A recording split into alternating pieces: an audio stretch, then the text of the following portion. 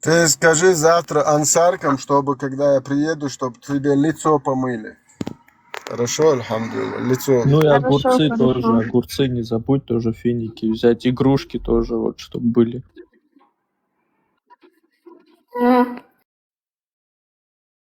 Как дела? Да, Всем свои игрушки ходите тоже возьми.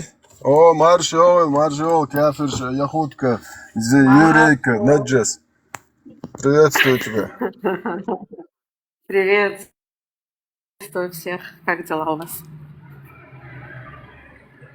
Альхамдулилля, в Весело. любом положении. Мгм. Да, вот-вот, в любом положении. Кстати-то они все под мостом в Афганистане, ты знаешь? А то я подумала, что ты забыл. Мои братья чистые, муджайды, альхамдулилля, они не сворачивают с пути Аллаха, и они не намерены сходить с этого пути. Мы всегда под мостом, мы всегда вот поклоны. Тут выпрямиться невозможно, тут поза намасте постоянно. Секундочку, я на работе. У меня Так, есть я новый могу друг. теперь Кстати. разговаривать. Тина, скажи Отвечаю, цель твоей жизни, да, вот цель твоей жизни как отвечаю на мусульманки. вопрос по милости Аллаха. И пророка Сас. Моя цель служить исламу, делать даваат, особенно армянам, потому что я армянка, альхамдулилля. Мой народ кафирный наджас, но мы их можем направить на истинный путь, сделать их мусульманами, альхамдулилля. Вот. Умереть за ислам, стать муджахедкой и буриться в 72 и иметь в раю. Бисмилля, бисмилля. Моя цель жизни. Дета, а ты слышал про никях джихад что-нибудь? Да, у нас есть секс-джихадистки, которые выходят, альхамдулилля, по воле Аллаха, помогать нашим братьям, которые остаются в трудном положении на джихаде. Как пророку, посланнику Аллаха Сас подходили, говорили: о, посланник Аллаха, неужели нам оскопить себя?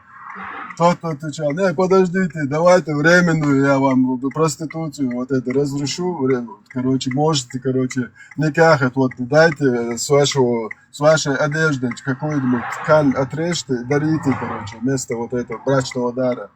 Да, вонючий вот этот халат, кусок, давали. И 20 лет, в исламе была легализована проституция по воле посланника Аллаха. Альхамдулилля. Вот, о, Михай, спасибо, любимый. Вот, Вот Давид, в Сирии, ты когда вот эти террористы собрались, какой-то посмотрите ты там, женщины. вот это. Да, говорите. Спасибо, Михай, спасибо. Посмотрите на него, вот этот Давид ААЦ написано, то, что это он какой-то церковник, да? Ты мусульманин, встань, бисмилля, бисмилля. А то, что это за ААЦ, вот это? Это же прошлый век вообще. За исламом будущее, понимаешь? Вот я это поднялся, чтобы меня Вендетта просветил.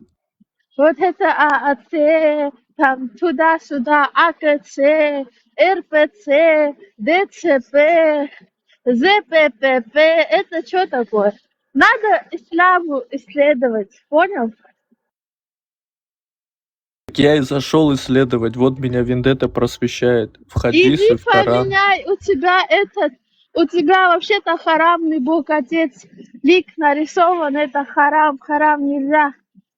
Понимаешь, это харам, убери, во-первых. Во-вторых, не поменяй на воин ислама. Каждый человек имеет право исповедовать, кого хочет. Каждый человек имеет право. Ну, тогда мусульмане тогда имеют право исповедовать свою религию и навязывать ее вам, кафиры. Навязывать. Вот смотри, а он поставил Бога, в кого он уверовал. Почему ты говоришь, убери это? Кого ты советуешь ему убрать? Этого, чтобы он поставил? То, что ты сейчас говоришь, это ему Бог Отец. навязывать. Это Понимаешь, Бог что? Отец, это Бог Отец, это по каноничному христианству, традиционному, это харам. Вот Ну, эти значит, он не лики Бога считает Отца, это это так. харам. Смотри, я считаю, все, что связано с исламом, это харам и проклято. Мне Это грязь и плевать, что ты камасутра. там это Понимаешь, христианка, я сейчас бывшая читаешь. мусульманка, которая родилась в 100% мусульманской семье, родом чеченка, которая оставила эту камасутру, и это грязь. Понимаешь, что? То есть ты не можешь сказать ему, убери Ты это. ушла из одной грязи в другую, я правильно понимаю? А ты что? Куда ты застряла? Почему ты во всех стримах ходишь и постоянно вот эту смуту наводишь? У дяди Эда у нас с тобой стычка была. Не надо это делать, понимаешь? Когда у нас была Каждый стычка, человек то, что имеет ты право уверовать, шизофреничка кого хочет. ревнивая. Нет, Понимаешь не ты? имеет. Свое мнение оставь при себе, нам это не Нет, я интересно. буду высказывать, Ты не пока будешь мне это мой говорить. муж, пока Потому мой что муж Виндетта разрешает, я буду путь Виндетты, и высказывать. то, что ты Заткни, говоришь, я это уже буду, два пути, понимаешь ты? я буду Ты не высказывать. будешь это Бисмилля. делать. Буду. Кристина, Чё сестра, выйди отсюда, здесь Ник- кафиры одни сидят. Да, я вообще в шоке с этих кафиров. Письма тут Альхамдулилля, происходит. кафирство войдет во все дома этого мира. Виндетта, Альхамдулилля. أقوى حاجة عودة وشرب. Критика, любой религии, критика еще, шумилля, ход христианство, ход иудаизм, ход кришнаизм, буддизм, ислам. Любой человек имеет право критиковать любую религию. Иисус вышел в Виндетта. 1000 раз лакарух бедхаю, эга бедба поехмарял. Даже Блин, кто-то в бастарда Иисуса верит, мы что, должны это терпеть? Я не могу понять. Ja, ook stuur. Ik wil het zo voor Mariaal. Eerst dit keer het zo is het. Wat ik gezegd. С одного говна в другое. Виндетта. Тебе Да, какая моча в голову ударила, чтоб ты религию переобула? Да, Да, пусть ответит. связано с педофилией, понимаешь, оттуда и началось все. Альхамдулилля, я чистокровный. Мы все, альхамдулилля, мы все, альхамдулилля.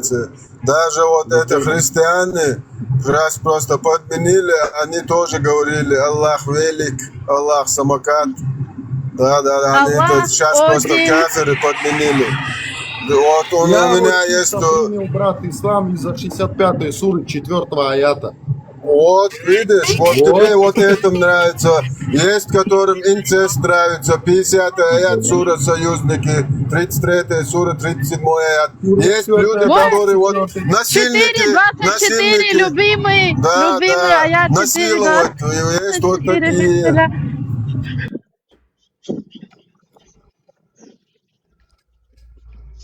Виндетта, мне можно Виндетта, можно вопрос, Виндетта? Дорогой мой будущий муж. Бисмилlah. Бисмилля. Вот мы тут ислам обсуждаем, да, рассказываем про исламу, что, в ироничной форме мы его исповедуем, да, вот. И заходят сюда мусульмане, только по-другому называются чуть-чуть, неважно, христиане, иудеи, как ты сказал, кришнаиты, плевать. Как ты считаешь, правильно, исповедуя одну хрень, засирать другую? Слушаю.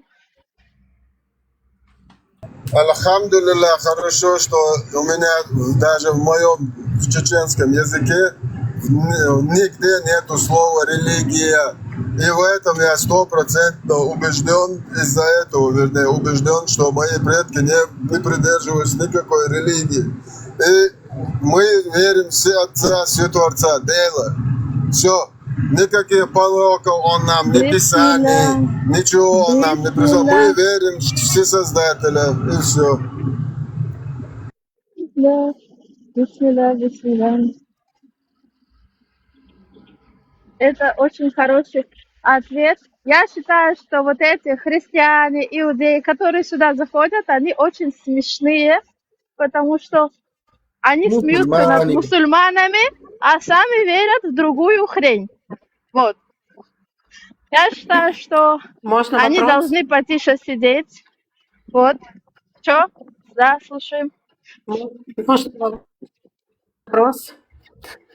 Кристина, у тебя на эфире сейчас в данный момент находится еврейка. У тебя какие-то проблемы со мной? Мне поклониться надо. Какие-то проблемы по отношению к иудаизму? Нет, я же тебя разве не У просила у меня по отношению к иудаизму такое же отношение, как к любой другой религии. Кришнаизм, христианство, ислам – одно и то же. Одно и то же. Ничем не лучше, ничем не хуже. Одинаково. Просто ислам более деструктивно на общество влияет, но религии для меня тут одинаково. не могу согласиться, потому что христианство, иудаизм, буддизм, кришнаизм мечом, террором не навязывается. Единственная идеология, я религию не назову, ее ранг религии возвели кефирские миллиарды долларов, которые вот со всех уголков люди ходят и отдают арабам. Вот эти Дорогой доллары возвели. Вендетта, я же насчет- обозначила, брата. Я же сказала, единственное, говорю, ислам деструктивен для общества. Я же это в конце сказала. Это единственное, что отличает ислам от других любых религий.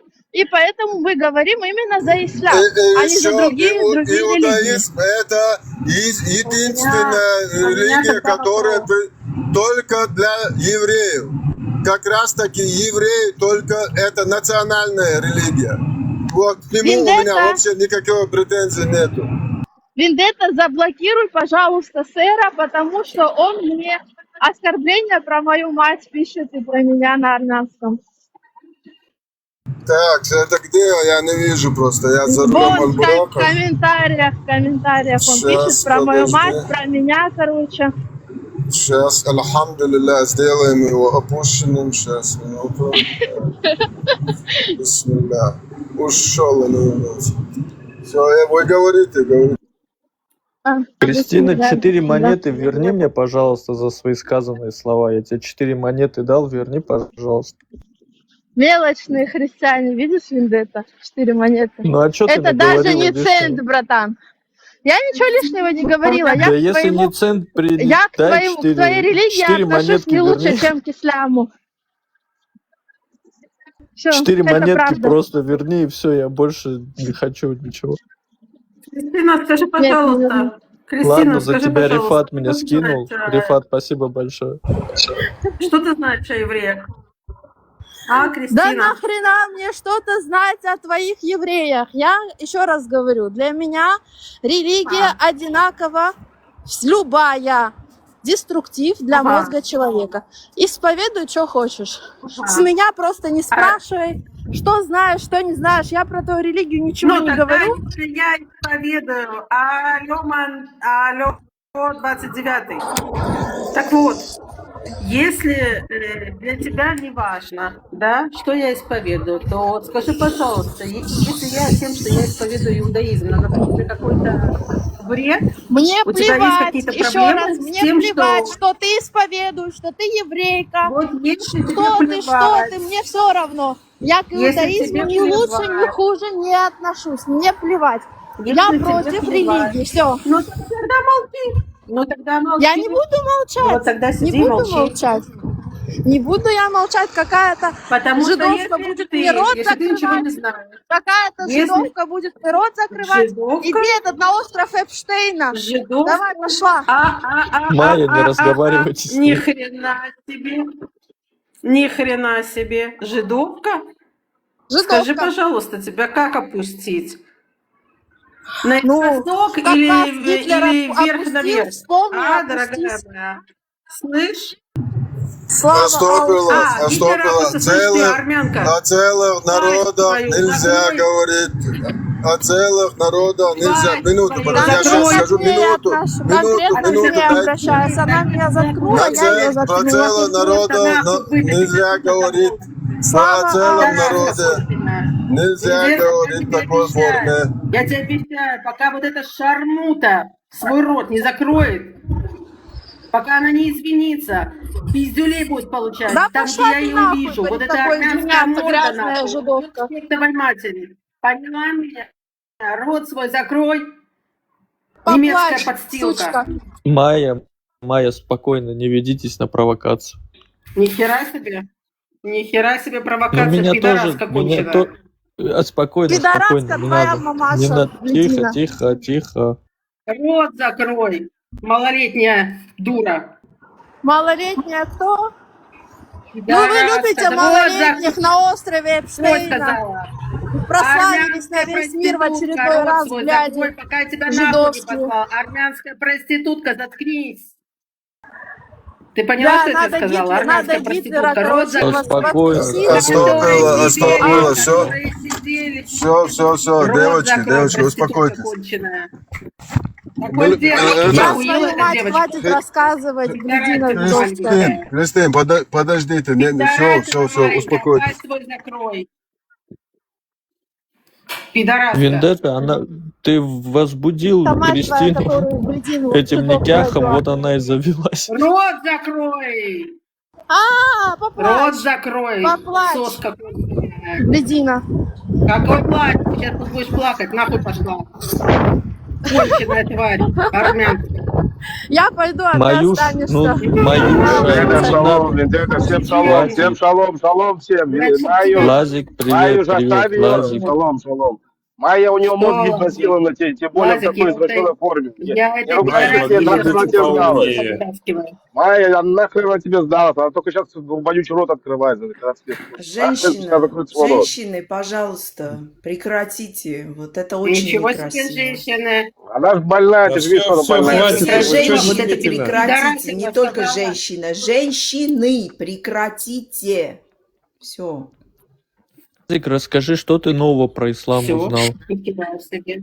О, что ты, Кристина, блядь, не знал? стыдно вам Дайте нам оскорблять? поговорить. Во-первых. Дайте нам Во-вторых, Мне поговорить, должно быть Лазик. Вы стыдно гавкаете оскорблять на Глядину, друг на которая друга, первая на как меня будто рот эти открывает. собаки на ворота. Ну чего вы добиваетесь того, что оскорбляете друг друга?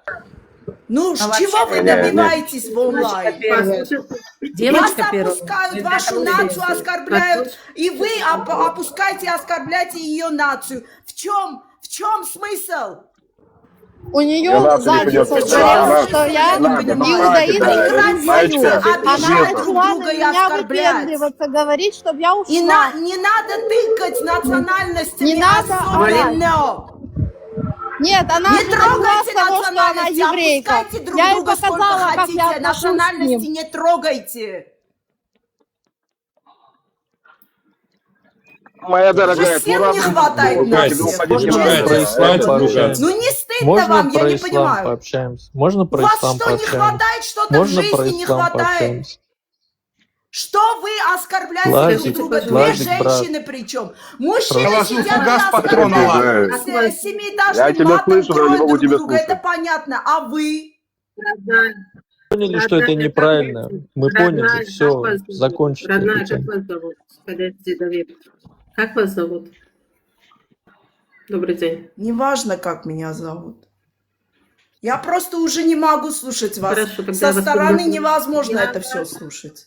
Я вас буду называть... Подождите. Я вас буду называть музыка. Очень приятно, меня зовут Майя. Я не знаю, кто начал первый, но вот уже Важно, не невозможно. продолжайте эту тему, не продолжайте. Начала.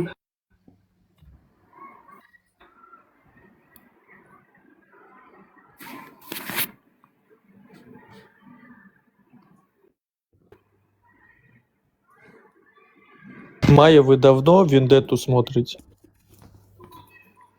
Давно. Я давно. Да. Что вам больше всего нравится в его стримах? Что больше всего нравится в его стриме? Его приветствие больше всего нравится. Это то, что ты решил меня спросить? Ну да, вот просто интересно, вот как Да, бы... вообще классный парень. Классный парень, патриот своего народа. Вот нравится, он мне всегда настроение поднимает. Я вот как зайду, я просто смеюсь от души, как бы. от чувства юмора, так скажем, Согласна. и вот этих приколов. У него не заниматься, я тебе клянусь. Вот ему точно не заниматься.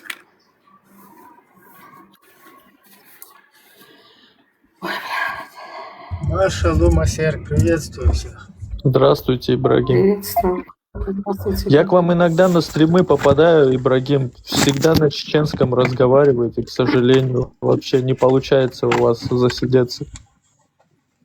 Хорошо, Ибрагим, ты kan uaktion, зажим байк туа, дукса елонс. Вот сейчас, видите, тоже Вендетта. Прям говорили об этой теме и сразу перешел на чеченский. Ну, максимально я лично пытаюсь, чтобы там, много же, интернационал же вообще в ТикТоке все равно доступный для большого количества людей язык использовать более правильно.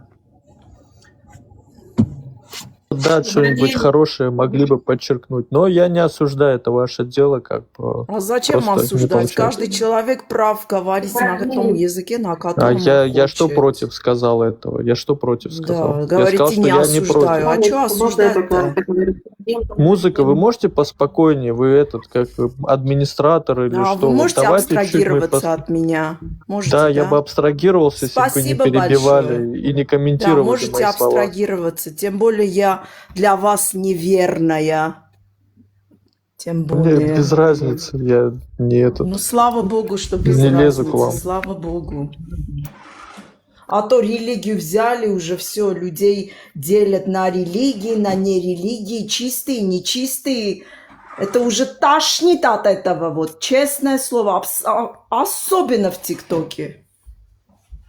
Людей сравнивают со свиньями, я не знаю с кем, потому что у них такая религия.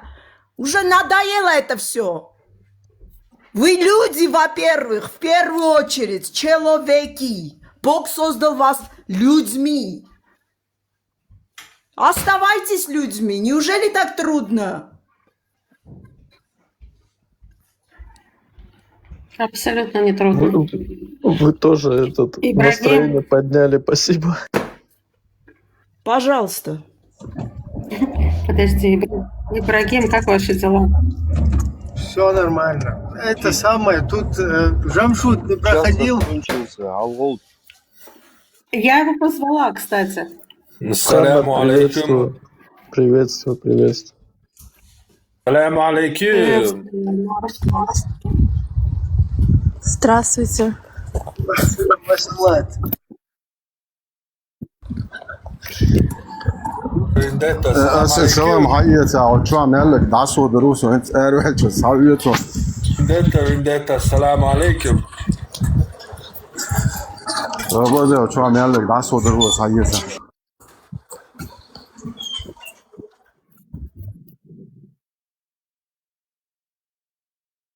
И тебе самого смачного салата.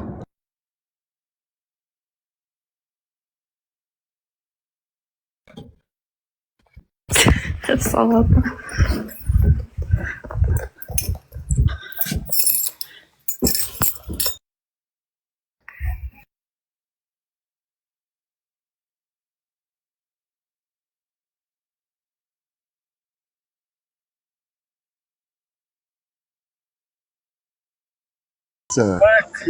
Я Ayman Vendetta, assalamu alaikum. وعلينا وعليكم السلام علينا نقرأت سيزر كما شوي كراتس أما بعد хочу я тебя что наш даст болдер тебя сейчас из магазина вышвырнут там. Слушайте, постоянно вот мусульмане смеются вот с того, как пел Бхармат на дебатах. Я считаю, вот в такие моменты Вендетта должен прийти и спеть, потому что вот как у Вендетты получается петь, ни у кого не получается.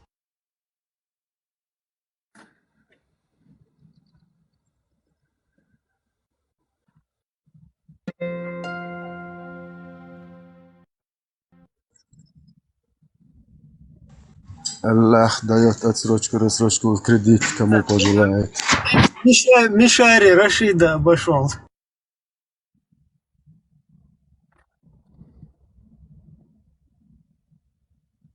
Я когда уже ночью муджаду нигде не нахожу, везде ищу.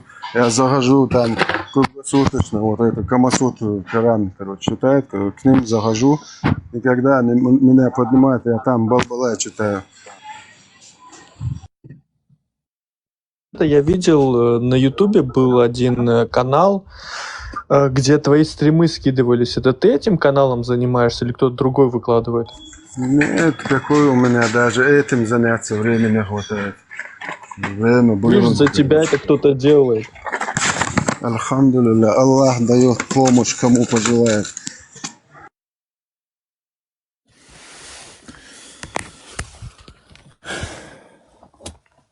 Говорите, Рамазан. Салам алейкум. Здравствуйте. Валейкум ассалям. Мне к Ибрагиму больше, я как, по-моему, сегодня, и вот он с этого странички вчера стримил, или я не помню, просто зашел.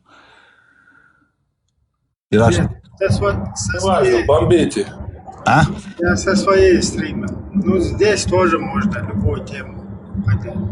Ну, это вчерашняя тема, я даже ночью даже нормально не спал, это мне в голове прокручивалось, что вы там наговорили вчера. Кстати, в контекст ввести, что говорили? Ну, против...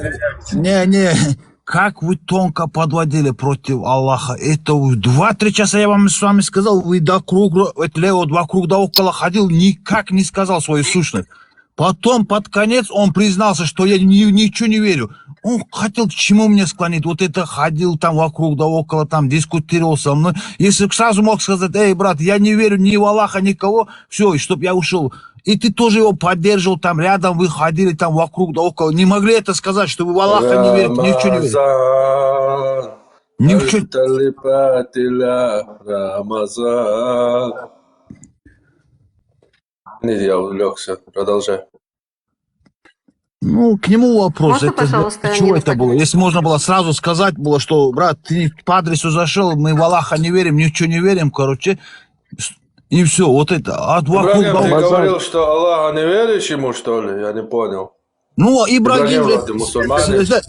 Лео какой-то был, под конец он уже признался об этом. 3 часа вокруг да около ходил, другие вопросы спрашивал, у других спрашивал, короче, у всех допрашивал. Ходил. Рамазан, Лео или кто? Лео мозг ломает всем.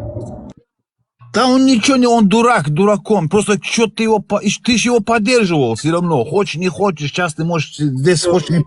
Конечно, где он правильно говорит, везде я... Ну, что он правильного сказал, хоть единственное слово за весь эфир, он ни одного слова не сказал толкового. Ну, смотри, вот одна из тем, я просто все сейчас не помню, это предопределение, да? Ну, Аллах, Аллах говорит, нас не то, что, он за себя не имел в виду, Аллах вас создал, говорит, сценарий написал, короче, потом же по этому сценарию, если человек плохое что-нибудь сделал, он в ад попадает, он сжигает, короче. Вот это он, почему так, типа, если... Это неправильно, это несправедливо. Ну, это его, Можно ко всем вам обратиться, пожалуйста? Да. Так вот, мы приходим к вам и поддерживаем вас на абсолютном полном уважении. На уважении к вашей вере, на уважении к народу, с пониманием то, что прошел чеченский народ, и то, что он до сих пор проходит, и все эти унижения, и весь тот геноцид, через который прошел чеченский народ. Евреи прошли через унижение и убийство на протяжении минимум 2000 лет. И Гитлер по нам не плакал, Гитлер по нам прошелся так, что я не позавидую ни одной нации. И моя семья лежит в земле, расстрелянная от маленького ребенка до пожилой женщины. Я не позволю ни одному человеку говорить, что Освенцим по нас плачет. Если вы считаете нужным, чтобы у вас на стриме кто-то имел право такие вещи говорить, затрагивать либо унижать какую-либо нацию, Писать мне да, то смотрите, я не приду сюда и не поднимусь сюда больше никогда. Потому что мы сюда приходим не для того, чтобы кого-то унижать по его национальной особенности, по вере. Мы приходим поддерживать вас. Понимаю если- все то, через что нет, вы да. прошли. Ну, прошли. Секундочку. А Понимаю если... через все то, Рамазан, что вы прошли. Если я с вами не Рамазан, разговариваю, секунду. Рамазан, я не к вам обращаюсь, подождите, пожалуйста. Очень прошу. Поэтому я на огромнейшем уважении, вы знаете, что я никогда себе не позволяла такие вещи, и не позволю никогда впредь.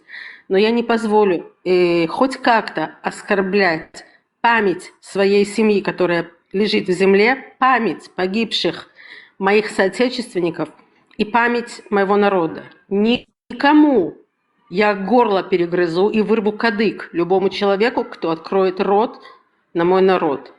Запомните это.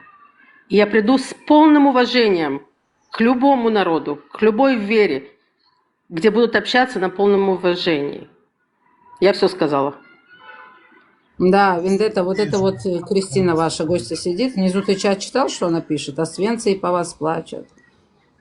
Зигует. Я как бы не собираюсь приходить и сидеть с такими людьми, Я как она. просто не успеваю досматривать. Она сама начала со мной разговор, с меня спрашивать. Ответ: мне плевать, кто она по национальности, что она исповедует, ей не понравился. Подождите, я разговариваю. Вы все Я еще раз высказались. говорю, ты мне внизу пишешь, Мне ответы все по равно. вам Я плачут. тебе И рассказываю, нацистка, и фашистка. ей не Я понравился считаю, ответ, что мне все равно. Я проявила интерес. Вам Я тоже не попрошу понравилось. стрим. Сама идем. Я попрошу стрим. Тоже это Я передам. попрошу стрим. И тогда, когда ты высказала все то, что ты высказала, назвав меня цветовкой и назвав меня, чтобы меня Гитлер не убил, я думаю, что тебе надо, знаешь, где свои глаза вниз опустить и рот закрыть, и сидеть тихо. Я не буду Понимаешь? опускать глаза. И еще не вот выставлять тут пока свою позу, твой вставать в народ позу. продавал Нет, ты будешь, потому что ты оружие, свой поганый дроны, рот когда открыл на весь моих народ. людей убивали. Рот закрой У вас свой, нет пожалуйста. никакого, были у вас заняты нет рот никакого свой. сочувствия. Вы не Алло, Майя сопереживаете Геленко, другим народам, переживших Кристина, геноцид. твои два Поэтому я не буду сопереживать. Участвовали в репрессации чеченцев, и ты тут сидишь нагло. Рот закрой, историю мы тоже знаем. Так, Кристина, я тебя спустил. Короче, я твой разборкиваю, я же тебе несколько раз сказал, национальности никакие не трогаем. Обсуждаем религии, говорим о всех религиях, имеем право. Когда человек говорит, по вас плачут печи, Освенцы и Гитлер сделал плохо свою работу, я считаю, что это нацизм. Понимаешь? Проявление не только к еврейскому народу, ко всем. Это ненормально. Поэтому я Это- еще раз повторяю, я кадык. То, что пишут, я вообще не успел, я был в дороге, и сейчас я по магазинам бегаю, просто Я кадык я не успел вырву досмотреть. каждому, и неважно, кто это будет, какой национальности, какой религии, кто затронет погибших, умерших, те, которые умирали в мучениях, были заживо похоронены, и неважно, какой они национальности, но прежде всего за свой народ. Вырву кадык и порву зубами любого, кто что-то скажет на мой народ. Я предупреждаю всех, которые сидят и наверху, и внизу. Не дай Бог вам хоть когда-нибудь что-то сказать. Мы всегда приходим с полным уважением к каждой национальности, к каждой вере. Но никогда не переходите ту границу. Нина, я на выход. Я любой. Поддерживаю. Рамазан, арталита пила, Рамазан. Не так это поется, брат, не так. Спой, пожалуйста, Рамазан. Я не знаю. Да нет, у меня таких талантов нет, что мне петь? Скажи. Ну, ты ж там знаешь, как поется, просто спеть не можешь. Я не знаю умею. только Рамазан. Дальше-то что? Вендетта, у тебя модеры есть здесь в комментах, чтобы там тоже порядок наводили. Не, за что я говорю религию? Вот если религию, если который вообще зачем это вводить туда-сюда, вот и вчерашние дискуссии сделаны, чтобы люди отошли, если знаете, из 10 тысяч чеченцев спроси, как Лев, ни одного нет, не будет. Вот спроси, который ничего не верит, ни в Аллаха, ничего. Он как говорит, Рамаз, брат, говорит, успокойся, эти он кафиры, говорит, они тебя хотят вести, говорит, туда-сюда. Ну, вы разумные люди, как вы допускаете это? Я не представляю вас. Что вам в голове? У вас в Европе там мозги промыли до того, я не пойму, что ли? Это самое, ничего там такого страшного, нет? Это что, Рамадан? Да. Одну песню спел на кошаре, выстрелил у него.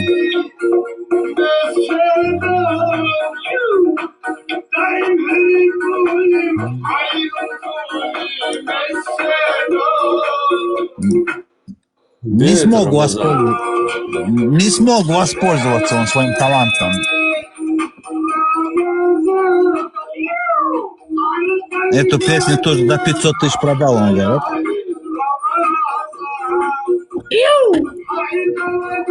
Мяу. Жизнь проходит зря, говорит он, короче.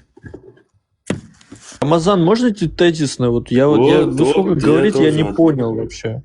Вы скажите, что вам не нравится? Вы скажите, вот он зашел, что-то не то сказал. Что не то сказал? Ну, у вас какое мнение на это? Да у него просто тяжелая ночь была вчера. Нет, 3-4 часа он вокруг да около ходил, там за ислам спрашивал, за то, за... Потом под конец говорит, уже когда другие начали тоже на него, я, говорит, ну, типа, атеист, я в ничего не верю, говорит. Этот говорит человек, который со мной, салам алейкум, алхамдулилля, ну как? Он не говорил. Лео сказал, что он верит в Бога.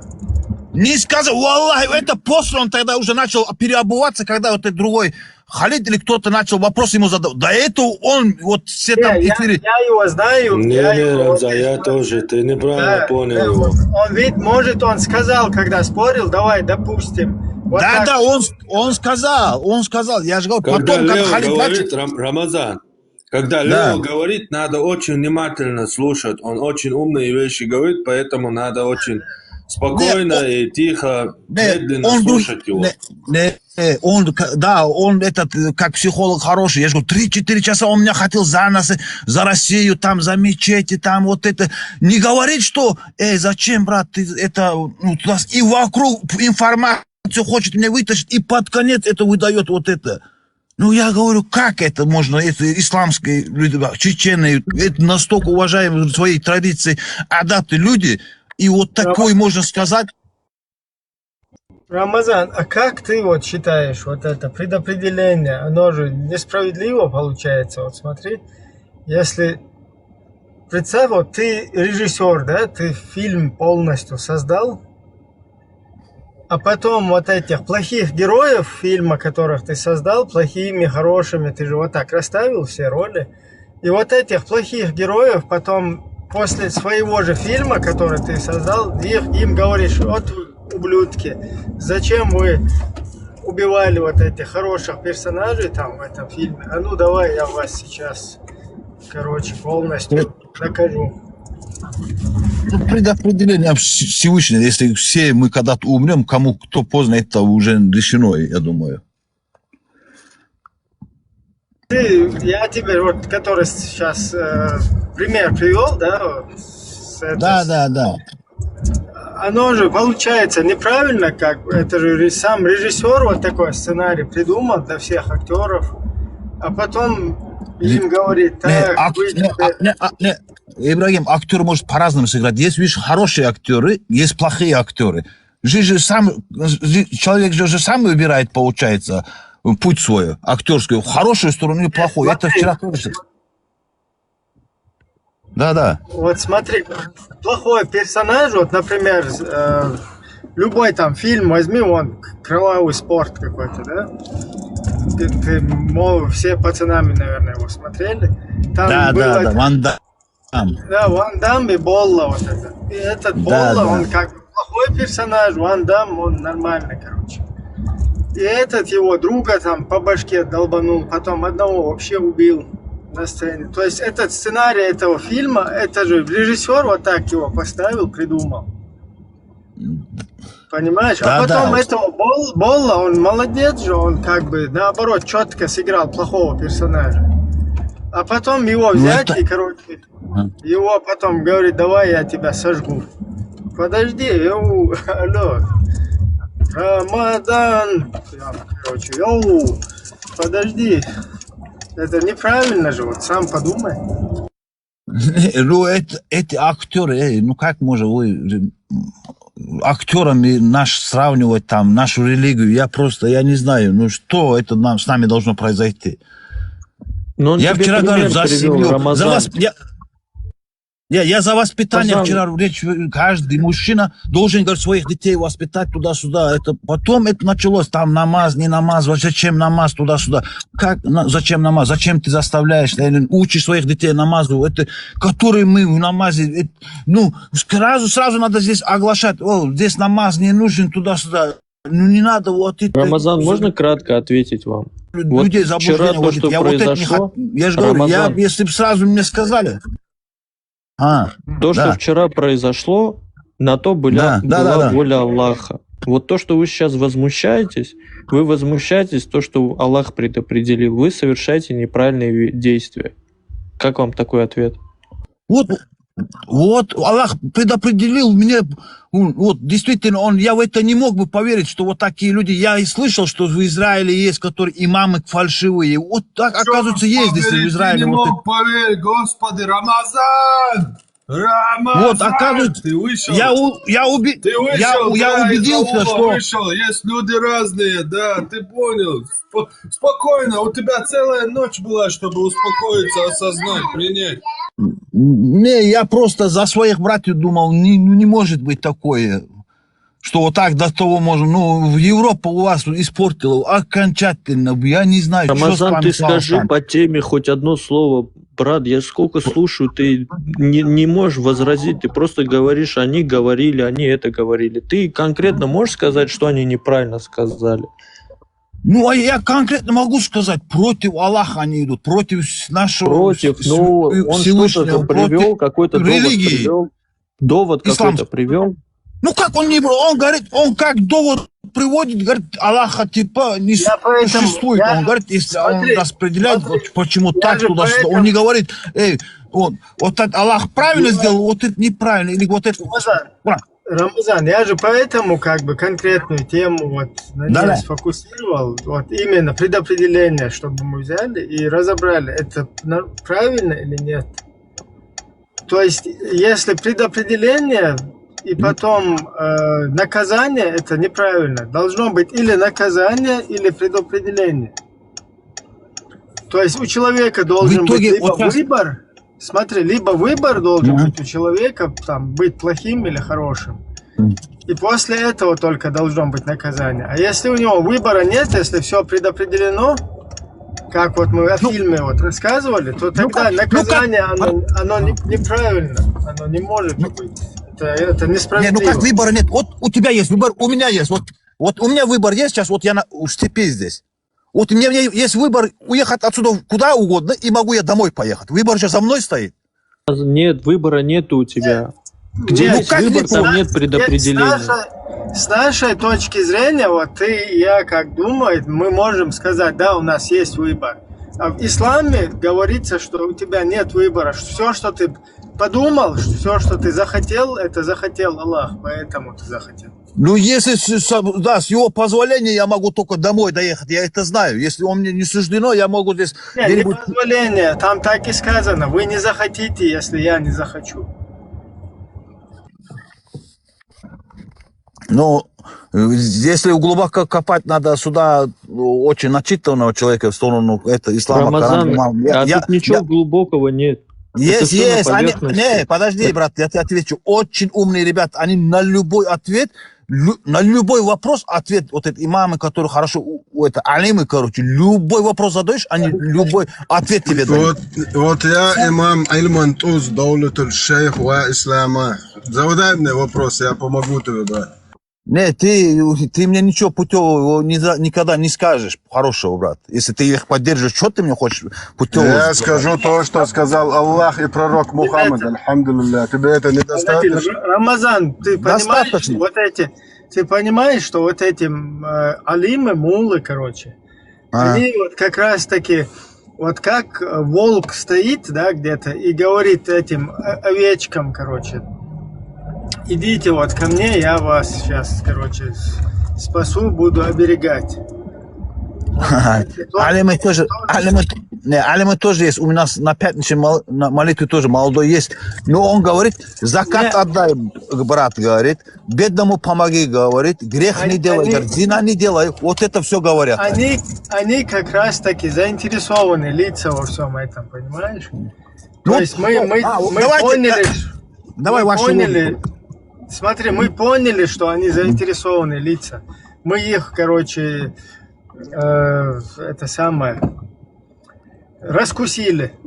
То есть мы их раскусили. И после того, как ты его раскусил, что он заинтересованное лицо, ты уже как бы должен сам проверять все. Потому что давай, подожди, брат Ибрагим. Вот по-вашему, какой ислам? Вот давайте, вот вы скажите, вот что должен, или ислама нету, или Аллах есть, вот как ваше мнение, вот это предопределение, вот это по-вашему, вот я вижу, вы все на одной волне здесь, по-вашему, как должно быть, вот, как вы решили, вот, давайте, вот, кто-нибудь из вас сидит на троне, Тут на разной волне люди. Смотри, если у меня ты спрашиваешь, если Аллах... Да, у кого угодно, давай из вас, да. Да, если мы про Ваше Аллаха мнение. говорим как о вот этом как бы суперразуме, да, или супер сущности, которая за всем вот этим стоит, да, за этой всей матрицей, то тогда, да, мы правильно понимаем с тобой друг друга, Создателя. Если ты тоже вот так понимаешь. Если мы говорим о черном камне, который в Каабе на углу подвесили, что это Аллах, то тогда мы с тобой, если ты так думаешь, то мы с тобой уже расходимся.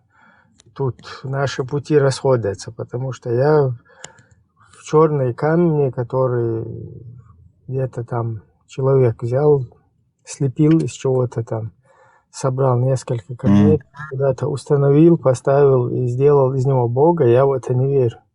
И вот это у меня, вот это основное, здесь еще пару чеченцев, вот вы тоже это поддерживаете, я так понял, да?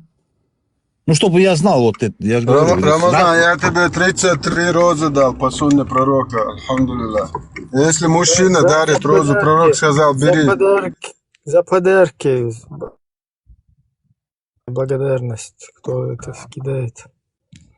Дайте Вендетте сказать какой-нибудь хадис, вот какой-нибудь, что вот ислама касается, что неприемлемо для чеченца. Вот Вендетта можешь привести Не хадис? проблема. 2401 сахих хадис в Бухари, муслим. В этом хадисе пророку приходит два теста и зять. Рамазан можешь проверить, а у чеченцев не то, что зять, когда приходит, да любой человек, когда к тебе приходит, ты, извини меня, у нас вот эту пятую точку должен поднять. Да. Да. Вот читаем Сахих хадис Бухари Муслим, 2401. Передает Айша, которая эту ситуацию все увидела. Однажды у меня в доме посланник Аллаха лежал, обнажив голень некоторую часть бедра. К нему попросил разрешения войти Абу Бакр Сиддик, то есть отец Айши. И пророк дал ему разрешение войти, и оставаясь в таком же положении, оставаясь в таком же положении, они поговорили. То есть отец Айши приходит, и он, оставаясь в таком положении, лежа там, часть бедра видно, голень. Они поговорили. Потом посланнику Аллаха попросил разрешения войти. Умар, начальник охраны, по совместительству тоже тест. Посланник Аллаха дал ему разрешение войти, и он, оставаясь в таком же положении, они поговорили. Потом пришел зять Осман, вот этого посланника. И когда Осман вошел, пророк сел, поправил свою одежду, и они поговорили. После того, как они ушли, Айша говорит, я спросила, о посланник Аллаха, когда Абу Бакр вошел, его присутствие не смутило тебя, и ты, оставаясь в таком положении, поговорил с ним. Когда Умар зашел, тебя не смутило его присутствие, и вы поговорили такое. А когда зашел этот Осман, то есть зять пророка, ты встал, присел там, короче, поправил одежду. Это что такое, короче? Ребенок спрашивает вашего пророка. Я знаю, что ей отвечает.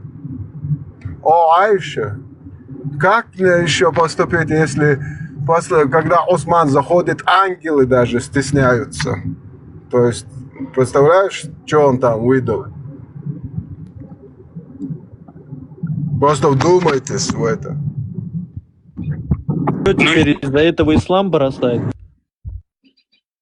Не, нужно вот полностью взять ислам, когда твой тесть заходит жопой там, короче, на диване там лежат, половину жопы можешь показать тесту, половину бедра, голени, хоть без штанов. Ислам нужно полностью взять, не надо оставлять, полностью нужно брать сунну пророка. И еще пророк сказал, когда кто-то старший заходит, ему не нужно вставать. Тот, кто встает, и тот, кто хочет, чтобы, когда он заходит, перед ним вставали, пускай приготовит себе место в аду. Да-да-да, у вас вот такая сунна пророка. Полностью примите ислам, оставьте чеченские традиции, чеченский народ в покое.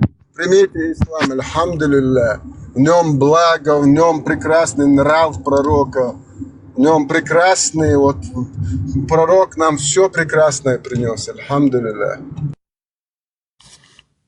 Здравствуйте всем. Я хотела обратиться к Рамазану и вообще все, кто, наверное, в его же позиции сейчас, и рассказать очень кратко вообще, что я здесь делаю, как я попала сюда. Я примерно полгода назад, будучи покрытой мусульманкой, верующей, попала на прямой эфир Пармата. И у меня был такой же шок. Я тоже впервые слышала человека, который, во-первых, чеченец, так выражается. У меня был очень серьезный когнитивный диссонанс. И я решила, что вместо того, чтобы подняться и говорить про те вещи, которые я еще, наверное, не так хорошо в них разбираюсь, пойти и проверить сама. И я не читала пропаганду антиисламскую, я не читала статьи какие-то, которые были против ислама. Я просто записала в блокнот все источники, которые упомянул Пармат, и проверила все для себя. И сначала, когда зашла на эфир, я думала, что этот человек мне враг, и он оказался человеком, который спас мне жизнь, потому что я прекратила тратить свою жизнь на то, что не является святым, не является добром, не является от Богом. И большинство, то, что мусульмане знают, это хорошая, добрая сторона, и они к этому придерживаются, потому что это принадлежит родителям, предкам, вообще, кем мы являемся. И от этого оторваться, это в себе убить, это ощущается как смерть. И очень большое сопротивление идет. В моем окружении никто не знает. Это очень тяжело дается. Но эти люди не враги, они помогают людям. Они были однажды тоже когда-то мусульманами и сделали ровно то, что сделала я. И они не вышли из ислама, потому что их уговорил враг. Они вышли из ислама, потому что они прочитали исламские источники, они начали разбирать Коран, и они поняли, что это не может никак быть от Бога. Это интуитивно. Я даже не знаю, как это объяснить. Это самое такое чистое чувство, которое освобождает разум от этого рабства в буквальном смысле. И это не легкий поступок, но эти люди не враги. Очень много поднимаются люди с агрессией, и они не понимают, с какой позиции эти люди разговаривают. Это с позиции боли. Они смотрят на свой народ, и они видят большую утрату. Это невероятная боль, когда ты видел все самое прекрасное, хорошее в своем народе, и пришла идеология, которая это все испортила и продолжает портить. И иногда это, к концу этому не бывает, это только ухудшается. И это страшно, потому что в этом растут наши дети. И когда ты сам осознаешь, что ты как на острове, ты осознал правду, а вокруг никто ничего не понимает, и тебе приходится еще в этом жить. И эти люди, они как источник света для меня лично. Потому что когда я слушаю их, я понимаю, что они только желают добра, во-первых, своему народу, а во-вторых, тем мусульманам, которые являются добрыми людьми, и они только лишь придерживаются к исламу, потому что они считают, что там доброта, свет и все то, что от Бога должно идти. Если вы проверите сами, вы все сами для себя поймете.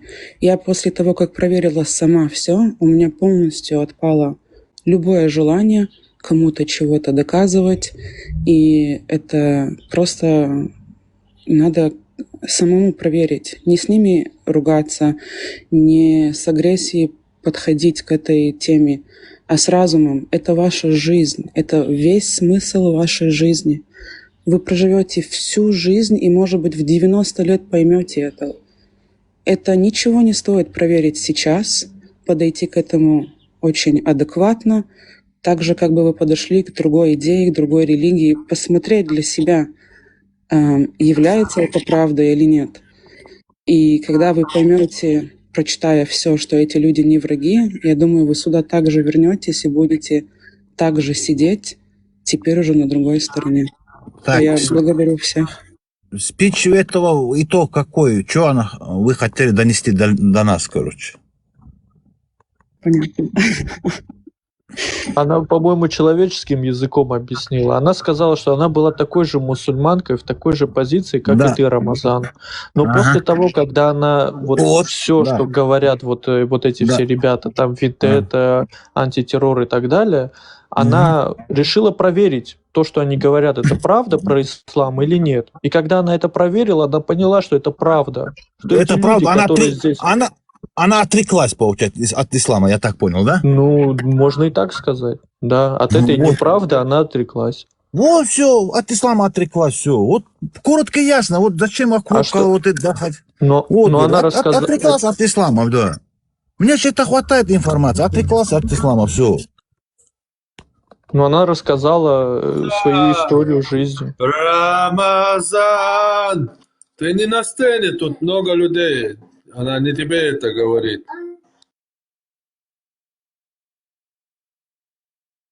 Рамазан, вот ты как считаешь, спать 53-летнему мужику с 9-летним ребенком это нормально, по-твоему?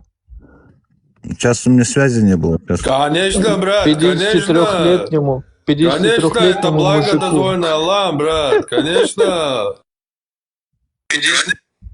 53-летний мужик спит с 9-летним ребенком, у которого еще нет месяцев. Это нормально или нет? Даже если его зовут Мухаммед. Это ненормально. Это ненормально.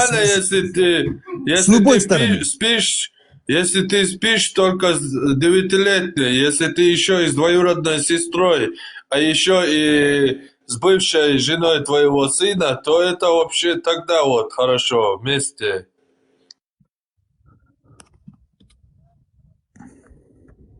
Если для тебя это ненормально, значит ты не мусульманин. Отказывайся от этого. Ислам тебе говорит, что это нормально. Брат, я то брат.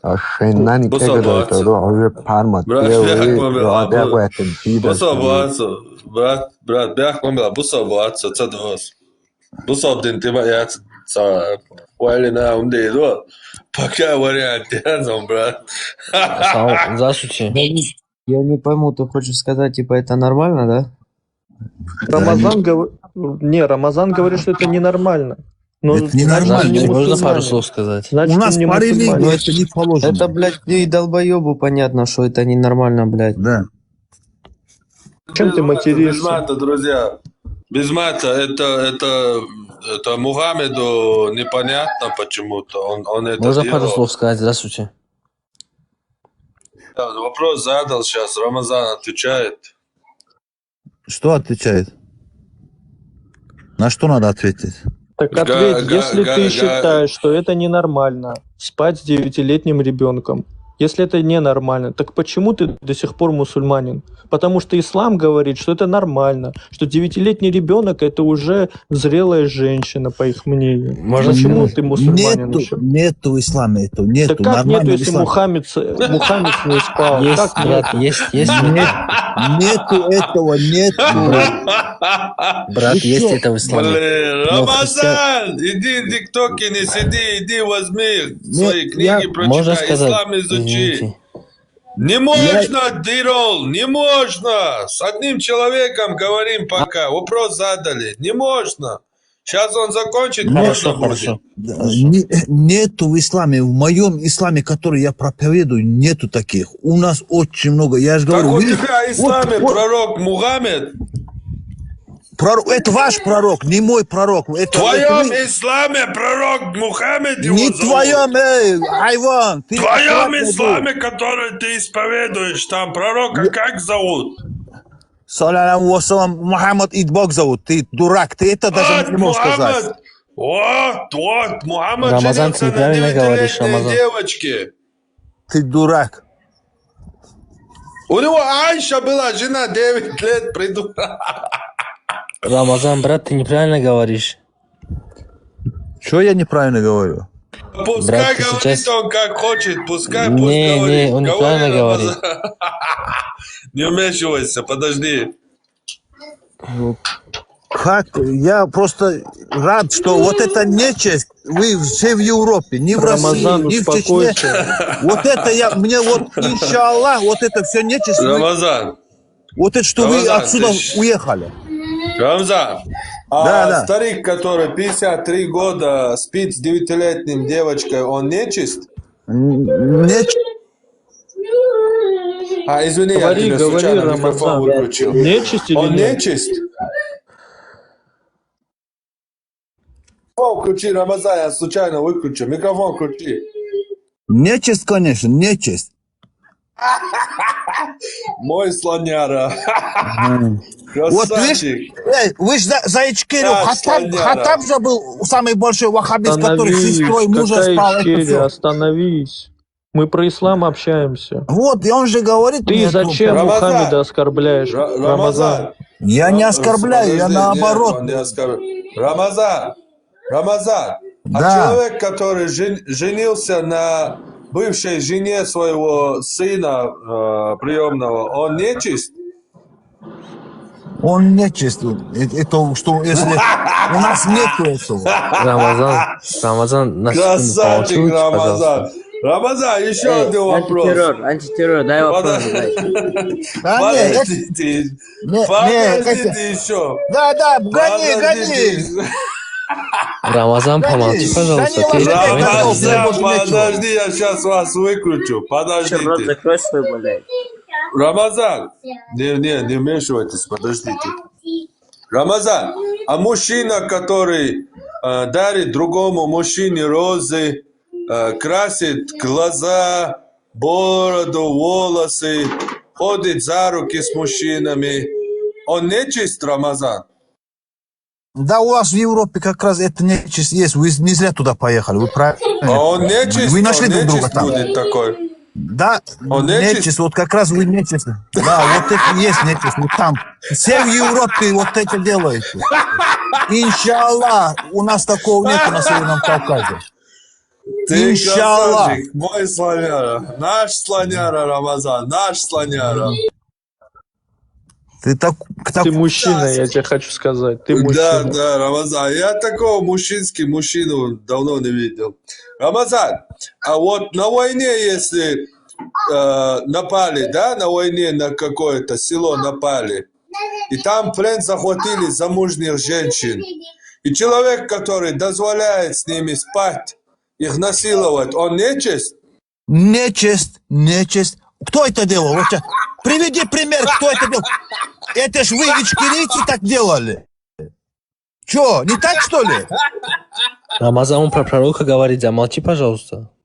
Да это я знаю, про кого он говорит. Он пускай говорит, он доводы не может привести, он говорит много, он же в войне, современный мир, как они все это делали, это же на моих глазах, я это все видел. Рамазан, я сейчас помогу тебе этого кафира. Подожди.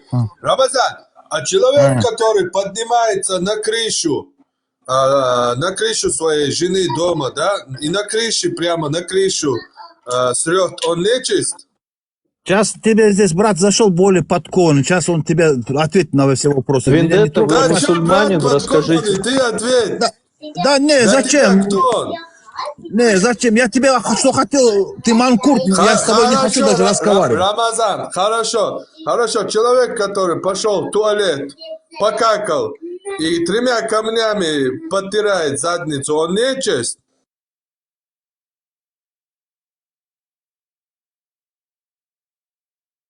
Рамазан. Отошел, можно чуть поговорить? Рамазан не отошел, Рамазан вон сидит. Рамазан, отойди-то, пожалуйста. Короче, достаточно он сказал, говори, да. Опять же скажу, всех приветствую. Взаимно. Говори уже, брат, говори. Короче, я мусульманин, вот, и я хотел сказать то, что вы говорите то, что пророк говорил то, что тот, кто встает с места, дабы то есть в хадисах написано то, что пророк встает с места, то есть те, кто встают с места, он говорит, окажутся в огне, дабы, если они возвеличивают этого человека. Правильно я говорю? Ну, я это не говорил, я знаю. Вендетта, да, говорил? Вендетта говорил. Пусть тот, кому нравится, когда ему встают из-за уважения, пусть приготовит себе место в огне, сказал пророк. Я хотел сказать то, что ученые, допустим, имам Ан-Навави, он прокомментировал этот хадис в Сахих аль-Бухари, то, что человек, который, наоборот, из уважения просто встает, я, опять же, говорю, это то, что 100% не знаю, я просто говорю свое мнение, исходя из примерно того, что я читал. Я не говорю то, что это 100%. Вот, то, что получается, тот, кто встает из уважения...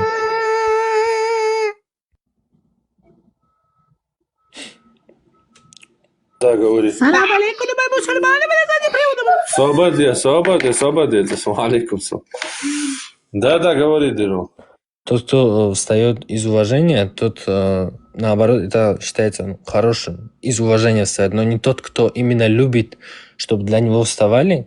То есть, тот, кто любит, чтобы для него вставали, это вот плохо, тот окажется в огне. А вот имам Ан-Навави, он прокомментировал то, что тот, кто встает из уважения, получается, это наоборот хорошо. Что можете сказать насчет этого? Это все равно, честно говоря, суть не меняет. Суть, как сказать, извини, говори. Ну, если, например, мы народ, в котором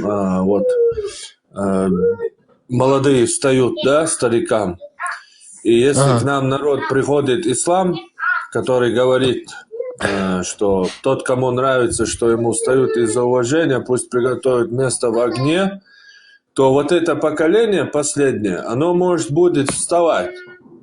Но как только это поколение старшее уйдет, и молодые уже поменяются с ними местами, то они уже своих будут воспитывать, передавая эти хадисы, в которых сказано, тот, кому нравится, что ему встают из-за уважения, пусть приготовит место в огне. То есть это опасное, сомнительное дело в любом случае. Даже да. если тот, кто сам встает, для него это никакой угрозы не делает, но вот тот, кому уже встают, он будет тогда уже взрослым, то есть поменяется с этим старшим поколением, и он этот хадис знает. И он будет лишний раз себя оберегать от этого, и будет говорить: нет, не вставайте, не вставайте, наш пророк не вставал, наш пророк говорил: не вставайте, это не надо, не надо, не надо. И это обычай, считай, что уже после одного-два поколения этого обычая уже не будет в этом обществе больше. Если раковина можно стоять, мы кверху задом, задним приводом, зачем вставать? Мы Да, ну нафиг, серьезно. стоять не надо. Не, он такой прикольный, invisible. Ты думаешь, меня задевает, что ли, как-то это? Рол, а как ты считаешь, вот обычный Не, человек Рамазан? Задом настоятельно, ислам нам надо всю жизнь. Ты своему брату пропусти, эй, дурачок, эй. Ты пусть скажет, Давид скажет, эй. Ты сам его перебиваешь, ты себя нормально считаешь? Дирол, вот смотри, обычный человек, Да. Рамазан, ему сказали вот то, что делал пророк, он это нечистью называет. Но Я он, это к чему понимаешь, говорю? Можно Не, я скажу, понимаю. извини. Согласен, Да, с ты Диром, говорю, он сумасшедший, Он не знает, безбашенный, правильно? Он даже каких-то Рамазан. вещей он не знает. Он не знает, да, я это и хочу сказать, что вот обычному человеку то, что Нет, я делал не согласен, пророк, Давид. Я не согласен, что он не знает. Как раз-таки он еще чист от ислама. В нем нету ничего абсолютно от ислама. Он не знает ни хадисы, ни Коран. Вот этот компот ему в голову еще не влили. И поэтому он, будучи чистым, понимает, что тот, кто спит с детьми, он нечист. Тот, кто спит с женой бывшего сына своего, тот Сказать нечист. можно? Он все это знает и отвечает. Почему он не знает? Знает, конечно, что А я тот, кто видел спит с детьми, это нечист. в книгах у священников, то есть, получается, я смотрел, то, что сами священники, которые изучали ислам, писали о том, то, что раньше, то есть несколько веков назад, ну, нет, подождите, до времен пророка, как будто, не как будто, а вот, ну, писали они так, то, что выходили замуж за девочек, которым еще не было 6, там, 3 года было им и так далее. Вот это такие бред, возраста. это бред, это бред. Как бред, если они такое Такого писали, не- священники писали? Никто такого не писал, нигде такого я нет. книги покажу. Приведи покажу. книги, покажи. Хорошо, не, на следующий эфир я зайду, я подготовлюсь, хорошо, я покажу. Хорошо. А пока, Всё, да, а вот давай не будем об этом Насчет вот говорить. первой темы, которую я сказал, можно до конца скажу я? Не покажешь, потому что нету таких книг. Я покажу, Харвард. И вообще, в принципе, нет, не покажешь. Я же говорю тебе, нету этого. 3 года я уже варюсь в этой теме. Не, ну хорошо. Нету, ты не Хорошо, покажешь. я покажу потом. Не покажешь. Я же говорю, не покажешь. Нету такого. Дирол, вопрос Даже в если другом бы состоит. еще, даже если бы было бы, то тут как бы, тут не христиане. Тут группа не христианская. Из-за того, что где-то в христианстве это было, где-то в у священников в книгах было, это тоже ни хрена не меняет. Потому что мы и так знаем, что есть много священников, там, католицизме, там, много священников бывает PDF-файлами. Это ни для кого не секрет. Но дело в том, что мы, нормальные люди, сегодня, все люди на земле, мы осуждаем, когда старик спит с детьми. Но единственные мусульмане не могут это осудить. Почему? Потому что их ориентир, как названный лучший из людей, когда-либо живших и будущих жить, делал это. Поэтому мусульмане не могут это осуждать. Если кто-то это делает, если какой-то старик берет, покупает за мешок муки какую-то маленькую девочку, мусульмане не могут его осудить, потому что он поступает согласно сунне. Вот в чем проблема. Скажу? Я скажу? А вот смотрите, вот в то время, вот буквально несколько веков назад, да, допустим, дети, так скажем, которых мы сейчас считаем, которые сейчас, допустим, деградируют, раньше они там в 15-16 лет, они уже, водили за собой армии, да, вот, и разве это вам не кажется, то, что раньше дети были как-то, повзрослее, так скажем, чем, допустим, в это время, чем в наше время? Или это тоже бред, по-твоему? Я Нету слушаю. по-нашему. Дети 15-16 лет никакие армии не водили. Даже если это кто-то был, может быть, какой-то король, сын короля, там по наследству ему досталось. Не, ну да, я про это говорю, да. Достался трон. Да. Это сути не меняет. Во-первых, это армии водили мужчины, а девочки, наоборот, если ты там посмотришь, загуглишь, исследования есть. В Китае есть, в Саудовской Аравии есть. За 200 лет девушек, насколько они раньше, позже созревают. Хорошо. Если Еще ты одну. проверишь, я не закончил. Слушай, да, извини. Если ты слушай. посмотришь эти исследования, то ты четко и ясно там везде одинаково, и в Китае, и во всем мире. Девушки раньше созревали позже, потому что дефицит еды было. Курица, мясо и все остальное, а тем более в Саудовской Аравии, это вообще там, Айша передает, что они иногда саранчу ели, ящериц ели, сухие кусты ели, 3 дня не могли вообще поесть, короче. Тем более там вообще чудовищная ситуация была. То есть за 200 лет, за 100 лет исследований женщин, да, их изменения генетики, то в Саудовской Аравии, Китае, в Индии, во всех странах сегодня девочки созревают на 1-1,5 года раньше. То есть из-за избытка еды, мяса, этих медикаментов и всего прочего, сегодня девушки начинают созревать раньше, чем 100 лет назад. Наоборот, то есть раньше, в 7 веке, 9-летние девушки, скорее всего, были, как сегодня, где-то 7-6-летние. Потому что еды и всего остального было очень мало там. Вот что говорят исследования. Сказать? Модераторы, можете Майкла поднять вот с желтой аватаркой? Майкл Кумсиман. Пожалуйста, поднимите. Я скажу дальше, можно? Алло. Говори. А вот что вы скажете на то, что, допустим, в Японии до 2023 года и то ли в Северной, то ли в Южной Корее можно было, официальный возраст брака был с 13 лет до 2023 года.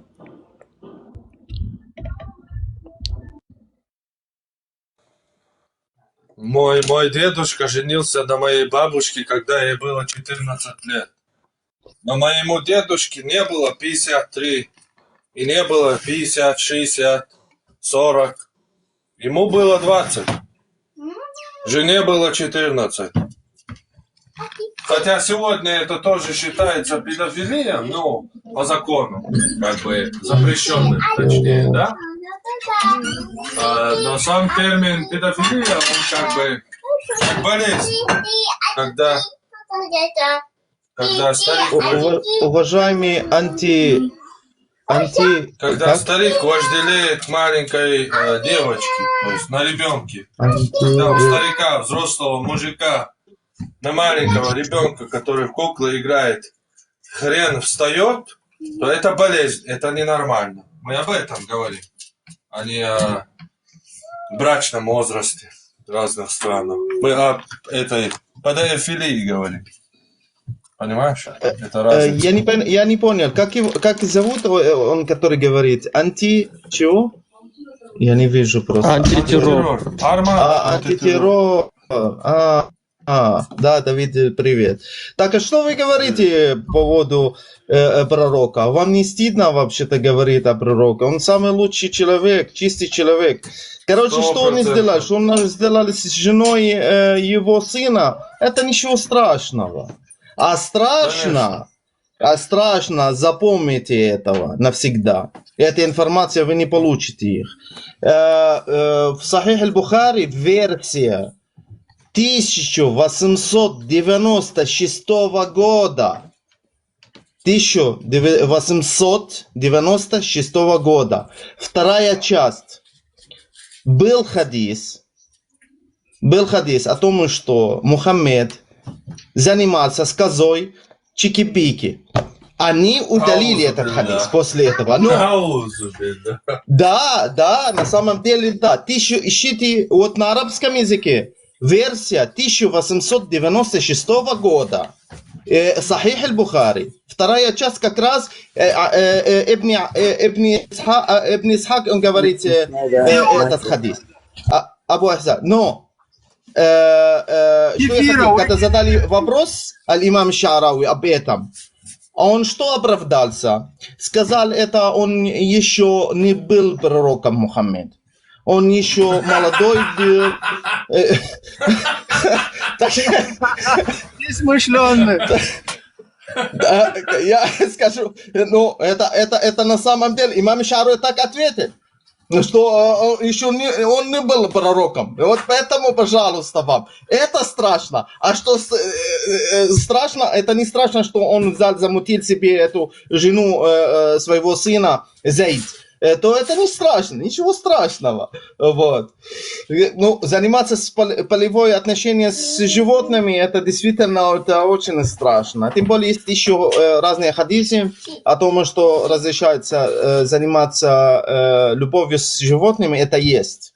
Вот. Очень, ну, там 3 или 4 места вообще-то. И эти хадисы достоверные, сахихи, 100%. Аузубилля.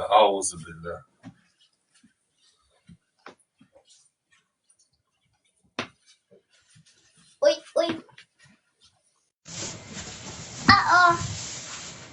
Специально кефиры наговорили.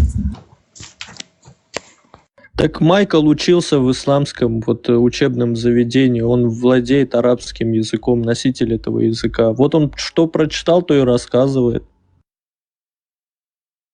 Да, чисто добавил, ну, весь хадис. Почему от себя? Вот он сидел, читал, учился в исламском заведении. Ты что несешь по-братски? Закончил. Хочешь ты с ним по-арабски поговорить, если ты такой смелый? давай. Майкл, تكلم معي بالعربي تكلم. أنا أتكلم اللغة العربية. أنا بقص أمك. كيف حالك؟ كيف حالك يا Вот начинаем матами. Как поступки, как у пророка Мухаммеда. Пророк Мухаммед есть хадис такой, о том, что обзывал, и то же самое, один в один. То есть не отличается. Вот его наследники, они обзывают. Вот. А что обзываешь мою маму? Объясни мне, пожалуйста. Потому что это воспитание твоего пророка. Нормально, хорошо, не буду тебя оскорблять.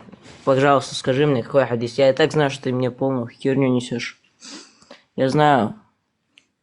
Ищи версия 1800 Сахих аль-Бухари 1896 года.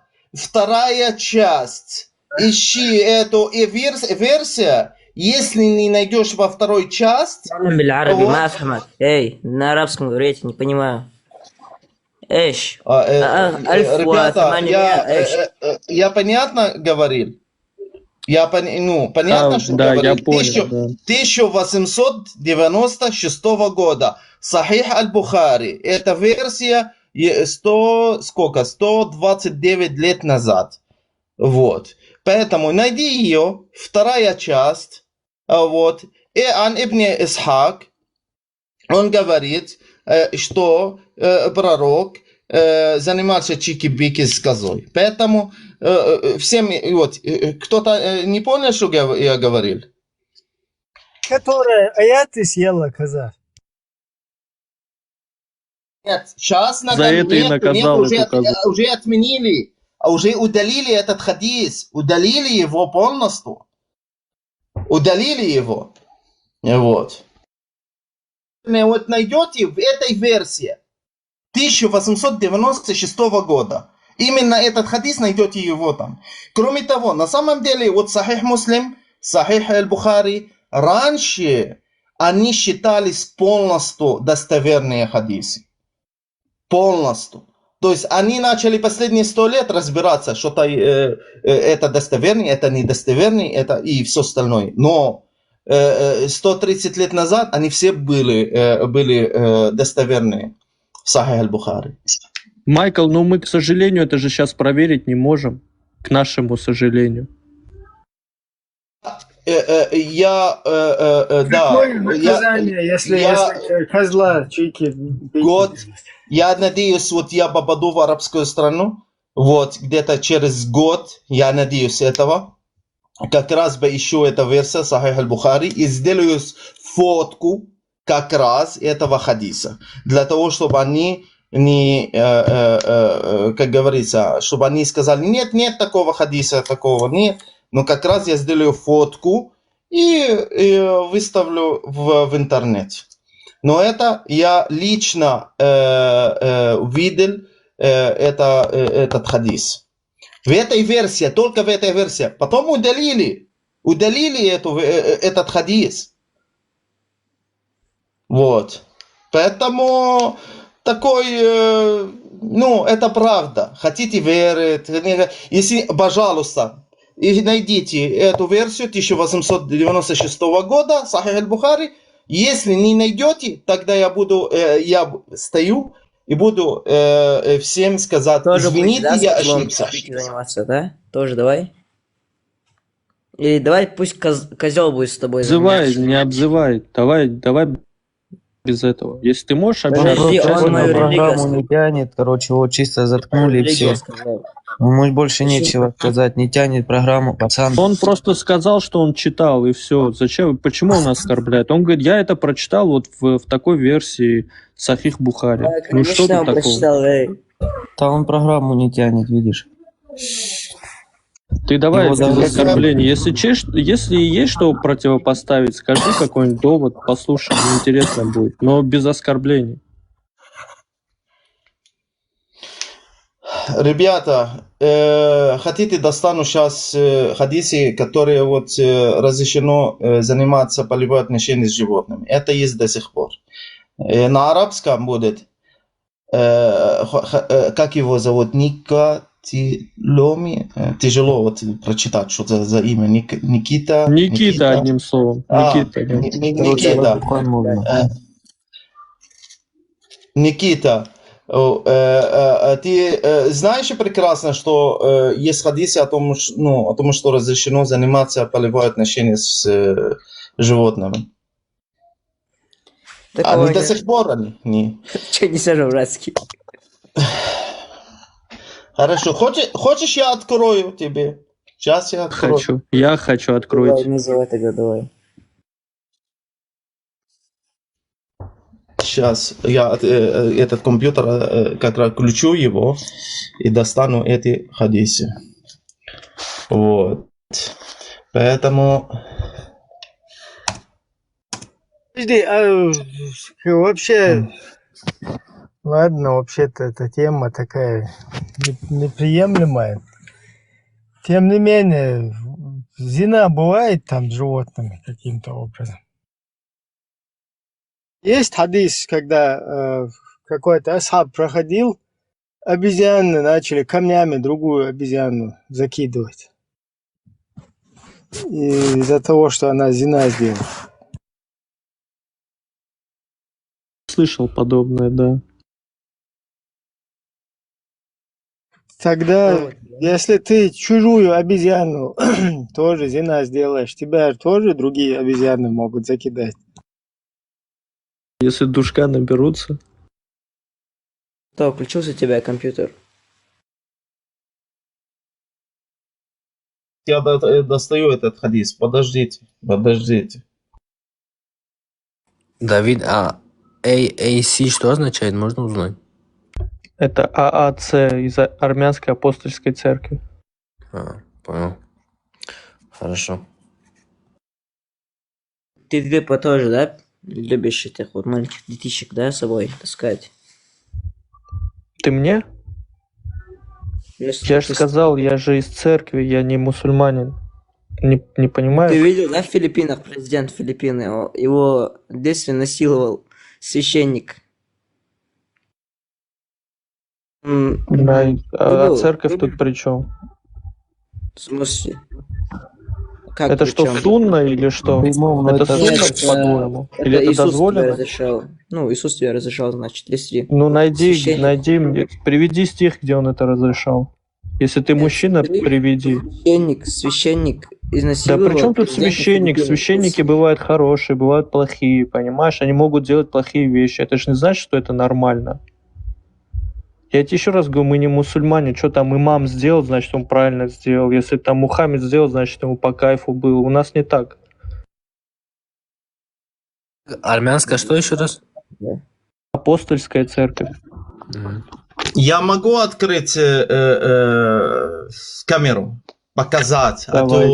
а то, ну, А, нет, по-моему, здесь нельзя. Можете номер назвать? вот номер, Маздар Сунан Аби Дауд, это Сунан Аби Дауд, это хадис, ну, как Сахих аль-Бухари или Сахих Муслим, страница 4465. Есть еще, можно найти в другой книге. А номер хадиса есть? Номер. Вот пишется страница. Тут. У нас вот обычно так у нас так и мы используем, получается, часть вторая или страница. Вот, и, ну, хадис номер такой. То есть по номеру хадису мы не пользуем. В чем проблема? Тут вот как раз я прочту на арабском языке. Жаль, что камеры нет. Я бы мог так сделать, получается, скопировать специально. Скопировать и переводить на русском, для того, чтобы не подумал, что-то я что-то придумал себе хадис. Это как раз, и чтобы вы прочитали тоже на русском языке. Просто хочу показать на русском и как переводится на русском. Тут ан Ибн Аббас. Ибн Аббас говорит, قال ليس على الذي يأتي البهيمة حد. Ты слышал меня? Сейчас я переведу на русском. Ибн Аббас. Это, ну, жаль, что нету камеры вообще-то. Это сейчас. Нету, жаль, арабский, вот. Угу. Сейчас на русском. Ибн Аббас сказал, нет наказания для того, кто выступает в половую связь с животным. Вот, нет наказания. Поэтому... Никита, можешь дальше продолжать заниматься животными.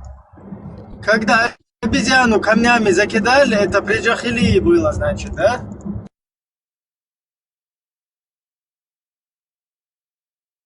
Дело в том, что обезьяны это одно, когда они между собой обезьяны чики-пики, а мы говорим о другой теме, между человеком и животным. Смотри,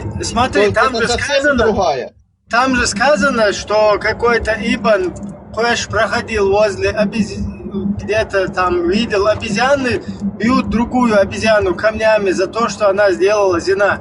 И он тоже взял... так и говорится в хадисе. Во времена джахилии я проходил возле обезьян, они били обезьяну, которая сделала зина, камнями, я встал и тоже начал ее бить.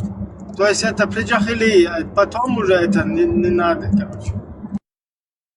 Прекрасно знаю этот хадис, это вообще, это другая тема вообще-то, это не та тема. Это между собой обезьяны, между собой они почикались, занимались и то.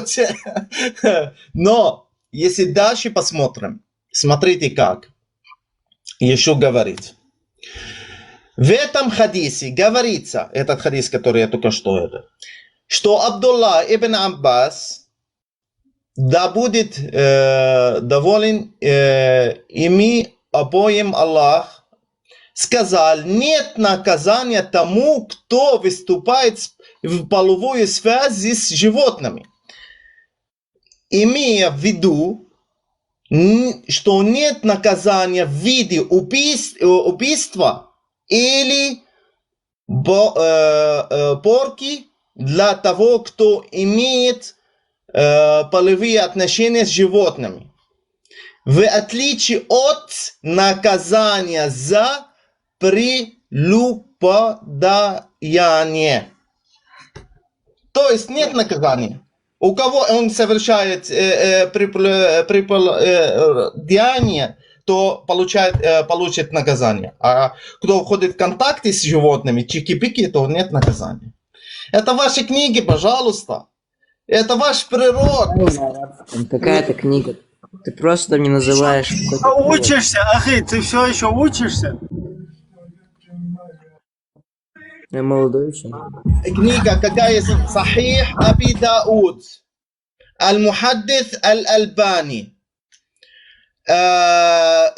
Страница 4465. И тут говорится хуласат хукм аль-мухаддис хасан, то есть он достоверный хадис. Вот и пожалуйста, я вам и плюс Турмузи тоже, кстати, от Турмузи у него то же самое. Хадис Турмузи 1455. Вот, пишется тоже. Поэтому не надо сказать, что это не ваши книги, это ваши книги. Я тут, понимаете, вот хорошо, что сказал у нас в Библии, кто врет, то никто не попадет, тот, который врун, не попадется в раю. У нас в Библии написано. Это Павел, святой Павел сказал. Майкл, я нашел этот хадис. Майкл, я нашел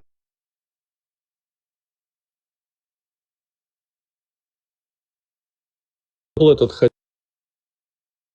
Ибо Набас да будет доволен Аллахом и его отцом сказал: тот, кто занимается скотоложеством, не подвергается установленному шариатом наказанию, так же, как за прелюбодеяние. Абу Дауд сказал, так сказал Ата аль-Хакам сказал, что его следует подвергнуть бичеванию, но не доводить число ударов до установленного шариатом наказания. А Аль-Хасан сказал, что такой человек приравнивается к совершившему прелюбодеянию.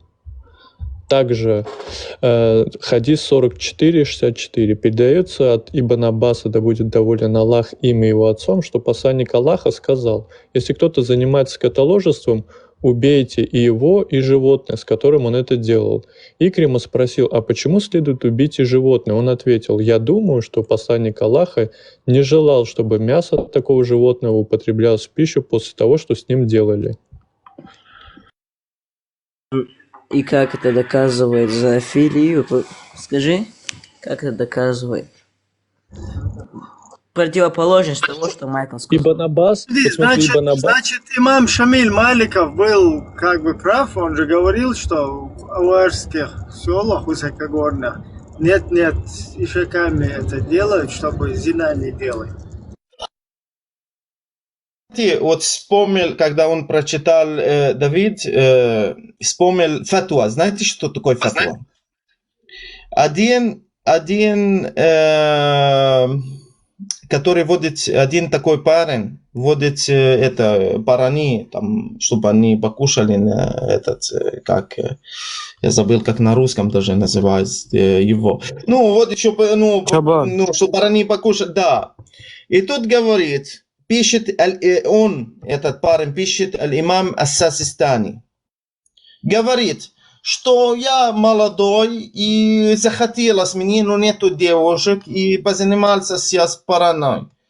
Вот, с параной, занимался чики-бики, полевая связь. И что мне сделать для того, чтобы, вот так и произошло. А я ему ответил, имам Сасистани писал одну фату о том, что разрешено... Подожди на минутку. Всем салам алейкум, ведущий, Вендетта, привет. Ибрагим, салам алейкум, всем душам. Всем салам еще раз. Михаил, извини, пожалуйста, а ты мусульманин? Можно узнать? Нет, конечно. А кто ты по вероисповеданию? Кто? Я сын Иисуса Христа. Ты христианин?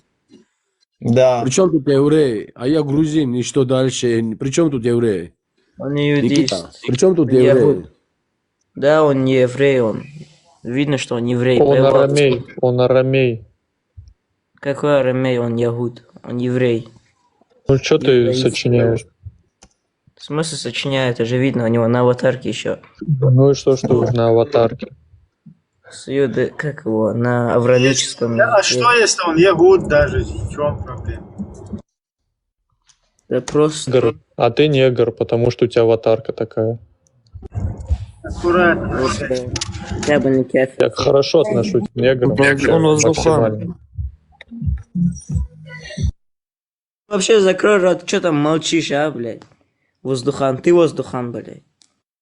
Не матерись, не матерись. Это самое, за словами следите там.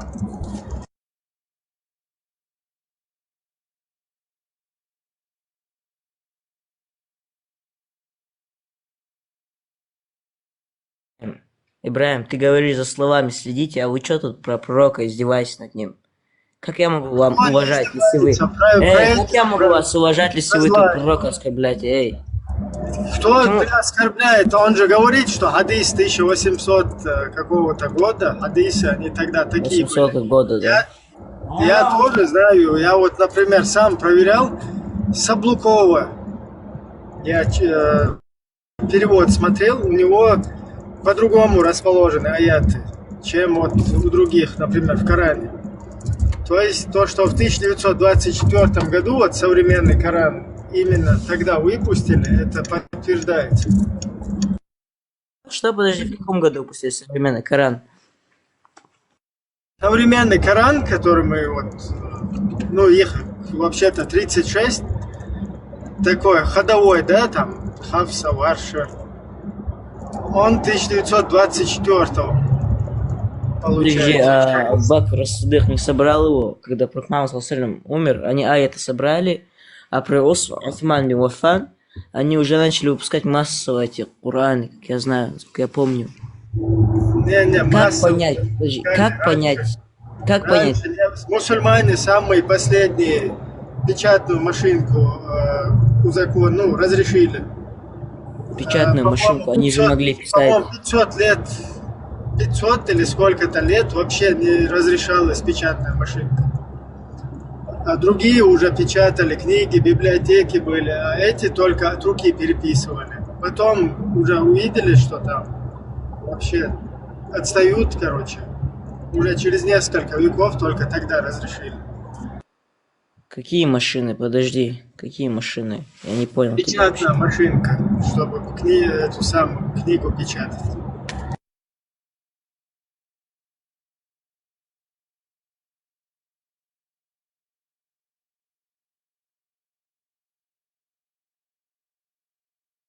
Насчет этого, насчет Саблукова, он в 800-х годах, с 810 или 20 в этот период, до, по-моему, 890-го, где-то там жил, и он во время своей жизни перевел Коран. Вот открой Саблукова и открой Кулиева и сверь аяты по номерам. Я много не сопоставлял, но вот сура 4, в частности, современный Коран, 24 аят, да, про изнасилование женщин. Вот этот аят можешь посмотреть в современном Коране у Кулиева там, у любого, у Крачковского, у Абу Адель, по-моему, да? У них можешь посмотреть. И сверь, у Саблукова он стоит 28-м по счету. 4 сура, 28-й он стоит, а у этого 24-й. Саблуков еще до 1924 года старый Коран переводил. А новый Коран уже аяты поменялись там. В этом какая проблема, скажи? Ну то, что аяты поменялись. Извините, ребята, меня звонили. Уже получается не оригинал. То есть там кто хочет, аяты меняет.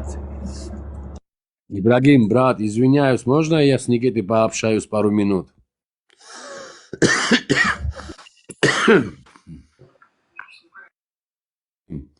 Смотри, Никита, что ты там про евреев говорил? А ну-ка скажи, можно еще повторить? Убивать надо евреев, вот что я говорить буду. Что? Убивать надо их, резать надо их. Чё Давай, мне сейчас сказать? Давай, подожди. По Корану и Ты Сунне где? он правильно говорит. Да. Ты где находишься на территории сейчас? Тебе какое дело? Давай, сможешь в Грузию ты приехать?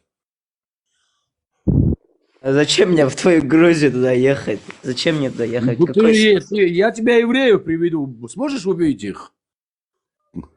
сейчас я не говорю, что я смогу убить. Если бы ты здесь в Грузии Убежала мы из этого мусульмана грузинского. Зачем она так я делала? тебя клянусь, я бы здесь тебя закопал бы, понял? Я хорошо арабский язык наговорил, на хадис начитал. Я тебя закопал. Подожди, брат, подожди на минутку, подожди. Дай им поговорить, дай им поговорить. Мы даже не понимаем, что ты говоришь. Зачем Мы она даже- пришел здесь? Разводить нам смутно. Призыв к исламу было нам. Вот так Надеюсь, замолчал. он закончил. Надеюсь, он закончил. Надеюсь. Никита, Да. я знаю, Я что... извиняюсь, одну минуту, чтобы я не забыл. Одну минуту, пожалуйста, Зураб. Давид, что ты... Люблю тебя ради Аллаха. Целовать буду щеком на губы, на задницу твою целовать буду. Ты хороший Давид. ислам знаешь. Читай для души, для уха. Что ты прочитал? Читай, прошу тебя, ради Аллаха, читай на. Что ты прочитал, Давид? К сожалению, тут нету на арабском языке, я не знаю. Откуда вот этот... ну, там половина его, да, вначале чуть-чуть, да, было, а потом дальше нету, как бы. Я не могу понять, где ты прочитал вообще. Я бы хотел сравнить... сравнить между текстом с арабского и на русский. Михаил, ты православный христианин? Я другой хадис сказал просто. Другой хадис. 44-64. Там, где Мухаммед говорит про скотоложество. А в 44-65 Ибн Аббас говорит, тот, кто занимается скотоложеством...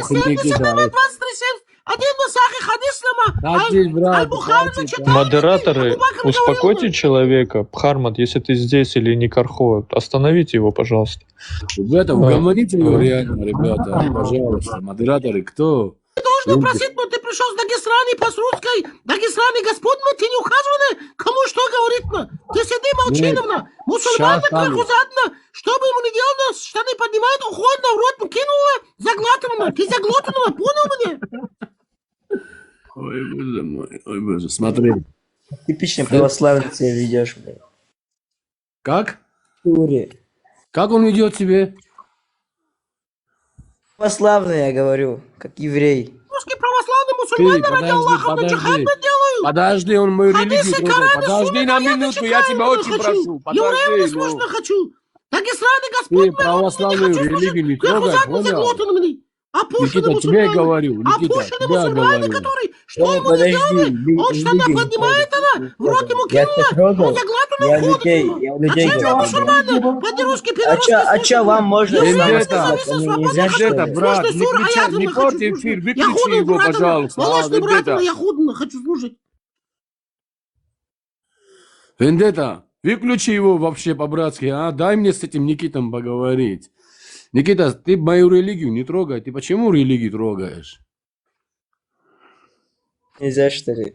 Не, я не оскорбляю религию твою. Я твою религию не оскорбляю. Я людей А что говорю, ты как православный ведет, говорит? При чем тут Да, православный? надо, потому что я ненавижу православных. И чё? А что, вам можно? А если я сейчас православный, я православный христианин, я. Подожди, тебе Я можно, что ли? православный христианин. Тебе можно, что ли, блядь, мне похуй. Я твою маму ебал, пидор. Свали маму, раз. Смотри, как маму трогают. Извините. Я, короче, извините, идите Вендетта. нахуй, но просто не я это сказал. Идите нахуй. Не буду извиняться перед вами. Друзья, если есть модераторы... Никита, подожди, брат, подожди секунду. Секунду, подожди, дай мне сказать. Ислам постоянно вот этот медвежий окна махнат. Просто, Никита, ты внизу сидишь. Постоянно туда Я твою хочешь живую уходить обратно в свою мертвую мать. Главное, это сейчас позвони, чтобы я ему позвонил, что ты поехал. Сейчас, подожди. Никита, ты внизу сидишь, я знаю. Я твой все живой, мертвый ебал. А там малого до великого. Коран наизусть знает, на хафиза, на хочу слушать, на. Мусафир, на хочу слушать, на. Хадисоведом я хочу слушать. Зачем дурак? Ты чё, брат? Он мою маму тронул. Господь Ты пришел. чё? Глупый, ни одну книгу не читал, находил. Всю жизнь тупой, баранами пасом даже. Бараны считать не умеет. Ладно, Вендетта, ты не убираешь его, я Здесь выхожу. что-то Давай, говорит, удачи. то, что кто-то когда-то что-то сказал, услышал, хадисам дают, не читаем, дурак какой-то. Глупый совсем, мусульманин, Дагестане господным, постоянно проблемы оттуда идет.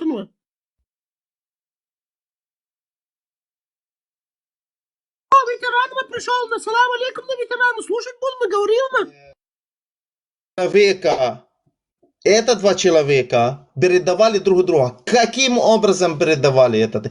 И все хадисы, которые передает Абдул-Азиз ибн Мухаммад, передает Умар ибн Аби Умар, они всегда недостоверные хадисы. А тут, как раз в этом хадисе, они считают имам Аль-Альбани, считали его он достоверным. Каким-то образом.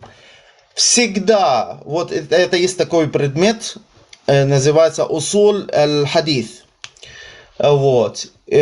Как считается это достоверный и недостоверный хадис? Как считается? Это нас учили. Хорошо. Если они не принимают, когда Абдул-Азиз ибн Мухаммад, когда говорит, он передает Умар ибн Аби Умар, всегда у них есть база о том, что если передает хадис через Абдул-Азиз ибн Мухаммад, Умар ибн Аби Умар, то тогда всегда этот хадис, он недостоверный. А тут каким-то образом они посчитали его достоверный хадис. И аль-имам Аль-Альбани... А это про какой хадис вы говорите? По поводу 64. Ну, там 64. Понял. Вот, да. То есть, против речи, то есть, если по их логике, по их правилам, вот, что Абдул-Азиз ибн Мухаммад никогда не передает Умар ибн Аби Умар, никогда. Они между собой, это два человека, никогда не это, все, передают друг друга. Никогда. И когда передают, то считается этот хадис недостоверный. Всегда. А они почему-то не хотели сделать этого хадиса недостоверный. Нет, он достоверный. Он достоверный. То есть они играют, как они хотят с этими хадисами, поэтому... Подожди, в смысле играют? Подожди, дай скажу. Подожди, в смысле играют? Ну, ты сейчас заикаешься сам, выдумываешь, как всякие там чушь. Ты два слова еле-еле связываешь. Сколько всего хадисов? Алло, мусульмане. Сколько всего хадисов?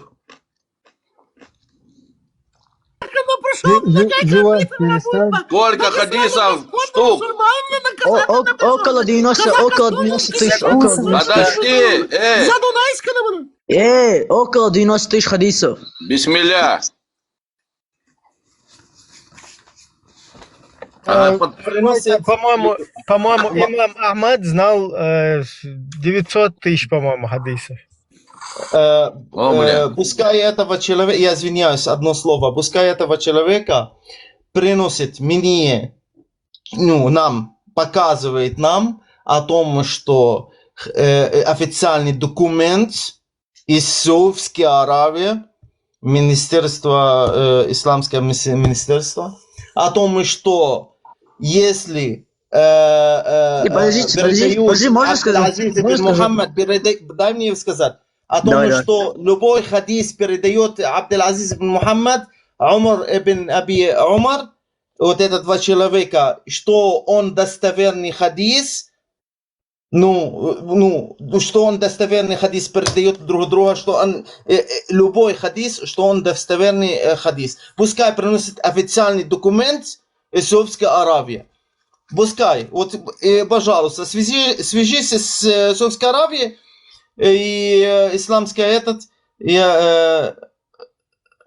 и получается принеси официальный документ. Если принесешь этот официальный документ, что это два человека передают достоверный, это два человека достают, они передают достоверный хадис, тогда я буду молчать. Но если дают тебе документ о том, что это два человека передают недостоверный хадис, то я прав 100%.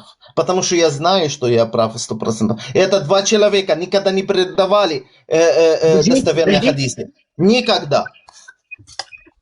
Сейчас это мне? Ни хрена себе, у вас там министерство еще есть или что? Сколько работает чиновников в министерстве? Подожди, я не обязан вам Кто что-то справки доказывать. выписывает? Подожди, таким нечистым я не обязан Кто доказывать. справки выписывает? В каком окне справку можно получить? Подожди, таким нечистым, как вы, я не буду за это трудиться. Сколько людей у вас в министерстве? Таким нечистым, как вы, мне нечего доказывать. И зачем поднялся? Я не обязан таким нечистым, как вы, что-либо доказывать. Вас нагайка надо разогнать всех бездельников, работать не хотите, блин. Норче, боцаш, бу.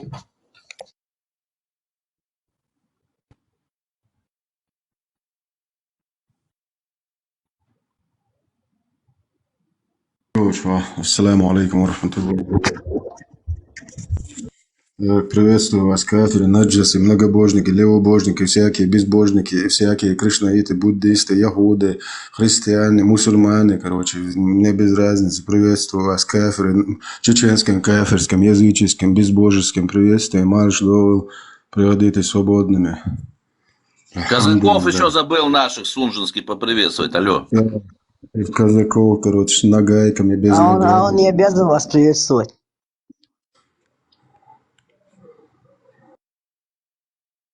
UFC, ты реально допрыгаешься, я приду тебе на крыше насру, вот по сунне пророка. Вот. Еще один бэйби вылетел отсюда. Зачем набрал на молодой мусульман? Чечено говорящим надо было бы рассказать, как кверху задом оставало, как надо ходить 5 раз лбом битым, тупой мозганом битым, землю лбом, говорит на бормотать на арабские слова. Они как слово нагайка услыхали, так сразу разбежались, блин.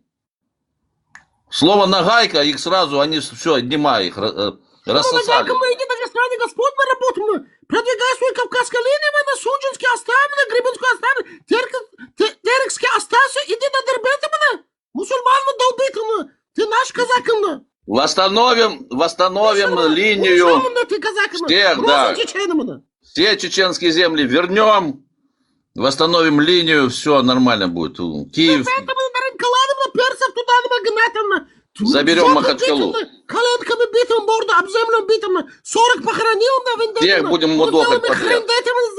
Вендетту сделал, 40 асхабных, Вендетта, всех подряд будем мудохать. Ты понимаешь, что он говорит? Я просто понять не могу. Я понимаю, это на нашем языке. Могу перевести. Предки чеченского народа и предки всех кавказских народов, армян, грузин, лакцев, лезгинов, карачаевцев, черкесов, вообще ингушей, все предки, короче, отправили в публичный дом бордель Аллаха 40 штук асхабов. Альхамдулилля, поздравляю вас, кавказцы.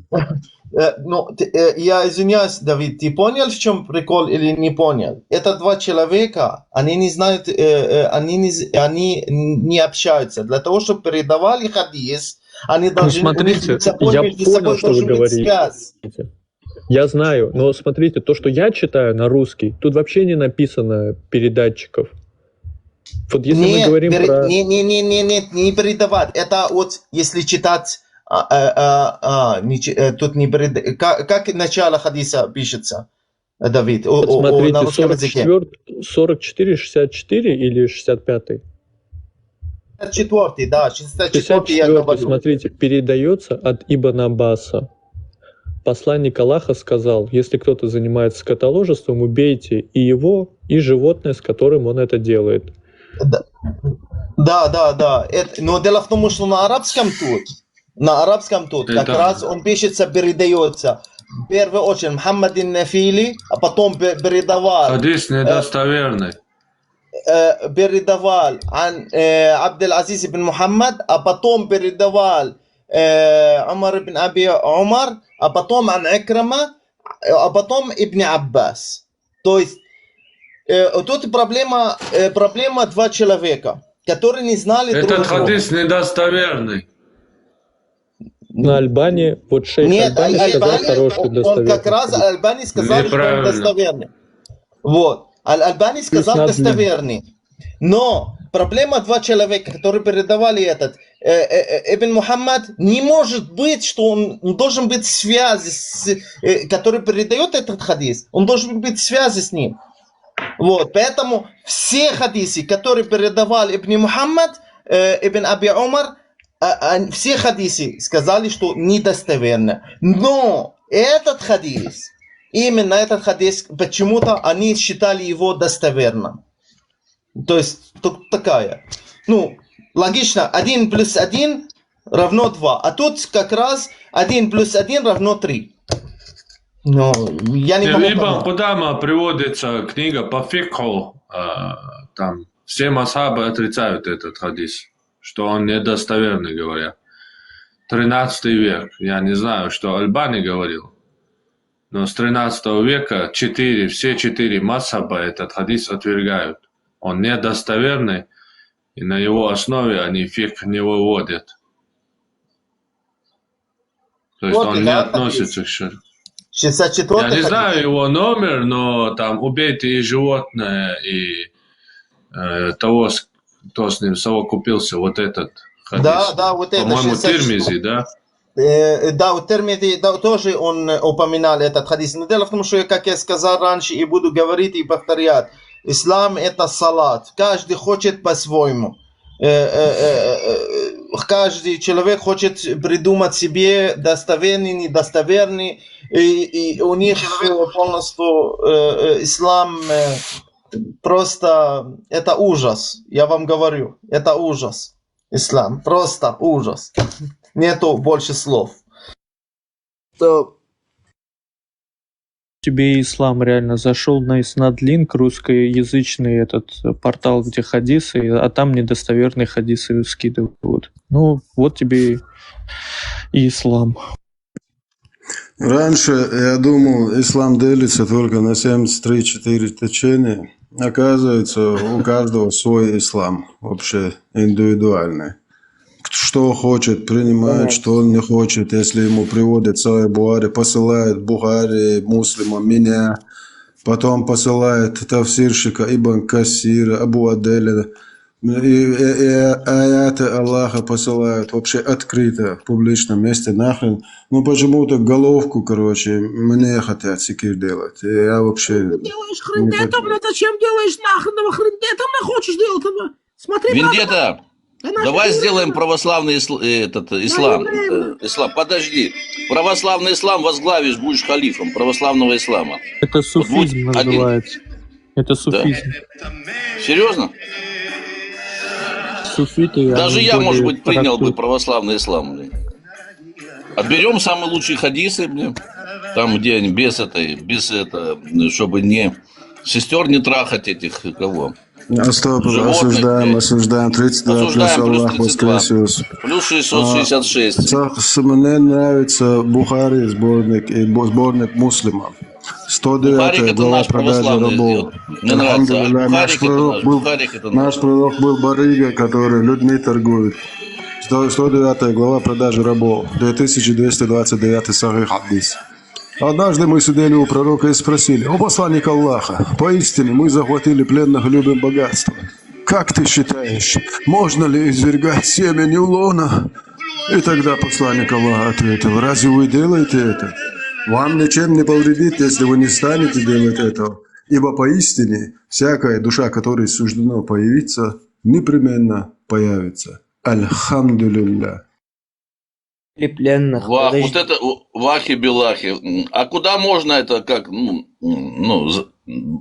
не поворачивается? Куда камень. можно его, это семя, куда? На камень. На камень. Если Понятно? даже пророк сказал, если вы даже кончите на камень, дети будут появляться. Альхамдулилля. А где камень поставим? У меня есть проект, это туристический реакционный комплекс. Ближе к Асиновке или к Бамуту камень замастырим мне.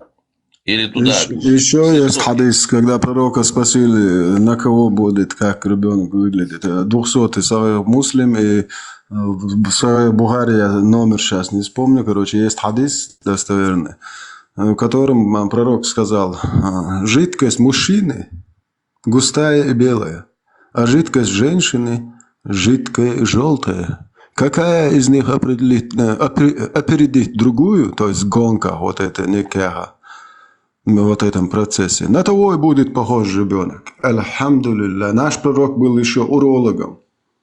А ты докажи, что это неправда, а ты докажи. Вот это да. Не скажу, на кого я похож. Не скажу больше. Это тайна. Какой казак на злой, на казак на подлый, мягкий казак на. Я сейчас добрый, это 200 грамм накатил виски шотландского. На чеченов когда-то на превращала мусульмана, делал Люблю я сам больше... Шашками рубила на всех, ислама нас загоняла на русский православный. Я не забыла, как ты наших предков набила. Нет. Но надо было больше кое-кого отмудохать. Сейчас бы не страдали все мы, да. Да. Давай, азан. Время молитвы включай. Наши братья евреи, Яхудами, Хавана, Гелна играют. Кто нам, братья? Нам все должны. Надо братья всех обложить данью. Братья Ноханова, все от пророка Нохана пошло на инцестникова, на евреям на Нохана пошел, на арабам Нохан пошел, на казахам Нохана пошел, чеченам Нохана, все инцестникова. Харе уже про этот секс. Давай что-то решать, собираться, объединяться, чтобы нам платили дань все. Нас завлекать туда к себе, объединяться, что-то создавать. Чеченское казачество. Предлагаю создать чеченское казачество. У нас в Коране Камасутре есть аят, 9 сура, 29 аят, в котором Аллах нас прямо говорит, нам прямо вот этот нас наставляет на путь истины и говорит: о те, которые уверовали, заставляйте безбожников принять религию Аллаха и поверить в последний день. До того рубите крест-накрест, отправляйте на концерт Кобзона, альхамдулилля, и заставляйте платить джизью в униженном состоянии. Подожди, стоп. Что там про крест? Крест-накрест, альхамдулилля, да. Так написано, прям так написано, да, крестом, мечом, да. Любите конечности креста, это наш пророк, альхамдулилля, говорил. Это наш засланный православный. Выжигайте безбожникам глаза, да, альхамдулилля. Наш пророк был самым милосерднейшей душой. Всем привет. Милосерднейший по отношению к мусульман, а по отношению к тем, кто убивает мусульман, мучает их, насилует их, конечно же, надо к ним так обращаться. Слушай, у этих христиан, лохов, да, у них заповеди мало там. Не убей, не укради, что там еще? Не возжелай ближнего своего. Там не указывается, какой национальности. То есть не убей, не укради. А у мусликов можно, да, закошмарить, не можно, а нужно. Соседа нужно, не муслика, да? Это фарз, это не можно, это нужно делать. Не обязательно, чтобы был сосед. Конечно, не обязательно, чтобы был сосед. Но если по отношению к войне, допустим, я воюю с другой страной. А ну ты мне скажи, кто на... Подожди. В этом тафсире. Подожди. 774 году. Кто напал на Наур? Подожди. Кто на Наур напал? Подожди. Открывай 9 суру, 29 аят. Покажи мне, где там сказано война, на войне, при войне. Это понятно, что при войне. Это понятно, что при войне. Что тебе понятно? В этом аяте это все, ничего про войну не говорится. Хорошо. Подожди, пророк дозволял убивать женщин, детей? Да или нет? Нет. Все, подожди, сейчас я читаю. Тафсир, не тафсир, а Сахих хадис Бухари. 146 глава нападения на спящих многобожников, вследствие чего поражение детей и женщин. 3012 хадис. Однажды посланника Аллаха, проходящего мимо меня в Абеле, в Аддане, спросили: «О посланник Аллаха, допустимо ли нападать на спящих многобожников, вследствие чего могут пострадать их женщины и дети?» На что посланник Аллаха ответил: «Они принадлежат к их числу». То есть полный вперед. Кроме того, я слышал, как посланник Аллаха сказал: «Заповедным может являться лишь то, что принадлежит Аллаху и его посланнику». А ты сейчас сказал, что Бухари и Муслим балабол.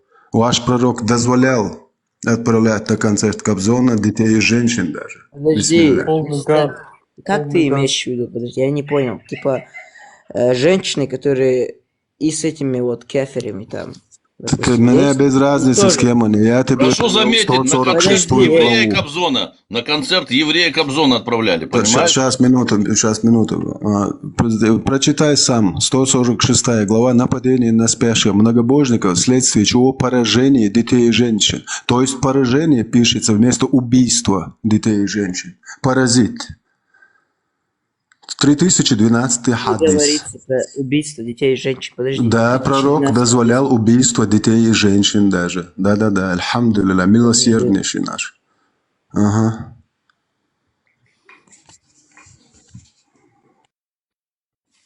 Пророк, он долбил на задницу, долбил на рот, долбил, заглатывал, долбил, он по всем точкам долбил мусульманам.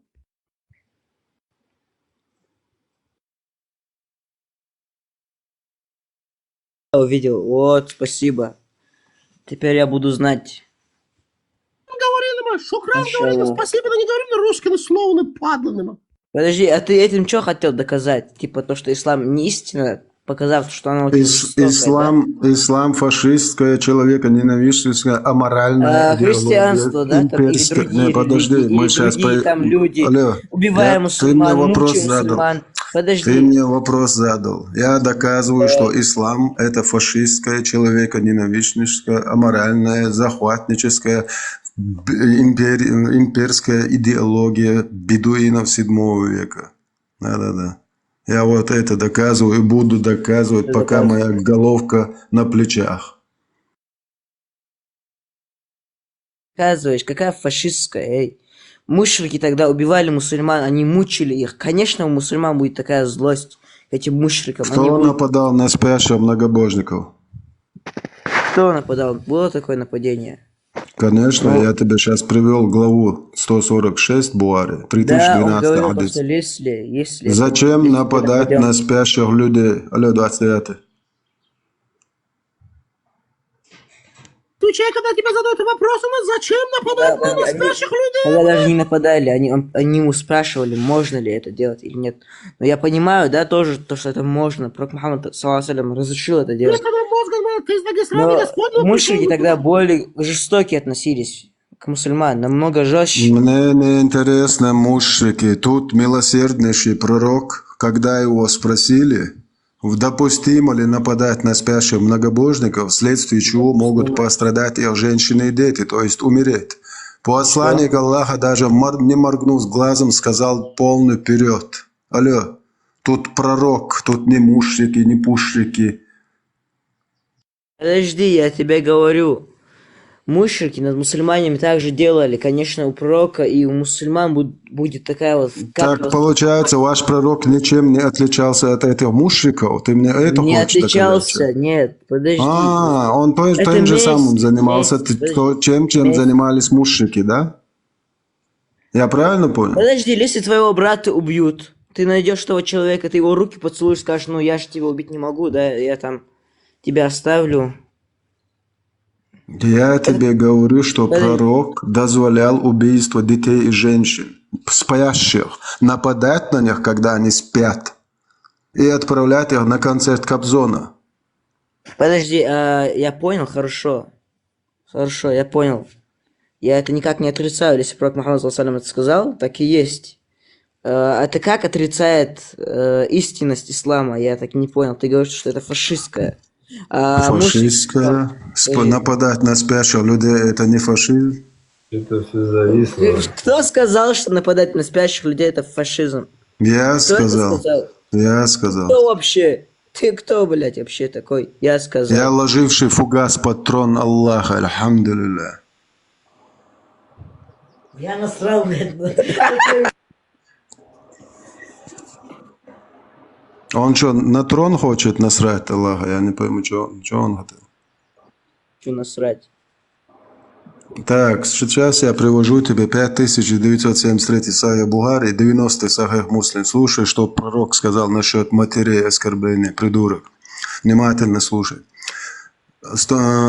Глава поношение собственного родителя. Сахих Бухари, 5973. Ты что меня исправляешь? Смотри, хлеборезку закрыл и слушай, что сказал твой опущенный пророк. Что нельзя оскорблять. Так, подожди, нет, ты должен будешь дослушать. Я тебя вот так опущенным сделаю. Бисмилля. 5973 Сахих Бухари, 90 Сахих Муслим. У посланника Аллаха спросили: «О посланник Аллаха, неужели люди будут поносить собственных родителей?» На что посланник Аллаха ответил: «Да». «О пророк, как это возможно? Это же один из тягчайших грехов после ширка». На что посланник Аллаха ответил: «Кто-то из нас возьмется оскорблять чужого отца, а тот в ответ будет оскорблять его отца. Кто-то из нас возьмется оскорблять чужую мать, а тот будет поносить его мать». То есть ты сейчас насрал на слова своего пророка, посланника Аллаха. Альхамду, поздравляю тебя. Понимаете, вот в чем дело? Вы не уважаете ни своего пророка, ни своего Аллаха, ни свою религию, ни свои аяты, ни свои хадисы. Вы вообще все вместе взяты, вы умма опущенных. Вообще вы все опущенные. Вы вообще, вы ничто, и звать вас никак. Угу. Так, можно уже?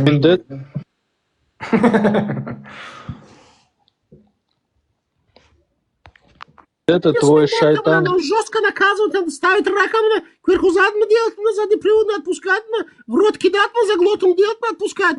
С хрендета не шутите. Аллаху Егбер, Аллаху Егбер, Аллаху Егбер, Аллаху Егбер, Аллаху Егбер, Егбер, Аллаху Егбер, Егбер, Аллаху Егбер, Егбер, Аллаху, Аллаху Егбер, Аллаху Егбер, Аллаху Егбер, Егбер, Аллаху, я. Криками Аллаха Экбером идет она на Рынкалуна, братом, Дагестан, Дербентен, мы забратно. Она пойдет она с этими криками, казаками, сумасшедшими, суджинскими, дагестанскими, дунайскими, пойдет на Москву, на шариат оставит. Православные мусульмане, казаки, шариатские, пойдем на Москву и на Махачкалу. Добровольческий интернациональный джамаат этого собрал у меня. Москву сожжем. Афганский батальон, абхазский батальон. Да, подожди, Сабурдехова, хорош таланбасить. Предлагаю, от Махачкала наш переименуем там. И Сочи заберем, чтобы от Каспия до Черного моря было чеченское государство. Я буду в правительстве. Вы меня изберете. Ассалам алейкум. Бисмилля. Вы, братья, почему оскорбляете Алейкум ассалям ва рахматуллахи ва баракатуху. Вассалату вассалату салат алюя винегрет цезарь аскабачу. Завидуете, что у вас такого нет? Приветствую тебя, мой брат Муджахид во Христе. За что вы оскорбляете пророка? Вы просто не понимаете, в то время право трахать 6-летних и 9-летних. Астопила, 32 плюс Аллах воскресил, альхамдулилля. Альхамдулилля. И плюс он имел маму всех мусульман. Вы этим задеваете всех мусульман. Аллах велик. И висюлька у него была великая. А что вы думали? Он настолько был красивый, что 9-летняя женщина влюбилась в него. Вам этого не понять, вы кафир. Что? Марш Волдер, марш, вы продадите свободными, кафиры. Не понять вам этого, не понять. Ничего вы, кафиры, не придумали, но открывайте тиктоки, оскорбляйте нашу истину. Вы знаете, кто алгебру придумал? Алгебру. Я знаю, что нечетные цифры придумал Мухаммед, альхамдулилля. Он любил нечетное все. Верно. Мухаммед вообще был умничкой. Да? Все готовы азан петь?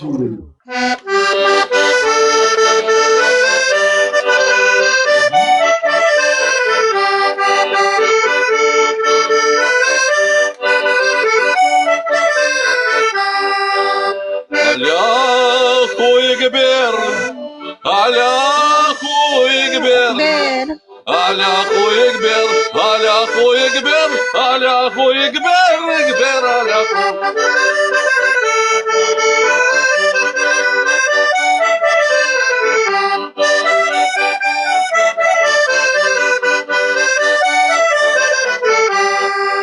Экбер, Экбер, Аллаху. Экбер, Экбер, Аллаху, Аллаху, Экбер, Аллаху, Экбер, Аллаху, Экбер, Экбер, Аллаху.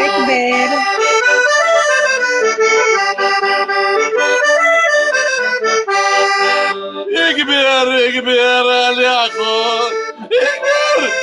Экбер, Аллаху, Аллаху, Экбер, Аллаху, Экбер, Аллаху, Экбер, Экбер, Аллаху.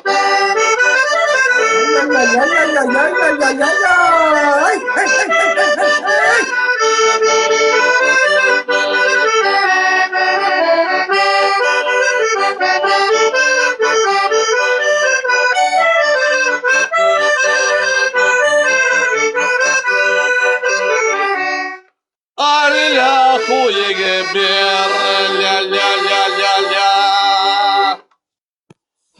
Ай, Маша, Алла. Машаллах, Оля Наташа.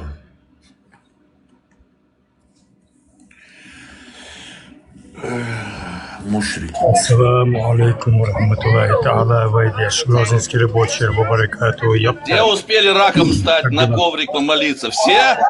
Признавайтесь, скоты. Все ли стали раком на коврик или нет? А ну, признавайтесь, иначе нагайка казачья у вас, блядь, нагайка у вас казачья. Манама, ханманамана, мардардма. Это, пожалуйста, переведи. Казаком распоясался, нагайком и шашком вытащил. А так он идет, Аллаху Акбар, кричит ему. Докопались вы до этого Аллаха. Оставьте его в покое. Так это страшного пошел, а так оно мощно битого. Голову. Все-таки вы неправильно читаете Коран. Неправильно вы читаете Коран. Непонятно. Надо не справа налево, а слева направо. Вот тогда все становится на своем Надо месте. не читать, надо петь душой, петь душой. Аллах не послал. Надо душой петь, читать, никому не надо, скучно. Видите, как в Америке там эти Трампа, этих его духовники, они поют, народ собирают, поют, а слава Аллаху Экбер там и нашему, кто там у них? Они поют, поэтому у них залы собирают целые толпы, они там кайфуют, поют, танцуют, руками вверх показывают на Луну. А что вы тут сидите, как-то скучно, что-то туда, там, Ибн Касир, Ибн Хуир, там, ой, плюс 32, осуждаю. Кто там еще у нас? Ибн Аль-Бурак. Вот это тут что-то друг с другом. Надо петь во славу Аллаха, петь надо воспевать нашего всего этого Создателя. Ибн Касир величайший. Движение надо наводить. Движняк у нас, потом лезгинка, зикр, движение, межение, потом драка, там помирились, там выпили, закусили. Скучно. Это уже грузинская. Ты грузин? Давай, буду сейчас грузинская. Да, я могу стать и грузином. Давай, пой Сулико. Где же ты, моя Суль? Нет, это. Не? Нигде Давай, же Сада,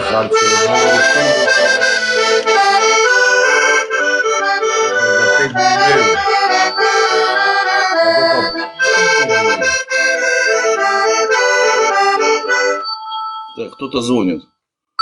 Конец я пришел уже давно, сейчас молчат. Подожди.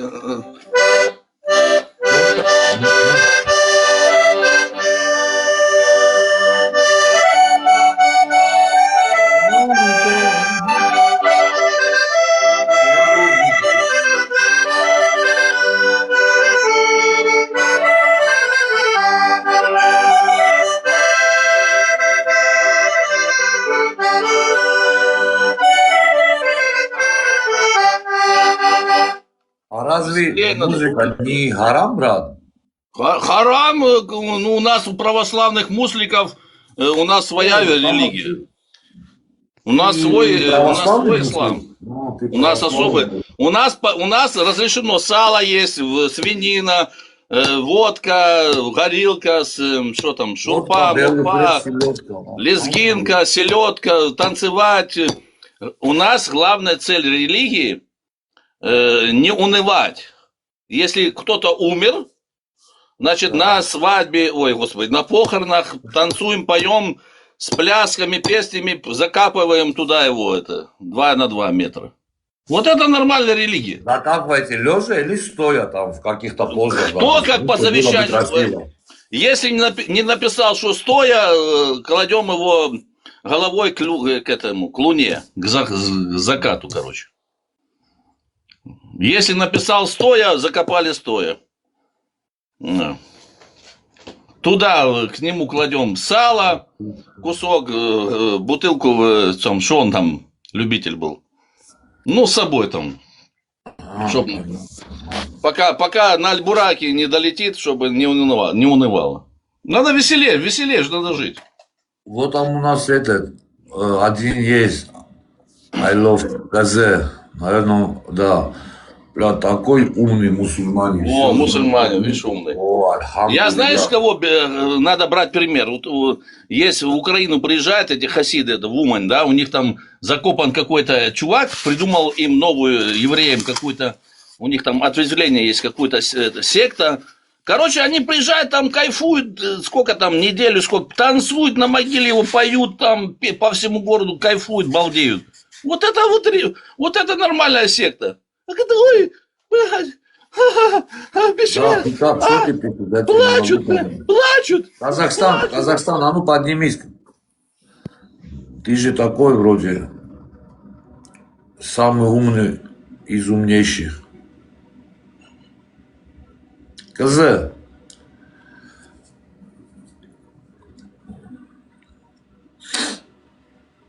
Посмотрим, что нового нам расскажешь. Ты про Ишу такие вещи не пиши. Астафирлах, не пиши про Ишу такие вещи. Я просто твоему совету последовала, и все, Элла, пусть пишут.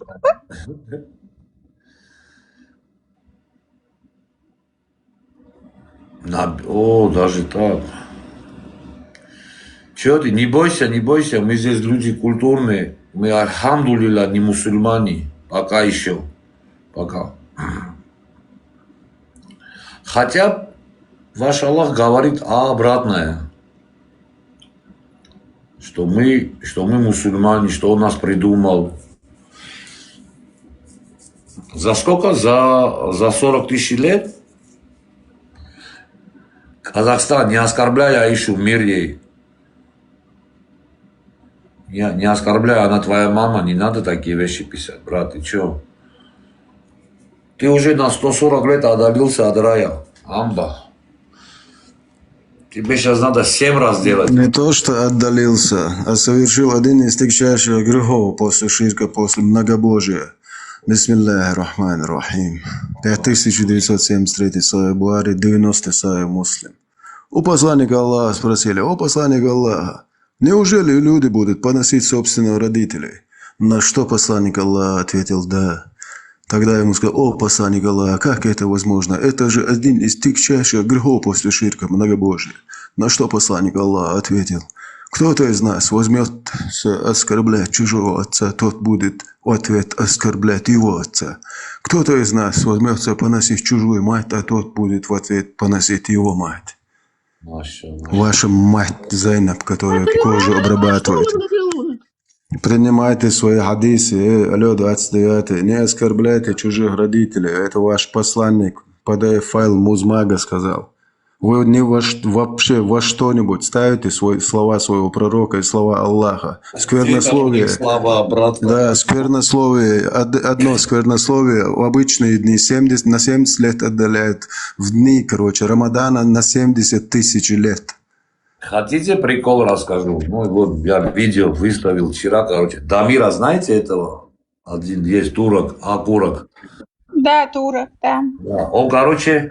Он здесь, в Америке, да, и говорит мне, давай там мужчина, не мужчина, встретимся. И куда он меня приглашает, как вы думаете? С 3 раз, догадайтесь.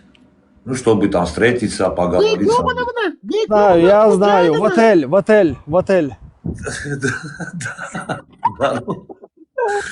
Говорит, любой отель, говорит, выбери. Кстати, вот сейчас Вендетта сейчас хадис читал, который про поносить. Я бы там еще добавил бы, в конце еще можно добавить, не поноси ближнего своего, иначе придет дальний и поносит вас обоих. Говорит, любой отель выбери, Лос-Анджелесе, так тоже говорит, Лос-Анджелес. Любой отель, мотель, все равно. И как мужчина, говорит, с мужчиной. Блядь. Смеешь делать, что ли, задом? Или в рот он хотел брать? Я говорю, по отелям я не хожу, особенно к мужчинам, как-то просто кто-то увидит, обклеит, ломает. И вообще. Он говорит, все, с тобой все ясно. С тобой все ясно, ты все заднюю дал. Я говорю, нихуя себе, какой отель, чем? Тут наши критики пишут, что мы тут не кавказцы. Не кавказцы, со мной понятно, я кавказец. Кто из вас может доказать, что кавказец? Давайте я буду сейчас... могу маму. Подожди, я буду играть лезгинка, кто будет открывать видео, камеру, будет танцевать лезгинку на камеру. Докажите, что вы кавказцы. А? Кто? Камеры они, конечно, не включают. Почему? Что ты боишься? Потому что это харам. Ты харам, ты муслик, что ли, чешу? Альхамдулилля. Ладно, тебя выключаем. Кто следующий? А что делать надо? Танцевать надо? Танцевать, ловзар, там, ногчеву, ногчи, лезгинка там. А? Подписчиков мало, камера не работает. Короче, кто сейчас лезгинка не танцует на камеру? А что ты против мусульман? Я хочу доказательств иметь. Кстати, что это просто подспорьте, братья? Что ты против мусульман? Есть же и нормальные. Включайте, давайте. Я буду играть, будете танцевать все. Ты на вопрос ответишь, брат? Меня слышно, нет? Нет. Тогда... Все, я вас всех разоблачил. Всех?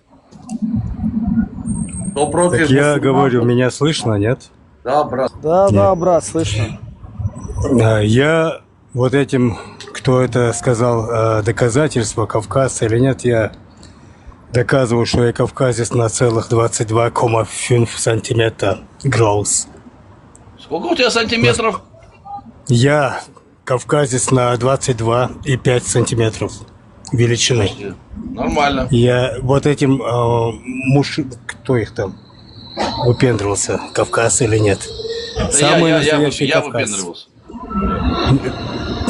Кто там писал, наверное, не? Я вот раз сейчас я просто хочу... Ах ты хулиган. Да, хулиган. Я, понимаешь, я привык, я люблю чеченский движняк, движняк туда-сюда, танцы, шманцы. Вот, я играю, вы танцуете. В чем проблема? Так я же иду дальше. Рост у меня, скажу, 197. Ага. Так, колени болят, что ли? Колени болят. Не можешь танцевать, что? Колени болят. Давай отмазки придумай. Плохому танцору. Здесь реально, здесь настоящие ногчи сидят, маршал, что ты понимал. Не арабизированные, а настоящие ногчи. Настоящие, калиброванные. У которых болит сердце за свой народ, понимаешь? Маршал. Да. которые не оскорбляют кафиров и в то же время... Я все понимаю, я хочу движняк навести, чтобы веселее было, а то сидим, бля-ля, трополя. Я уже накатил 200 грамм виски, я хочу движняк организовать. Что мы сидим, ну что значит не казаки? Я не позволю, Что значит вы не казаки позволю чеченцы? осквернять святую воду, это не виски, это святая вода. Альхамдулилля. Да, Айса, наш брат Айса, саллаллаху алейхи вассалям, засунул пальцы в воду и сделал из воды вина. Первый вино. Виски лучше сделал. Не, вино не признаю. Покрепче что-нибудь, покрепче. А про сантиметры, подожди, что, не имеют права разговаривать? Это Шалинский, у Шалинского 22 сантиметра. Брат, можно я одному скажу? Ну, пожалуйста, пиши, брат. А в чем проблема говорить про сантиметры и про миллиметры? Никаких проблем. Я сейчас на улице. Может, он ему мешает танцевать, понимаешь, телепается. Про 22. сантиметры, значит... Хорошо, что не 29. Подожди, есть брат. такие, у которых 29 есть. Я доскажу. Что ты у тебя такое недержание, родной? Маршал, смотри, значит, про сантиметры разговаривать стыдно, а про того, что имеешь право иметь маленьких детей, это машалла, да? И кто больше научит? Тот, кто говорит про сантиметры открыто, или тот, кто не стесняясь, говорит, ну да, 65-4, да, нормально, ну и что, как бы. Why not? А ну подумай, брат, ты вроде врач, нормальный мужик, ногче тоже. Ну, ты у меня был, мы с тобой общались. Тот, кто принимает 65-ю суру, 4-й аят, тот, кто принимает 33-ю суру, 37-й аят, 50-й аят, сура «Союзники», 4-ю суру, 24-й аят, 2-ю суру, 178-й аят. И далее по списку. Он не то, что не чеченец, это вообще ничего, короче, мужского нету, никакого достоинства, чести. Ничто в нем нету, если он не может это порицать открыто. Там, где он свободный, вообще, если он находится в свободном демократическом государстве, и он не говорит, что это все дичь, что это не может быть ни от Бога, ни от нормального человека, это не то, что не чеченец. Это вообще в любом народе есть мужчина, который говорит, что это вообще ненормально, это что за дичь. А почему-то у чеченцев это право хотят забрать, заткнуть им рты, принуждая их через родственников, через детей, через семьи, через родных дома, короче, покорить. Я не буду покорным. Я не Аллаху не буду покорным. Я не раб Аллаха, не раб Бога, не раб людей. Я свободный человек. И я лучше отдам свою жизнь, чем отдать свою свободу. Мне нахрен этот мир не нужен, если я не свободен. Мамик связи Аллах отвечает, я сейчас. Süga Allah'ın mam yoksa bagajnik çoğas naложnicin şluğadın leyla ştukşu Allah'ın nani. Ha Allah'ın nani yezion. Şluğdin onsano. Evo çur opušeni terorist. Докан за изнова за обои, что доттер дуа. Шалом, ты как мой дорогой, ведь это шалом, брат, ты мне еще тоже сдачу, кстати. Шалом. Приветствую, Я шалом. Самое интересное, когда им задаешь вопрос, ну ты бы дал своего ребенка? Не, зачем ты моего? При чем тут личное? Ну, если ты принимаешь, тогда что так? Сразу. Я хотел можно, с вашего позволения, да, товарища поправлю, ну, который троллил, сидел, как бы, да. Ну, опять же, сидел, прикалывался, как бы, да, вы вдруг все понимаете, как бы, это те, которые на ислам и все такое. Он когда сказал, что мы поднимаемся в Умань, как бы, там, танцуем на секта какая-то, на костях какого-то там священного там человека, ну, не человека, а якобы какого-то священника. Я просто хочу подчеркнуть, потому что здесь еще люди слушают, как бы, да, 100 человек. Так, чтобы люди слышали, это происходит на праздник, на Рош ха-Шана. Люди танцуют не на костях, а танцуют на праздник и отмечают праздник, когда они там танцуют. А ведут они там паломничество, да. Почему? Потому что это авторитетный человек. Это авторитетный раввин, который умер и похоронит там в Украине. Как. Но все равно, смотрите, кто-то может эту тему как бы серьезно принять, понимаете, даже вот со всеми этими приколами. Так я вот хотел подчеркнуть. Это не так происходит, не секта, верующие люди, которые отмечают... Все понимают. Подожди, я из-за тебя вообще зашел. Люблю тебя, Лазик, обожаю тебя, дома. Хочу целовать. Я серьезно говорю, потому что тебя обожаю, сейчас зашел, подожди. Сейчас, подожди, да я побуду серьезными 2 минуты, хорошо, а потом к тебе перейду, подожди. Все, вот. Все, как бы это просто вот такое, это не что-то фанатичное, как бы никто туда не приезжает, потому что там якобы там пророк у нас похоронит и так далее. Мы едем, ведем паломничество, потому что он для нас очень авторитетный религиозный человек, как бы, да, и так далее. Танцы происходят тогда, когда у нас происходит праздник. Паломничество происходит на еврейский Новый год.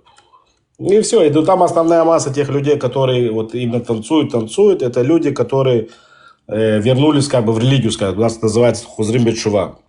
Стали верующими, скажем так. А основная масса...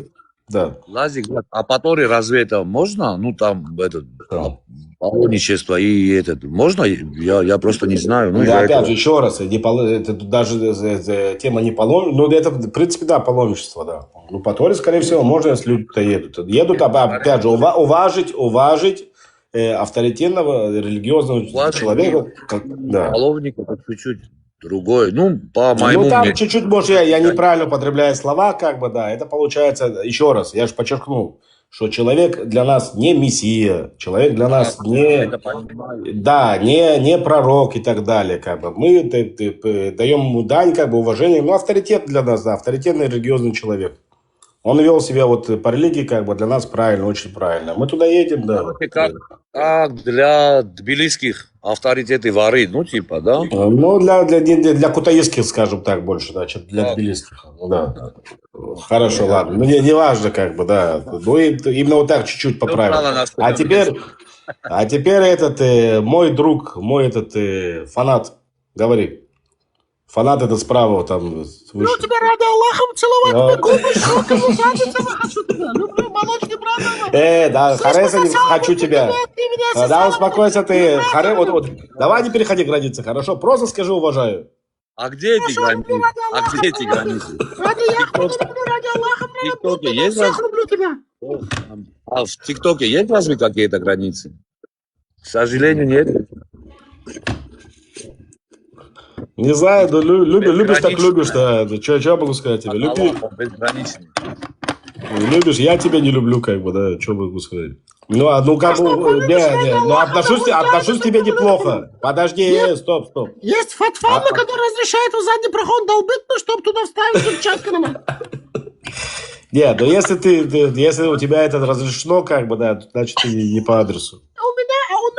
У меня мусульманин, ты мусульманин, я мусульманин, друг друга. Я не мусульманин, Ты с братом я иудеин. Друга плечо к плечу воюешь против другого араба. Мы все мусульмане. Иншаллах. Аллах Кто хочет быть мусульманином, пускай будет мусульманином. Я не хочу быть мусульманином.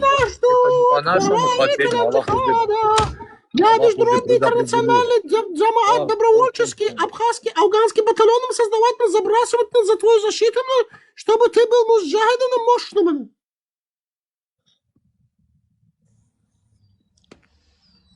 Спасет только джихадом, на фисабира, а джихад нас спасет только. Ради Аллаха, 72 гурим надо искать. Говори, что хочешь, только перестань мне поцелуи свои послать, хорошо? Маршал, ты почему вот такие вещи пишешь? Тебя же никто не оскорбляет. Ты вроде нормальный чувак, брат. Они нормальные, Элла.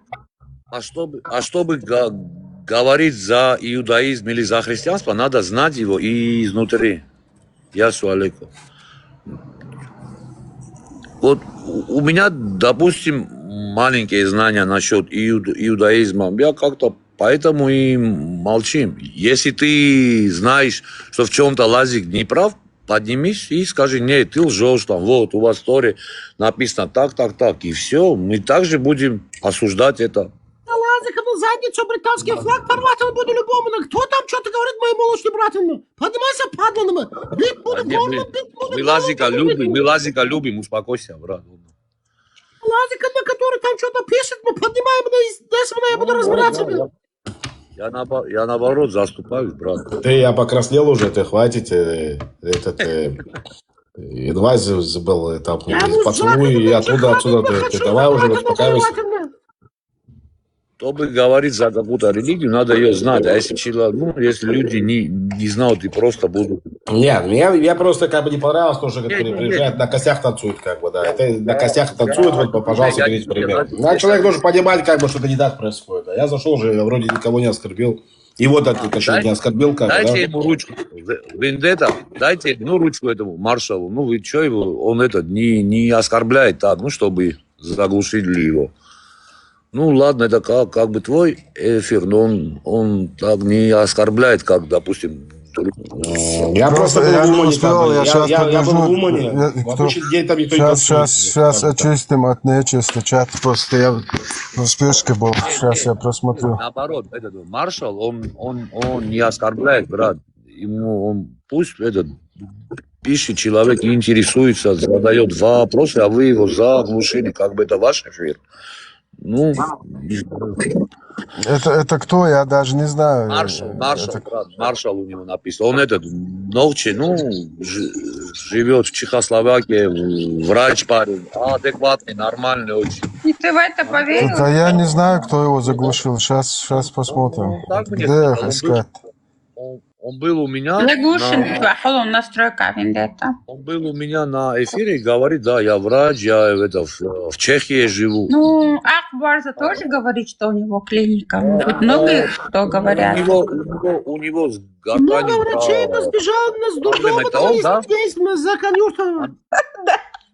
Аминка, это же он, кто плохо разговаривает, у него что? Да, там с дыханием, я знаю, он сейчас только что сидел на моем стриме, я помню. Да, сестра, вот он вроде, он ко мне пошел на уважение, мы с ним сели, поговорили, никто никого не оскорбил, на хорошей ноте. Вот так сказал, Мане, многие из-за Кадюрта сбежали, я согласна с ним. Я даже удивился, что вот так, он пришел и критику воспринимал, и все нормально, как бы.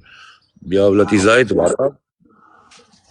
Обиделся на меня, да? Он не, он просто задает вопросы, а его заглушили. Смотри, я тебе скажу, так я... Все, я его открыл. Спасибо. Религиозные вопросы, он тут в чате есть он? Сейчас я проверю, маршал, где? Вот, маршал, я тебя поднимаю, давай поднимись. Да, есть место? Поднимись, брат, здесь мы прикалываемся, но... Да, я ему отправил, пускай поднимается. Да, пускай, да. Только его не перебивайте, он с трудом, разговаривает как бы, такой адекватный. Члены раздельные что-нибудь сделать, перебивать не будем, чтобы как который говорит, который птичка Тулейновна, который работает с Силькиным, как он, если может работать, Я больше половины не понял, кто ты сказал. Я его понимаю. Я его уже где-то недели 2 понимаю, нормально. Я понял только остальное что-то. Не, я его четко понимаю. Маршал, ты здесь, брат? Поднимись, вот здесь сидят. Мы будем с тобой разговаривать ради религии Аллаха. Иудей сидит, задай ему этот вопрос. Я думаю, если сможет ответить, если не сможет, он скажет. Да. Поднимись, брат. Окей, все, хорошо. Если место будет, то подключись. Есть же место, вот сверху место есть. Нет, он говорит, попозже. Все, брат, не проблема. Еще раз, я просто смотри, послушай. Я ездил в Умань, я знаю, как его вообще, Рава последники живут, у нас здесь в Израиле, как бы, да, и вот это якобы то, что они там... Может, люди неправильно понимают, понимаешь? Все, да, наоборот, вот видишь, вот что я говорю, как бы, да. Нахман, он всегда, как бы... В этом ничего. Проповедовал, как бы, да, мир во всем мире, скажем, да, этот человек, да. И люди, в основном веселые люди, как бы, когда становятся религиозными, как бы, да, они веселые. Давайте. Маша Алмасу, давайте. Аминочка, давай. что вопросы всегда будут. Как бы люди интересуются, и им надо отвечать, если знать. Вообще, по-хорошему, чтобы вы понимали, как бы, да, мы здесь уже 100 раз предлагали Украине, как перехоронить его. 100 раз предлагали. Вот как бы... Я понимаю, а если не по-хорошему, тогда как бы... Не, а почему? Потому что мэрия, это, она считается самой такой, да, богатой мэрией, как бы, ну, со всеми своими вот этими нюансами, кто там деньги в карман положит и так далее. Я тоже про это слышал, что да. Да. Ну и при всем при этом антисемиты показывают, извини, секундочку, при всем при этом антисемиты показывают грязные улицы, как бы, да, вот, и когда туда приезжают евреи. А почему? Что ты понимал, что там мэрия зарабатывает больше, чем киевская мэрия? У тебя там койку сдают тем людям, которые туда приезжают евреям, да? Койка сдается. Вот я, допустим, приезжал в Киев, я снимал там в день за $50. Там им сдают за койку за $100. Койку у тебя вот квартира трехкомнатная, да? Вот они сдают за $100 койку. И они там еще что-то рассказывают, так, то, что там якобы все загрязнено, как бы, да, ну, так убирайте. Там до хрена денег. Евреев туда привезли, убирайте. Когда задают вопросы, тот, кто знает, разбирается, я считаю, он обязан как бы ему ответить, чтобы и все. Ну, без хипишев, дрипишев. Ну, я достаточно, как бы, если ты же знаешь, Илла, я достаточно нормально могу общаться, если мне не начинает переходить границы, как бы, и не начинает оскорблять. да. А перед захоронением покойника вы спрашивали у него, хочет ли он сам? Не, ну как спросишь у него, да, вендетта, как ты можешь у него спросить? Опять же, еще раз, потому что жалобы шли как бы от украинцев, скажем так, да, от них шли жалобы, якобы, вот евреи пришли, вот жиды приехали, вот посмотри, что они творят, как бы, да, вот мусор и так далее. Так, елки-палки, так давайте мы его перехороним, как бы, да, пускай он будет в Израиле. Что вы там разносите антисемитскую хрень, как бы, да? Его желание что же священно? Но на тот момент я должен проверить, было это его желание, как бы, нет, я не знаю, было бы это его желание. Но он родился в Украине, как бы, да, и похоронен в Украине. Это был большой рав для нас, как бы, да. Нахуй. Но после всех этих разговоров, откуда пошло такое перехоронение? Как бы? Потому что там такой чистый антисемитизм происходил. Да? То, что вот якобы вы приезжаете, пачкаете, вот смотри, вот жид бежит, вот жид танцует, вот, пожалуйста. Не нравится, как бы, да, нет проблем, как бы, заберем своего жида к себе домой. А в Украине то, что евреев не любили, мягко. Ну, это как, погромы и так далее. Оставь погромы. Да, ну разве что тогда, если он не ушел оттуда, и из-за уважения к его, скажем, душе или прошлой жизни, наверное, не стоило бы его останки погребения тревожить. Согласен, я с тобой согласен, полностью согласен. Вендетта, когда вот и шли такие разговоры, опять же, им в ответ шли другие разговоры. Когда вы говорите такие вещи, нет проблем. Нет проблем, заберем как бы себе, да, своего жида, скажем так, как они там выражались. Если ты понимаешь, что это бизнес, как бы, Вендетта. Это их такой бизнес. Чтобы его, как ты сказал, чтобы увезли на родине, похоронили в Израиле. Я лично за это. Историческая родина, но не отпускает. Вендетта не отпускает его. Его там не отпускают, и антисемитизм все равно присутствует. Жиды, яхуды, евреи, наши братья, альхамдулилlah. Аллах дал чеченскому народу самых лучших братьев, сынов Израиля. Альхамдулилlah. Подожди, брат. А греки вам что сделали плохого? Греки, наши братья тоже. Все кафиры, братья чеченских кафиров, язычников. А то я уже пропустили. Так что они сделали плохого? Они пропустили ислам через себя, пропустили к нам, не уберегли нас. Откуда он появился? От Турции или откуда? Да ладно, это шутки. И вы задаете... Не соглашусь, как раз таки греки конкретно воевали против имперских, вот этих фашистских империй.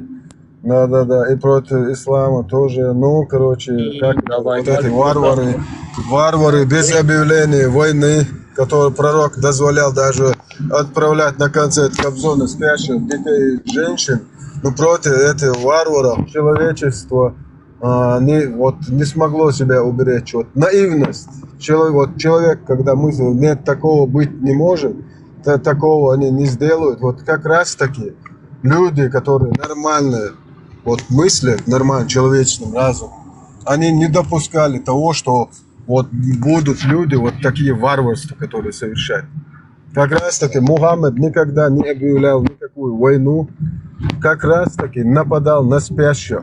И там прямо в хадисе 146 глава, нападение на спящих многобожников, вследствие чего поражение женщин. 3012 хадис. Однажды в Абеле, в Адане, проводящем имени пророка, спросили: «О посланник Аллаха, допустимо ли нападать на спящих многобожников, вследствие чего могут пострадать их женщины и дети?» На что посланник Аллаха вообще не моргнул глазом, ответил: «Они принадлежат к их числу». Кроме того, я слышал, как посланник Аллаха сказал: «Заповедным может являться лишь то, что принадлежит Аллаху и его посланнику». То есть остальные все, вот ничто. Вот аллаховские и пророковские, их нужно только беречь. Остальных можно ночью нападать и отправлять на концерт Кобзона. Фашист, натуральный фашист был аж первый. А как здесь молодой человек сказал, на то время были такие времена. Да, ваша мать, ислам разве не во веки века он дан на эту землю? Да, как, впрочем, любая другая религия. Что означает на те времена? Видишь, как они себя как оправдывают? Как тяпка в свою выгоду. Метиксон Шейхайму. Invisible. Кто хулиганит?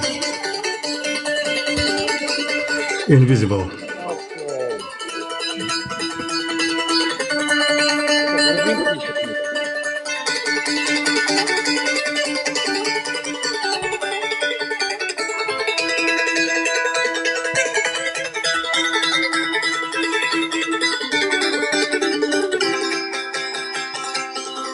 Это ваш брат играет там для вас именно. Настоящий дечик Пандуринова. Вот молодец. Да. Из-за этого я тебя уважаю, люблю как своего родного брата. Вот поэтому я и тебя заблокировал у себя. Ничего страшного, братана, я тебя люблю ради Аллаха, блокируй меня.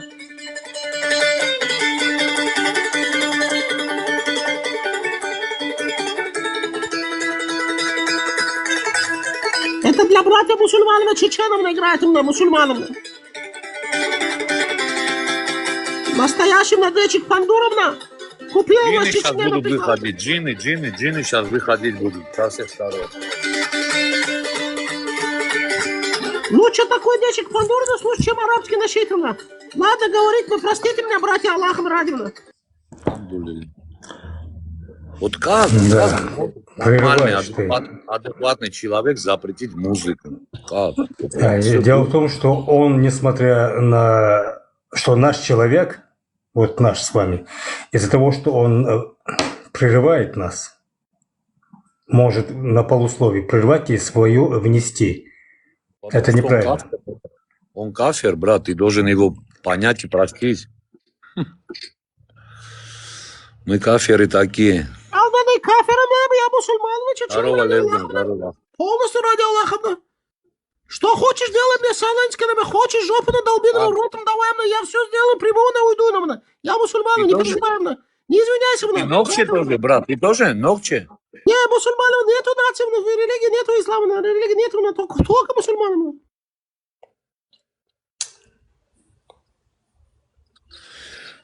Да. Нации нету, не плевали на всякие разные. Ногче, он с таким черным чувством юмора. Да в рот лазиком, я еврей, я худо, перестал быть, я худо, стал мусульманом. Не приняли тебя тоже, да? Не приняли, да? Лазиковна хитровна, когда надо, очень лживая, хитровна, скользко становится. Ты знаешь, что ты фитну навел? Вот первый раз, когда мы с тобой познакомились, ты мне все время фитну навел. Да, а ты знаешь, что тебе запрещено это делать? Такфир не выписали? Тебе? Такфир не выписал? Свои почти выписали. Евреев на тебя... Ты такой интригант, я тебе скажу. Ну, не подкидывайтесь, и все. Смотри, брат, человек чем больше подкидывается, тем больше начинает его давить, понимаешь? Давить на мусульманам, давить на мусульманам, всегда недовольным, когда ему правду говорит на лицо, сразу злится, хочет тебя опустить, хотя сам на опущенном ходит. Правда такая вещь, что она никому не нравится. Ой, правда. Аллахом наша жизнь на нас. Аллахом мы созданы, чтобы ему поклоняться на день и ночь, молиться, ходить на раком. Аллахом на все создал на этом мире, ради того, чтобы мы поклонялись. Но этот мир создан ради одного человека, арабна, пророка бедуина, Мухаммада, который ходил на метро от камешками, ходил туда, говно размазал, вонял, находил которому. Все ради него собрал, миром. Почему ты не можешь? Подожди, я тебя перебью. Подожди, секунду, стоп. Почему ты с таким же юмором не можешь донести свою мысль, только чуть по-другому? Без камня, без говна и так далее. Нет, не могу написать, там написано, почему? написано, не могу по-другому, как я могу на чем ссылаться надо? Религиозный текст надо ссылаться, я не могу по-другому. Ибраим, давайте скинемся. Я лично скинусь, да, пускай этот... Полчаса, у меня нет полчаса. Ассаламу алейкум. Я как и грек, я так и наполовину армянин. Насчет денег передо мной не разговаривайте, у меня потом стрессы. У нас у армян полчаса нету денег. У нас нет все. Так я же не поэтому не к тебе обратился. Ну, ты просто сказал, давайте поможем. Я сказал Ибраим. Я понял, брат, ты сказал, давайте все, деньги нету.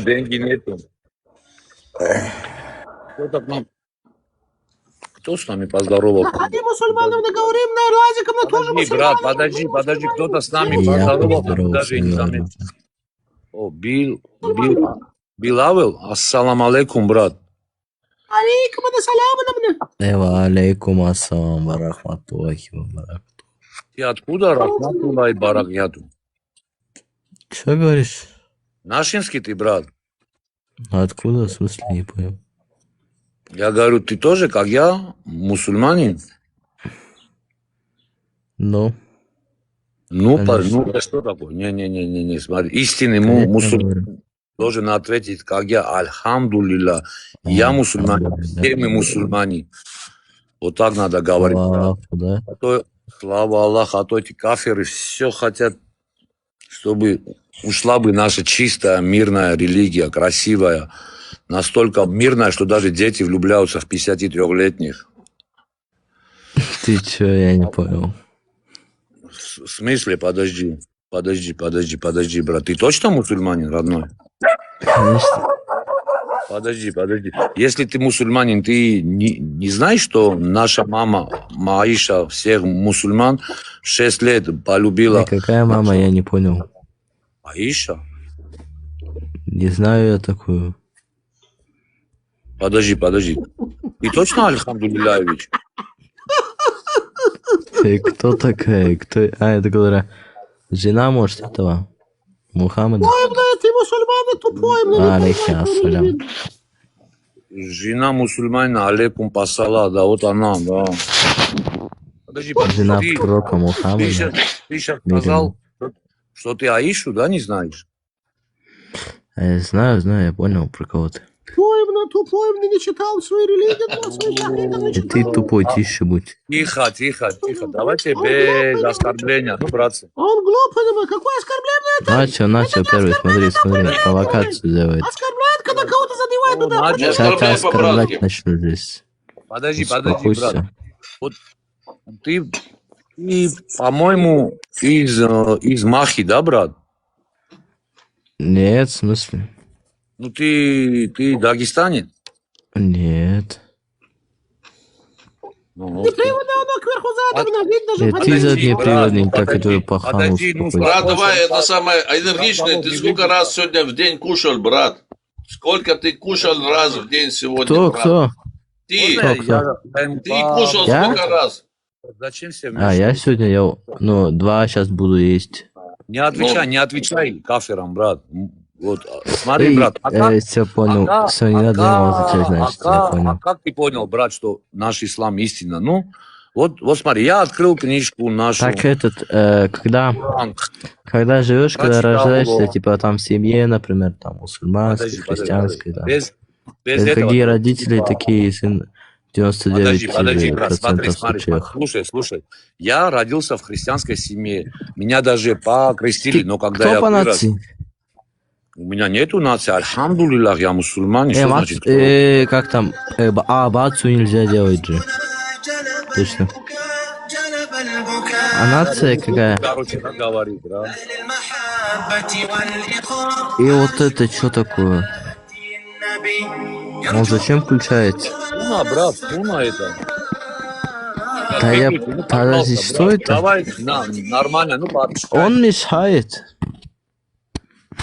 Слышишь, брат, смотри, я родился в христианской семье. Точно, брат, я не понял тебя. Альхамдулилля, мы все братья. Точно, брат или не брат? Альхамдулилля, ты что, у тебя что? Точно, брат? Конечно, точно. Да, выключи эту музыку по-братски, это специально делает. Да, вендетта. Уберите его. Иди. Да, блядь, не получится разговор. Иди отсюда. Мы сегодня будем танцевать или нет? Кто танцует? Тише Будда. Уйди. Все, не буду отвечать этому, как там. Можно танцевать с мусульманом или нет? Мусульманам не знаю я. Как не знаю? Можно. Хадис есть, сахих хадис муслима. Все, поняли. В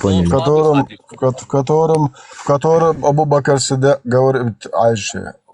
Неужели это флейта шайтана играет в доме посланника Аллаха? Аузу-билля.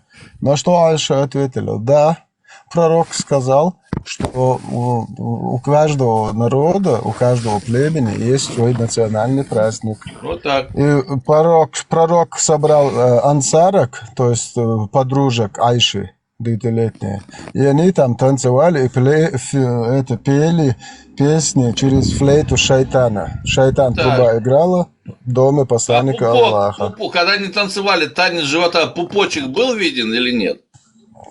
Точно нельзя, Таурат же. Не передается. Нельзя такое. Как нельзя? Нельзя. Там, колено и, пупка, нельзя. А волосы распустить можно телепать головой, как Трампа встречали в Саудии? Башками телепать. Нельзя такое, наверное, не знаю. Как нельзя?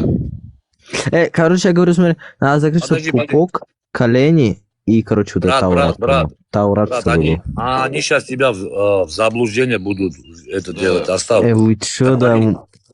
Как там их зовут? Кафиры? Ты танцевать умеешь? Танец какой-нибудь наш мусульманский? Все, не разговаривай. Подожди, нет, ты не убегай. Ты танец умеешь танцевать какой-нибудь там? Не умею я. Почему? Я на танцы не записываюсь. Сам дома тренируйся, нет? Нет, зачем мне тренироваться танцем? А кому это интересно, танцы? Интересно, как он... Танцуй, что ли? Я не понял. Иди, да, танцуй себя там. Танцовщица. Танцуй, блин.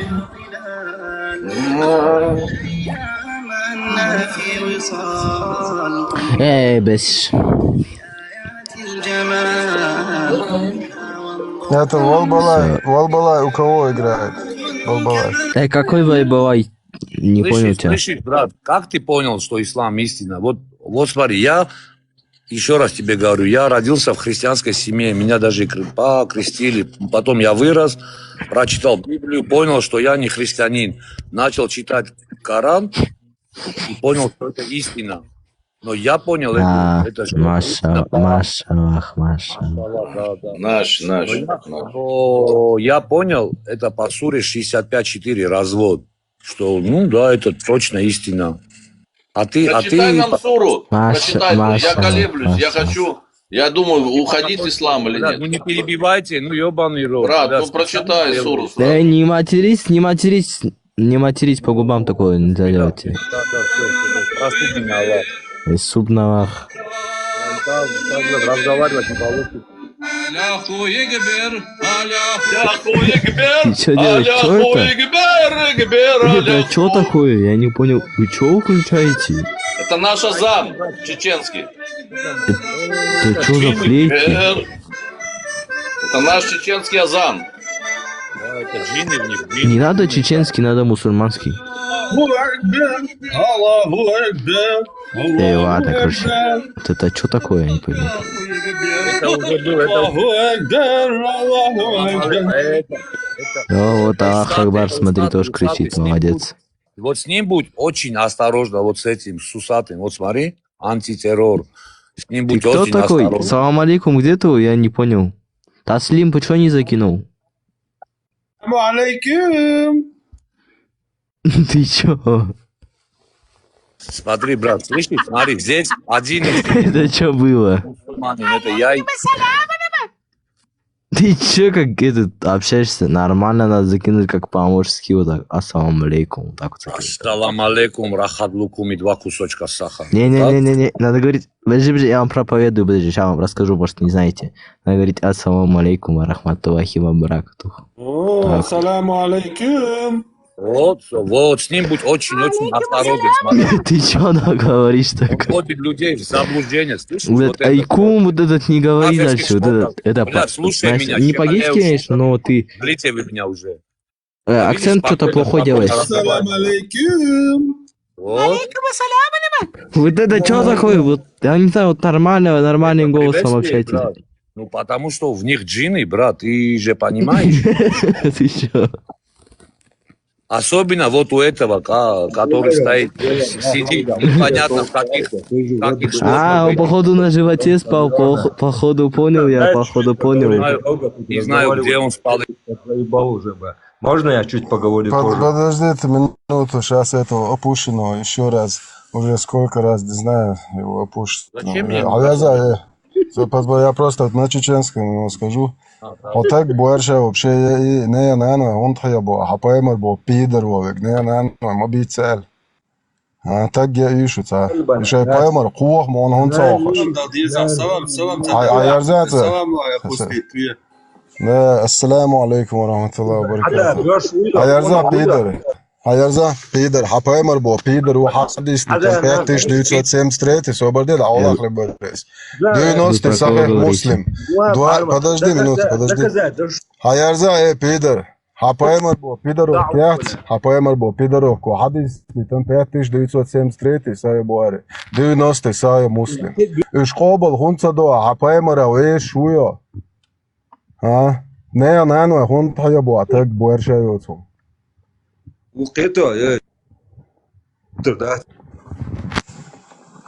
حالتي ممكن دعما ايش سبب حينتي عينه هو راحو حينتي عينه بار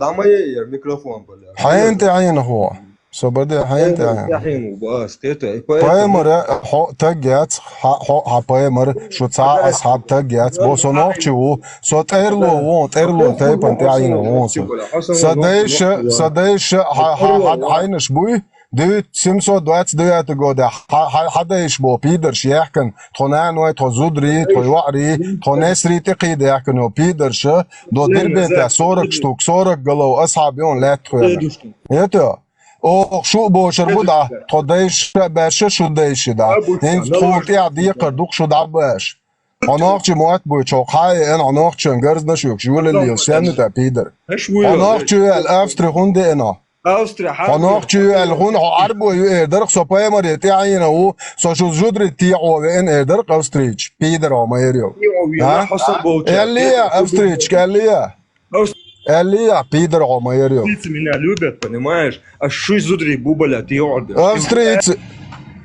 تخزودري بوبو نوخش زودري ليبر بوبو Звучи номер классан жиро яла бош, хазирсун. Серьезно, ба, с халцыгы это. شو الله غناني وقف صباح أقصى شو نون الله اليوم أحد الله الصمد لم يلد الله ولم الله يولد الصمد ولم يكن له الله غناني ملوك بريمن براكم الله غناني دعني سوماستيا ها Пидор, омаерил. Это он проколол. Да, мобилы, он ты доллар. Извиняюсь перед всеми цивилизованными людьми. Пассивный геол, что тайдоны, опускать аж, хас етонцун. Вести, смотри, пассивный геол, что тайдой.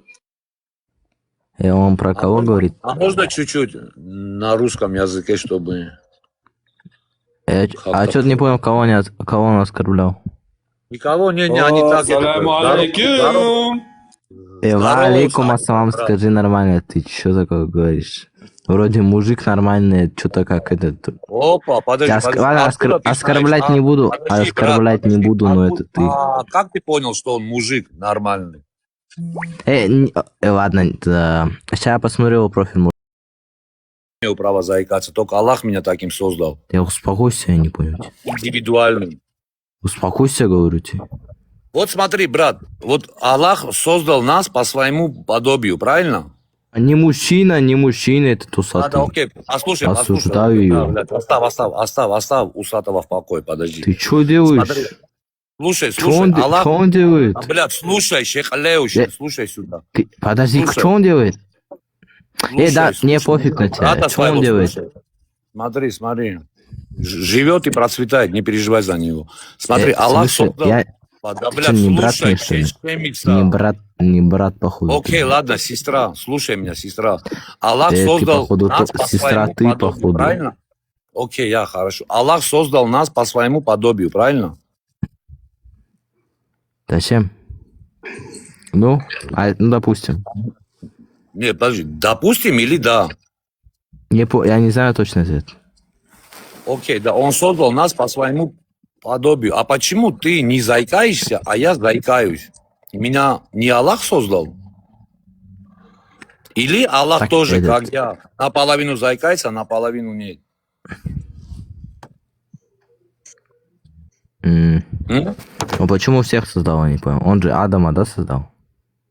Ну, А так вроде нет никого подобному ему же. Это же Бог. Подожди. Мы потомки Адама? Ну, потомки. Но разные же все, прям очень много. Сколько генетических там вот этих различий всяких там. Подожди. Генетика с Кораном какое отношение имеет, брат? Ты чё? Ты, по-моему, в смысле? кафир, брат. Да. Ты извини, что я тебе это скажу, что ты кафир, но генетика... Ты чё, да? Ну-ка, объясни мне, да. Ты, короче, это ты, короче, который кафир, ты. Смотри, во-первых, ты не имеешь права говорить. Ты не верующий, ты не верующий. Ты не верующий. Я тебе вынес. Что ты мне вынес? Я тебе тасвир все вынес, что ты кафир, все, я тебя понял. Ты мне не сестра, не брат, никто ты мне. А как ты вынес мне этот тапфир? Он мне пишет, он кафир, брат, все, ты кафир. Ты говоришь, что я кафир, а не можешь это обосновать, так что ты кафир. Если кто-то говорит, что я кафир, значит он идет против Аллаха, брат, потому что Аллах это говорит, ты, что я не понял, ты идешь против, Аллах говорит, что я альхамдулиллах мусульманин. Кто говорит? Брат, Аллах. Он тебе ничего не говорил 100%, я тебе отвечаю. Подожди. Ты, короче, как там тебя, кафир. Ты с усатым кафир, понял? С усатым опасно общаться, смотри. А чё он? Оскорбляет, да, много слишком, оскорбляется он. Он самый большой шайтан. Да, он, походу, на животе спал. У него джин, походу, зашел. Вот, видишь Да, всё, вот он что говорит? Че, шайтан не выходит. В них со всех сторон джинны вселились, брат, с ними. Не, у них, походу, знаешь, он, короче, вот этот усатый, походу, на животе спал, у него джин, походу, зашел. Теперь не выходит. Не, я эту сунну знаю. Я никогда не сплю на животе и уши всегда закрываю. Усатый это радикальный сионист. И еврей, походу, да, он еврей. Подожди, брат. Вот как ты думаешь, евреи имеют право на свое государство? Не знаю я, не шарю я. Ну ладно, вот смотри. Чеченцы имеют право на свое государство? Даргинцы, грузины, армяне, греки. Имеют право? Ну, если их там много, там. А, типа, Имеют если право, какой-то окей. человек... Например, 1000, вот, например, наций, типа, послушай, каждый раз, что ли, их... Подожди, евреи- дай сказать. Подожди. Значит, имеют Да, право, правильно? Подожди, я скажу, ты потом скажешь, Ой, все? Борис, Базар? Мехем, давай, говори. Базар или нет, все, кафир. Базар Смотри, на типа, базарах, мы тут общаемся. Если лям, вот, например, нации есть, наверное, в каком-то одном месте, им что, каждый вот там место, что ли, вот так вот разделять, что ли? Это же неправильно. А если их 10 лямов в каком-то месте? Ну, они 10 имеют лямов, право? наверное, да, должен. Типа, там 20 лямов, 10, там больше. Окей. Значит, евреи имеют право на свое государство, правильно? Евреи? Я не знаю евреи. Там евреев вроде нельзя, там ничего им. Они вроде плохие там. Оставь вроде тема. Они очень плохие, да, я с тобой согласен. Но смотри. Что тогда? Нет, все, нельзя. Их около Там, 10-15 лямов. смотря какой Слушай, народ. Шейх Алистау, слушай меня, не перебивай, слушай. Успокойся, Смотри. кафир. Их от 10 до 13 лямов, как ты сказал, в Израиле. Они имеют право на свое государство? А, он плохой народ, значит, нет. Блядь, что у тебя в голове, ебаный? Если плохой народ, то У тебя в нельзя. голове мозги или опилки, Смотри, брат? если хороший... О, мат, да. материться, да, много? Не, И, короче, не, смотри, не. если много прям вот плохих вот людей в народе, то их же, типа, по Торе даже надо истреблять. Подожди, оставь Тору в покое, оставь. Нельзя Смотри, такие делать, нельзя я тебе такое делать. другой вопрос задаю. Имеют право они иметь свое государство? Да пусть имеют, мне без разницы. Окей, Это значит, никак не касается. Значит, ты сионист, если ты говоришь, что они имеют право... Нет, все не значит, ты сионист.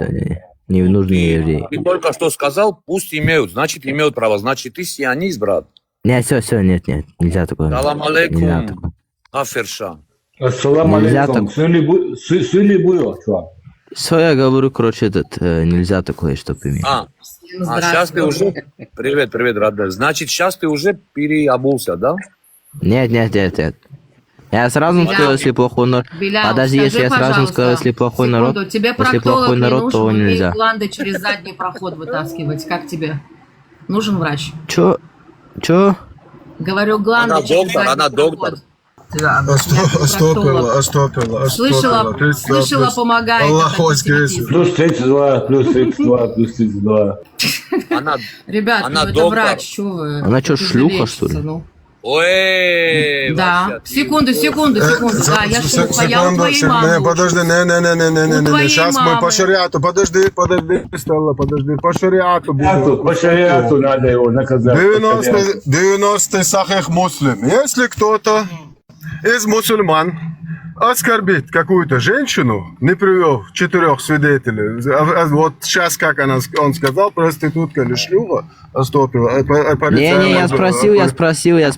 Смотри, я тебе спросил, сейчас подожди. отвечаю по твоей Всё, не работает. Минуту, хлеборезку. По шариату его. По шариату тебя опущенным сделаем. Слушай дальше.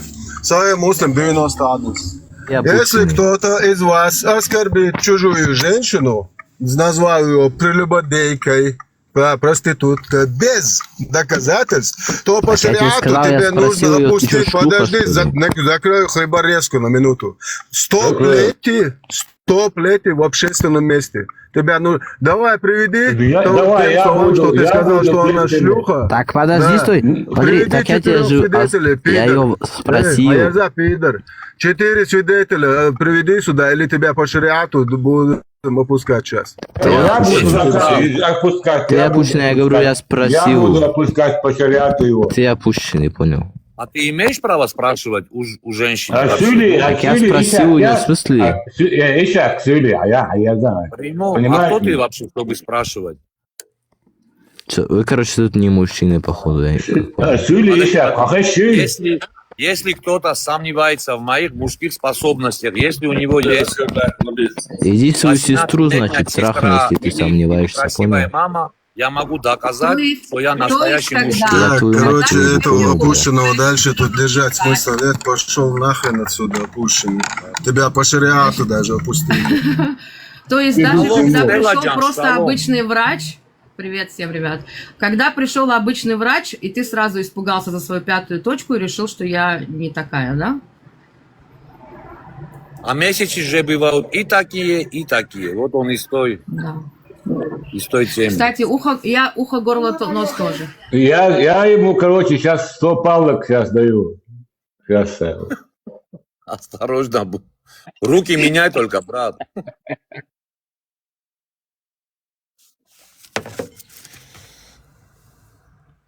Абу Кирилл, ассаламу алейкум ва рахматуллахи ва баракату. Достоин. Алейкум, Я достоин. Я сейчас вот этому гостю, сейчас я 100 палок. Утка, моя сестра, отвечаю. приветствую тебя в кефирском приветствии. Марш Будь Нового. нежнее, он не Роды выдержит. свободные. Марш Нового, Масу.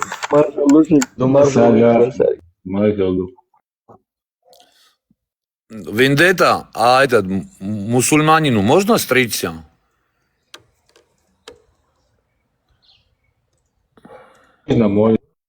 Окей, вот как раз сейчас я тогда постригусь сначала. Там стричься, не такие прически сделать, кафирские, а вот, например, внизу коротко, вверху, это пророк, короче, не дозволял это. Нельзя кефирские прически делать. Желательные косички, как у Мухаммада. Да, это праздничный день, пророк надевал розовый халат, делал косички, сюрмой красился, и беря за ручку вот этого своего брата, мусульмана, вот гей-парады, знаете, что такое гей-парады? Вот такой парад устраивал. Не может быть такого. Красота, все цветное, все радостные.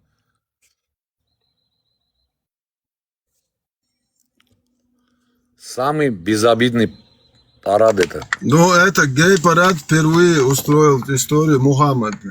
Надел розовый халат. Митинги тоже он устраивал, да, он устраивал, помнишь? Когда Джамбулат Сулейманов говорите рассказывал. имя Мухаммеда, всегда говорите мир ему, а то как-то, не по-людски.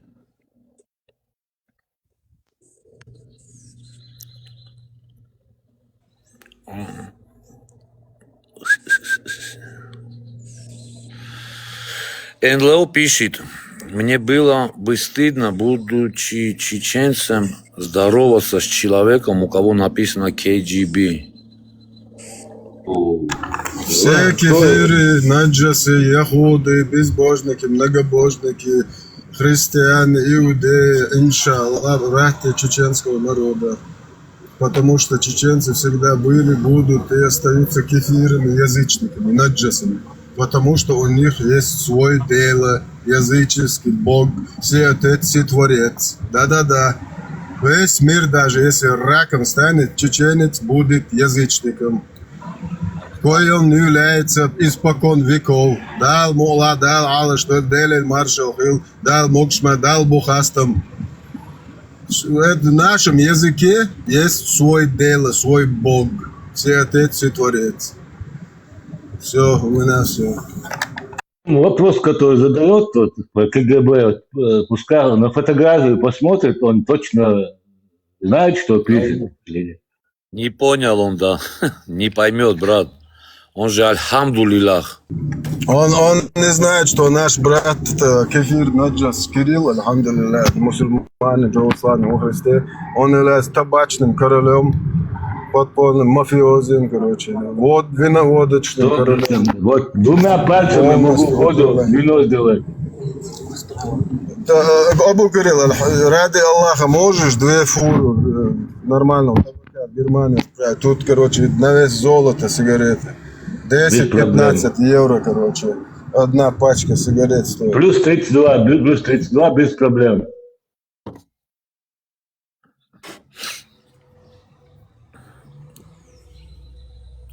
Земля стоит на 3 строях.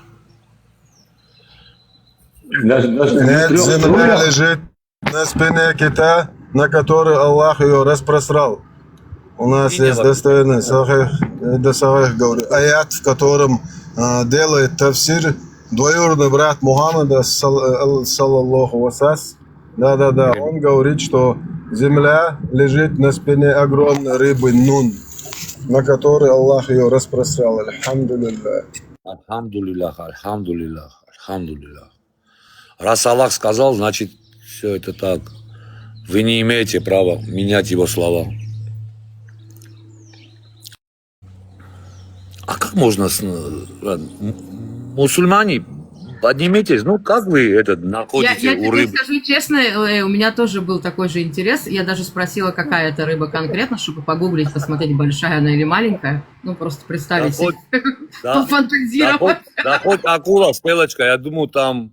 Это как в этом... Сазан. Песня Большой это как... сазан. Ты хоть перни, дорогая, чтобы не дырать. Знаете эту Это сазан. песню, знаете эту, где он говорит, ты хоть перни, дорогая, чтобы мне дырочку найти. Вот. Так что... Пила крестись, Востопила.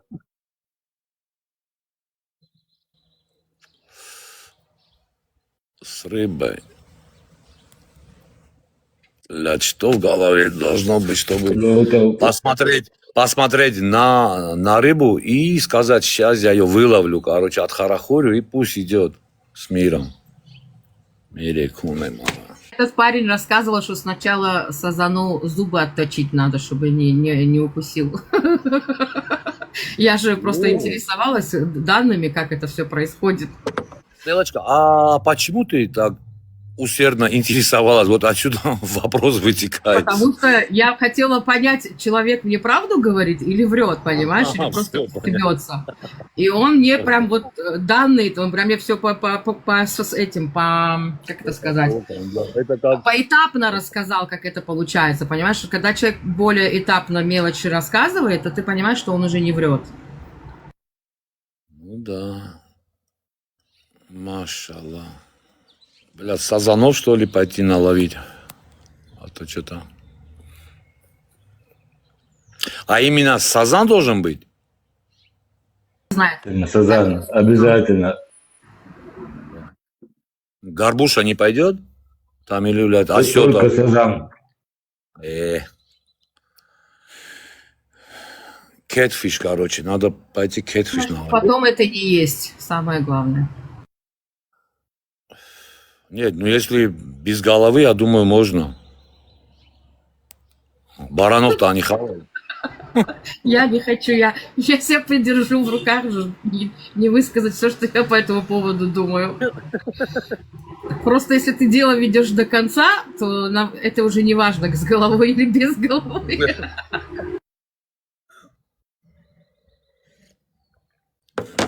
Осетр, он не кошерный, осетр нельзя. Осетр не кошерный.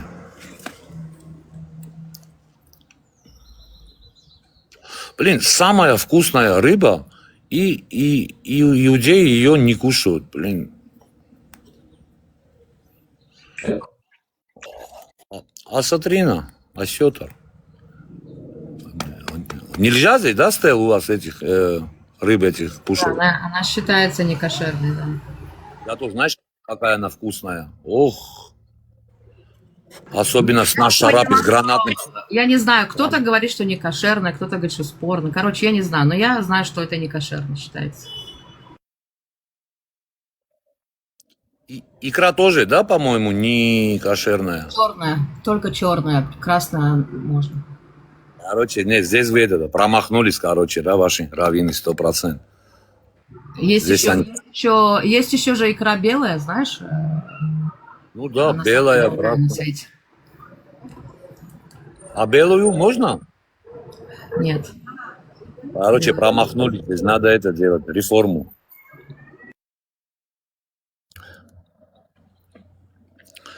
В натуре, чем они думают, когда не кушают, точно. На шарапе сверху гранатный сок. О май гад.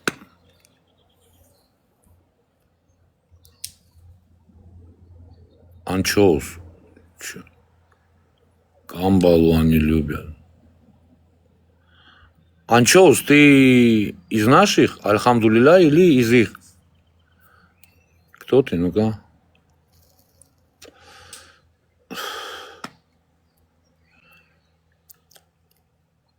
Надо поднять кого-то. Надо поднять. Вот, по-моему, Анчоус что-то там хочет нам... Мотивацию надо поднять. Ага, усач Ахмад, мальчик дурак. И в начале ислама, Мекка дала, и Медина дала, и христианши, мусульманши, Бог ши, Аллах, и хази харион, уж победон, если хазцы разъехал, это. За экраном. Да, за экраном все можно. Не, цасон. Слушай, на начале христианши, мусульманши, Аллах, вообще не Бог, оказывается. Аллахши, балахши. Аллахши, балахши. Вначале, когда ислам родился, у христиан, там, в Медине или Мекке, не помню, вот именно где, у христиан и у мусульман один и тот же Бог Аллах был, оказывается. Это как? Вот так. Как это может быть такое? Христианство появилось, а потом же этот ислам, или что-то я... Нет, там у них, когда арабы, христиане типа они считались, эти мусульмане, у обоих был Аллах в начале. Я это впервые слышу, если честно. Интересно. Кстати, Лэй, я слышала, до меня дошло кое через одного человечка, имя не буду говорить. У вас недавно какой-то скандал был с каким-то азербайджанцем, там Герда тоже была. Короче, я слышала, что он на вас охоту собрался вести, на тебя и на Герду. Собирается в Грецию за тобой ехать. Подожди. Я не нахожусь в Греции. Я это всем говорю. Я нахожусь в Лондоне. Я знаю. Но он собрался туда. Ну, наверное, да. Нравится ему Греция. Да, они там целый консилиум собрали из 6 петрушечников и говорят, надо найти этого, или он такие вещи говорит, да, оскорбляет Петрушку нашу. Там мы даже деньги согласны. Я им поднялся, сказал, не надо никого искать. На мой счет закиньте 10 штук. Скажите, где вы в Баку находитесь, в Ереване. Иншаллах, я приеду. Нет, говорит, мы найдем человека, заплатим его, чтобы он тебе нос сломал. Ну, окей. Нос, уши уже не модно ломать? Как они хотят? Не знаю, может им мой нос нравится, но... А ты слышала, я вот выставил, ты же знаешь этого Дамира? Турка, знаешь такого? Да, с Америки. Он, короче, да. Он, короче, мне предложил увидеться. Но где увидеться? Можешь догадаться? Я видела ролик. То, что тебе в отеле предлагал встретиться. Удивил, конечно. Я его уже давно знаю, удивил. Все, понятно. Машаллах.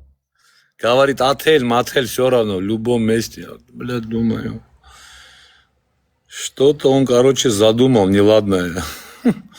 Я как бы 15 лет... Я тебе скажу, он же в Америке работает водилой, он целый день водит. Я думаю, что у него геморрой, он хочет его вылечить. Ну, а я здесь при чем? Я же не доктор, пацан. Он думает попробовать. Может, поможет? Я все понимаю, все думают, я здесь 15 лет. Ну, 15 лет, но я и пока еще у меня как бы тбилисские понятия. Ну, может быть, там через 15 лет что-то поменяется, но сейчас пока как бы я об этом не думаю. Ну, официально заявляю, если кто-то хочет в отеле встретиться, только должна быть она. Даже не оно, она, все.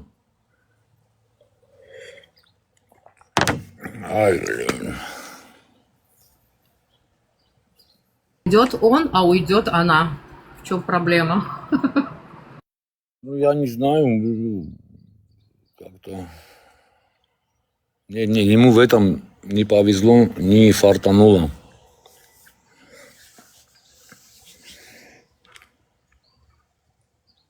Блядь, приехал в Америку, платят тебя каферы, каферские деньги, каферская машина, $3500-700 получаешь, катайся, живи себе, зачем тебе по отелям шаштаться, ну, блядь,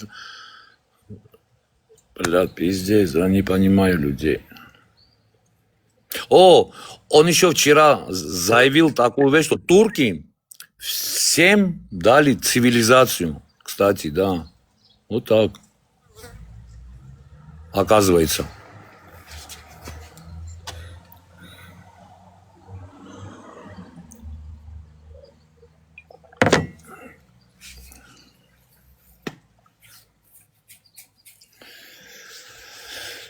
Ах, Вот написано, арабоязычные иудеи и христиане в литургии к Господу обращаются со словом Аллах, написано в я не Википедии. знал, брат. Ну, Википедия, по-моему, не авторитетная. Да? Ну, это, наверное, так же, как русскоговорящий говорит Бог, называет Бог, да? Ну, как бы на каком языке говоришь, на таком и Да, обращаешься. как к Богу, когда обращаются, они вот со словами. Вот так.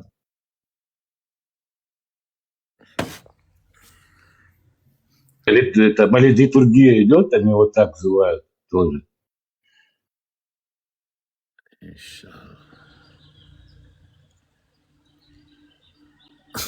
Точно, Левджан. Программя 26. Ресторан Сазга Кунаме Совенара. Все хочу понять, что у них в головах. Вот как должен человек прочесть там пару аятов и сказать, да, вот это реальная истина, все. Это вот так.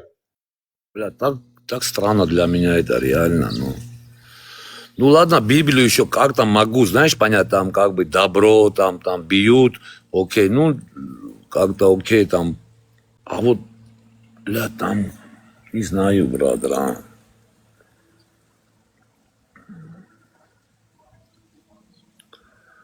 И сказать, да, это истина, реальная истина.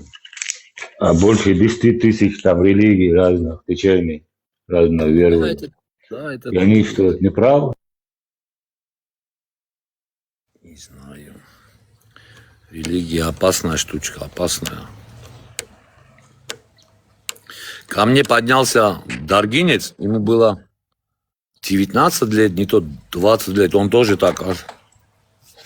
Сейчас. Али.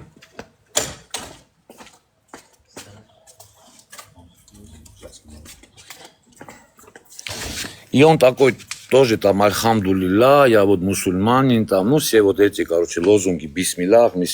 Я говорю, ну, ладно, я говорю, вот, если тебе твой имам откроет Коран и скажет, вот здесь на арабском написано, что ты должен в неделю раз идти в центр Махачкалы и голым стоять раком. Ты, говорю, встанешь, он говорит, если он мне покажет эту суру, этот аят, то я, говорит, да, говорит, стану. Я говорю, а ты арабский знаешь? Он говорит, нет. Я говорю, а как ты ему, ну, должен поверить? Ну, говорит, это же имам. Скажет. Да, прикинь. Ладно, ребята, я сейчас пойду себе каферскую прическу сделаю. Вам хорошего стрима, всех обнял. Цвет только. Рыжий цвет только. Все, давайте, удачи. Увидимся попозже. Давай, пока. Алба, темный, алба. Аллах. Салам алейкум, Зуита.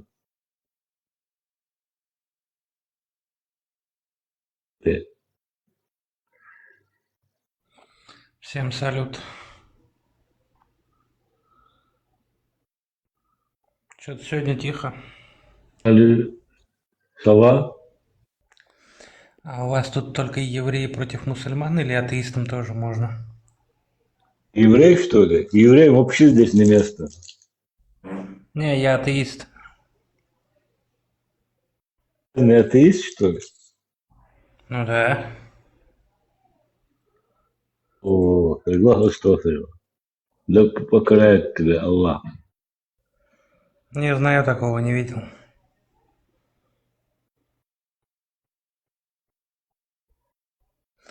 А вон девушка Стелла с еврейским флагом. Я шучу, приходи свободным. Откуда ты будешь? Евреев видел? Гони их в шею. Да. Есть пару знакомых у меня евреев.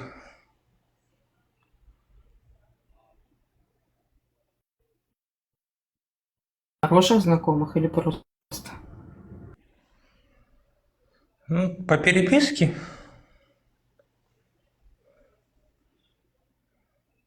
В жизни не знаю какие, но по переписке вроде нормально.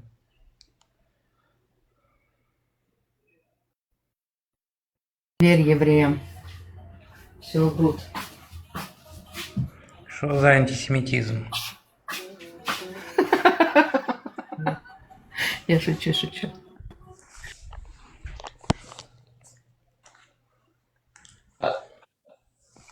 22 апреля вы день рождения отмечали, Либерте?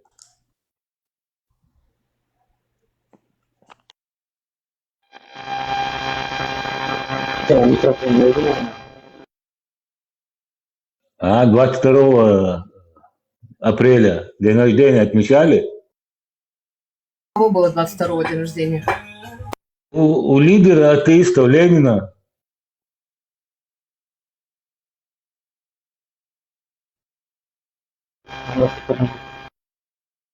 У Ленина было день рождения.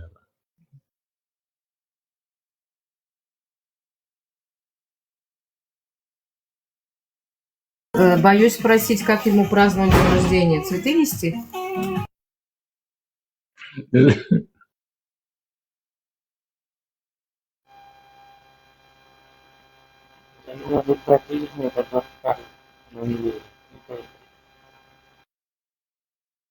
Да, Петлин, он в мавзолее. Он же памятник, да? Кто его посадит?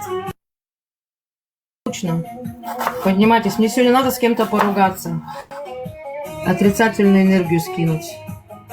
Давайте, чтобы дома было спокойствие, чтобы с мужем было спокойствие, надо на кого-то отрицательную энергию скинуть.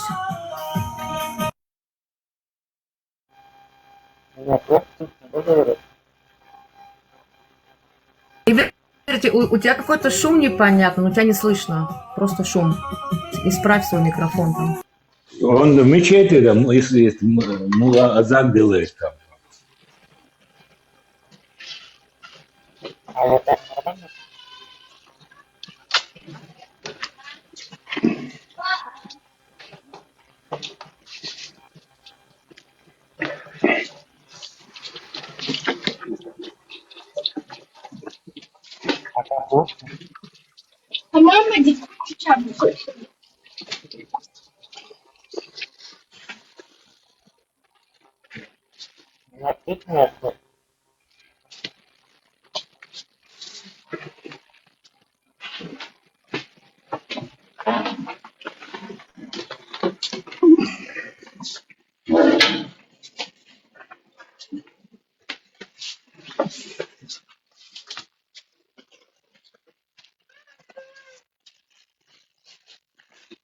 Italiešu kurpšāju humšājāc, es pakiet šuietki, na?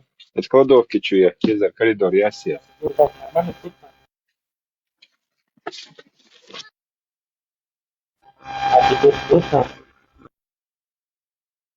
Хотите перезайти, может быть? Что, шум какой-то непонятный, вас не слышно.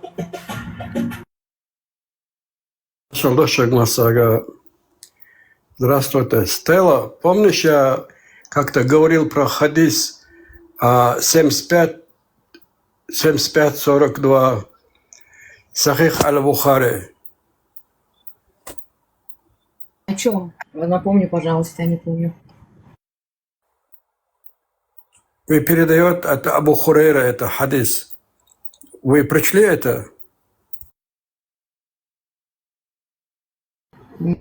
Нет, не помню. А может быть, читала, но не помню. О чем? Просто напомнить нужно, чтобы я вспомнила, о чем.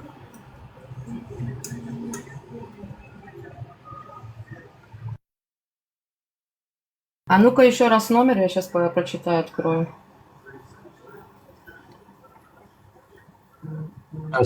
Так, хадис номер 7542, 7542. Сахих аль-Бухари. Передает от Абу Хурейры.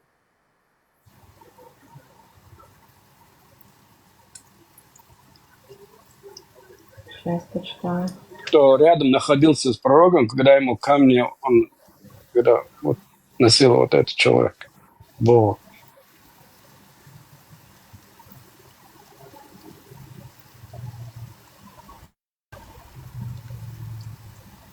Это тут написано, значит, так, сборник Сахих аль-Бухари от Абу Хурейры, да будет доволен им Аллах, повествует о том, что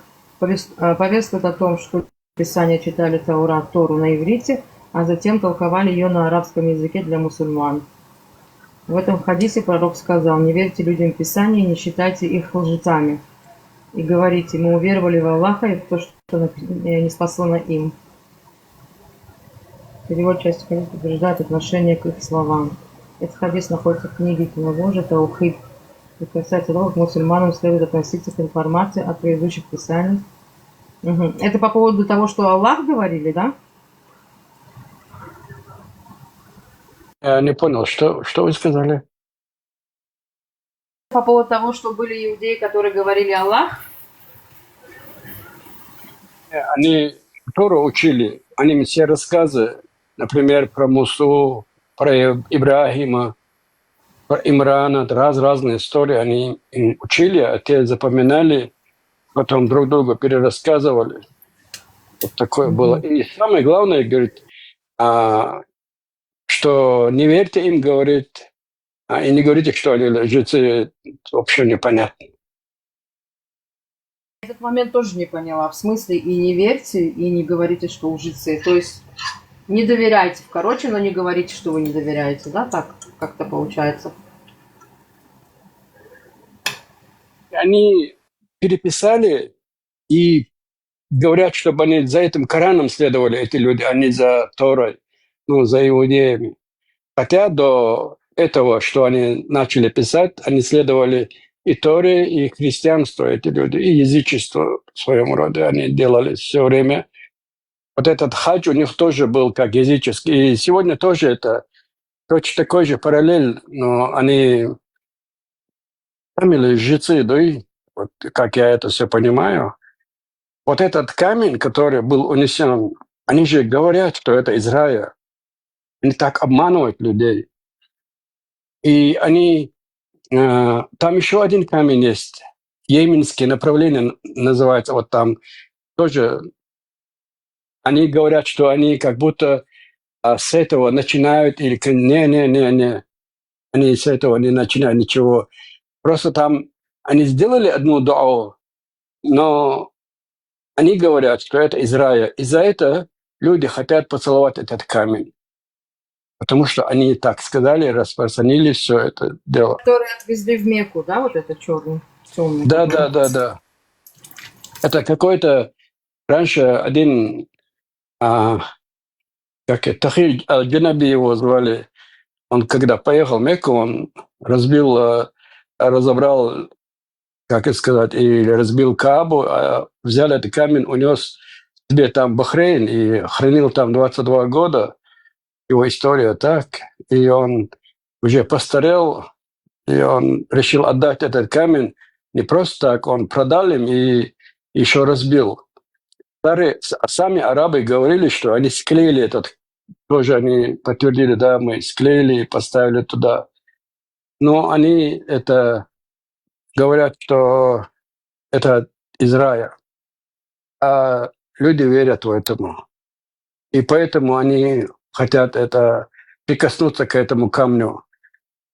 А на самом деле стандартная процедура – это поцелуй этого камня. И это тоже распространил Умар бин Аль-Хаттаб, его так звали. Он сказал, я как-то видел, что пророк целовал этот камень. Я знаю, что от него нету пользы, и он не может навредить или принести пользу за то, что он всего лишь камень. Я видел, что пророк так делал, поэтому я так делаю. И с этого это и пошло, что люди хотят прикоснуться губами этого камня.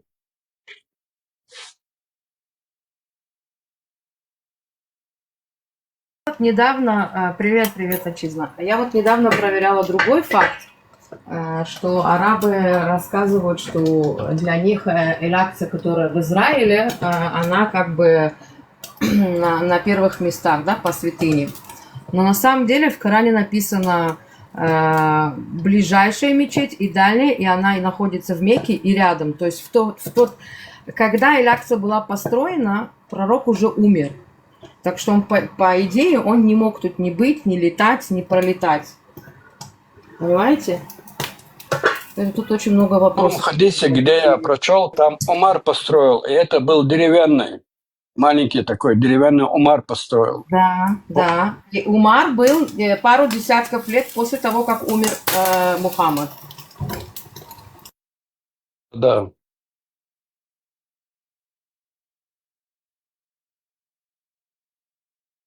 Был при живой Мухаммаде, тоже он там был, но вот этот мечеть Аль-Акса из деревянного, потом, после его смерти, Умар построил.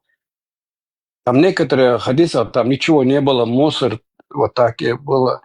Но это же всякие рассказы, да, они написали. Ну вот, люди, не проверяя, слепо верят. Аляксы не было у них там, они не говорили, что Алякса там была, Алякса позже там построили. Там выбрасывали мусор на том месте. Аляксы там не было, когда он поднимался на 7-е небо. Ну, так и они же говорят, что это у них святыня. Они говорят, что она у них святыня, потому что Мухаммад пролетал над Аляксой. Ну, а как он там пролетал, если ее там не было? В то время транспорта не было, надо было на верблюде или на лошади, а кто пойдет проверить, что это там такое? Они вот рассказ так написали, да, это Михраджи называется. У нашего пророка был летающий ишак, не больше осла, муллы, не больше...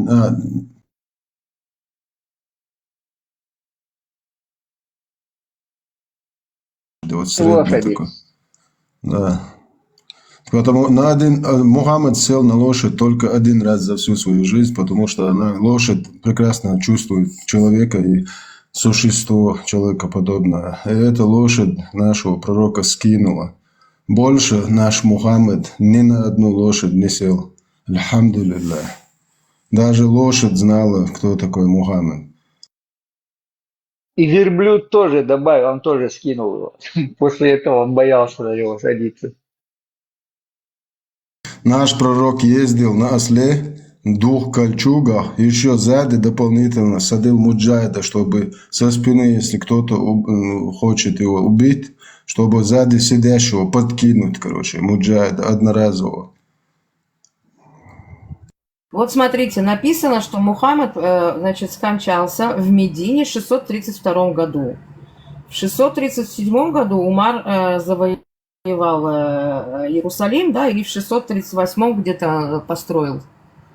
То есть, ну как Мухаммад мог тут быть? Как он мог летать тут?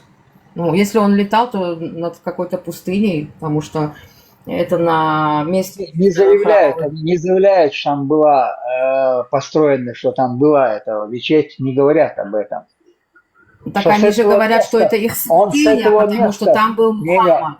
Он с этого места полетел просто на 7-е небо, а там мусорка была там. А как он мог оттуда полететь, если он в 632 году скончался в этом в Медине? Не, я ж тебе, никто не заявляет, что он там, мечеть была в то время, я не знаю, я не слышал там такого. Там мечети не было, просто с этого места он залетел там. Окей, так я об этом и говорю. Хорошо, вот нету мечети. Для чего? Вот он погиб в 632 году, он умер. Для чего ему было туда перемещаться, если там ничего нету? Что там все пророки собирались, там говорят, что все пророки собирались и он возглавил их, стал имамом, помолились, и эту муллу, как это называют, это животное, не знаю, завязал, там специально такое место тоже он указывает, они завязал, помолились, и он все дальше пошел. Тогда почему они молятся задом в эту сторону, а не передом лицом? Не понял, что вы сказали? Я говорю, если для них это святыня, и там, где были все пророки, то как так получается, что они задом молятся к этому месту, а не передом? Все пророки собрали и вместе полетели на 7-е небо.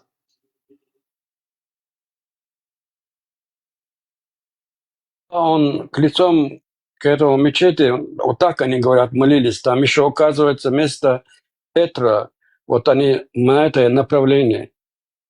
Что он улетел, он поднялся с своего постели, так как они говорят, что Джабраил пришел к ним, этот ангел, они называют его таким, и этот животное, бурак. И еще говорит, что его постель не остыла, когда он уже обратно прошел после этого путешествия. Когда человек лежит в постели же, с его температурой же бывает теплая, вот так они указывают, еще и постель была даже теплая, столько дистанция он преодолел. Это нельзя оскорблять нашего ишака, у него полное название есть Аль-Бурак, турбированный. Аль это означает уже турбированный, Аль-Бурак. Алхамдулилля. И вот здесь вот это задело Стелла. Не верьте людям в Писание, не считайте их жильцами. Ну как это понять? Не верьте людям в Писание, и дальше идет. И не считайте их слова живыми. Как это понять? Да еще в Аллах в Коране 13 или 16 раз клянется там падающими звездами, самим собой клянется, Аллах клянется Господом. И в конце Аллах говорит: не верьте тем, кто часто дает клятву. Алхамдулилля, алхамдулилля.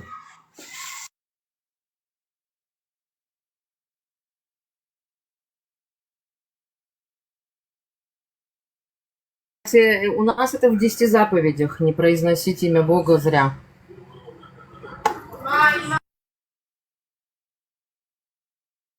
Кстати, Мухаммад, первый муджахид, который нарушил клятву, данную Аллахом, алхамдулилля, сунна Мухаммада, нашего пророка, посланника, заключается в том, что мусульманин может дать клятву, поклясться Аллахом, Кораном, Камасутрой, да всем чем угодно, но потом, если ему в голову придет что-то выгодное, он может нарушить свою клятву.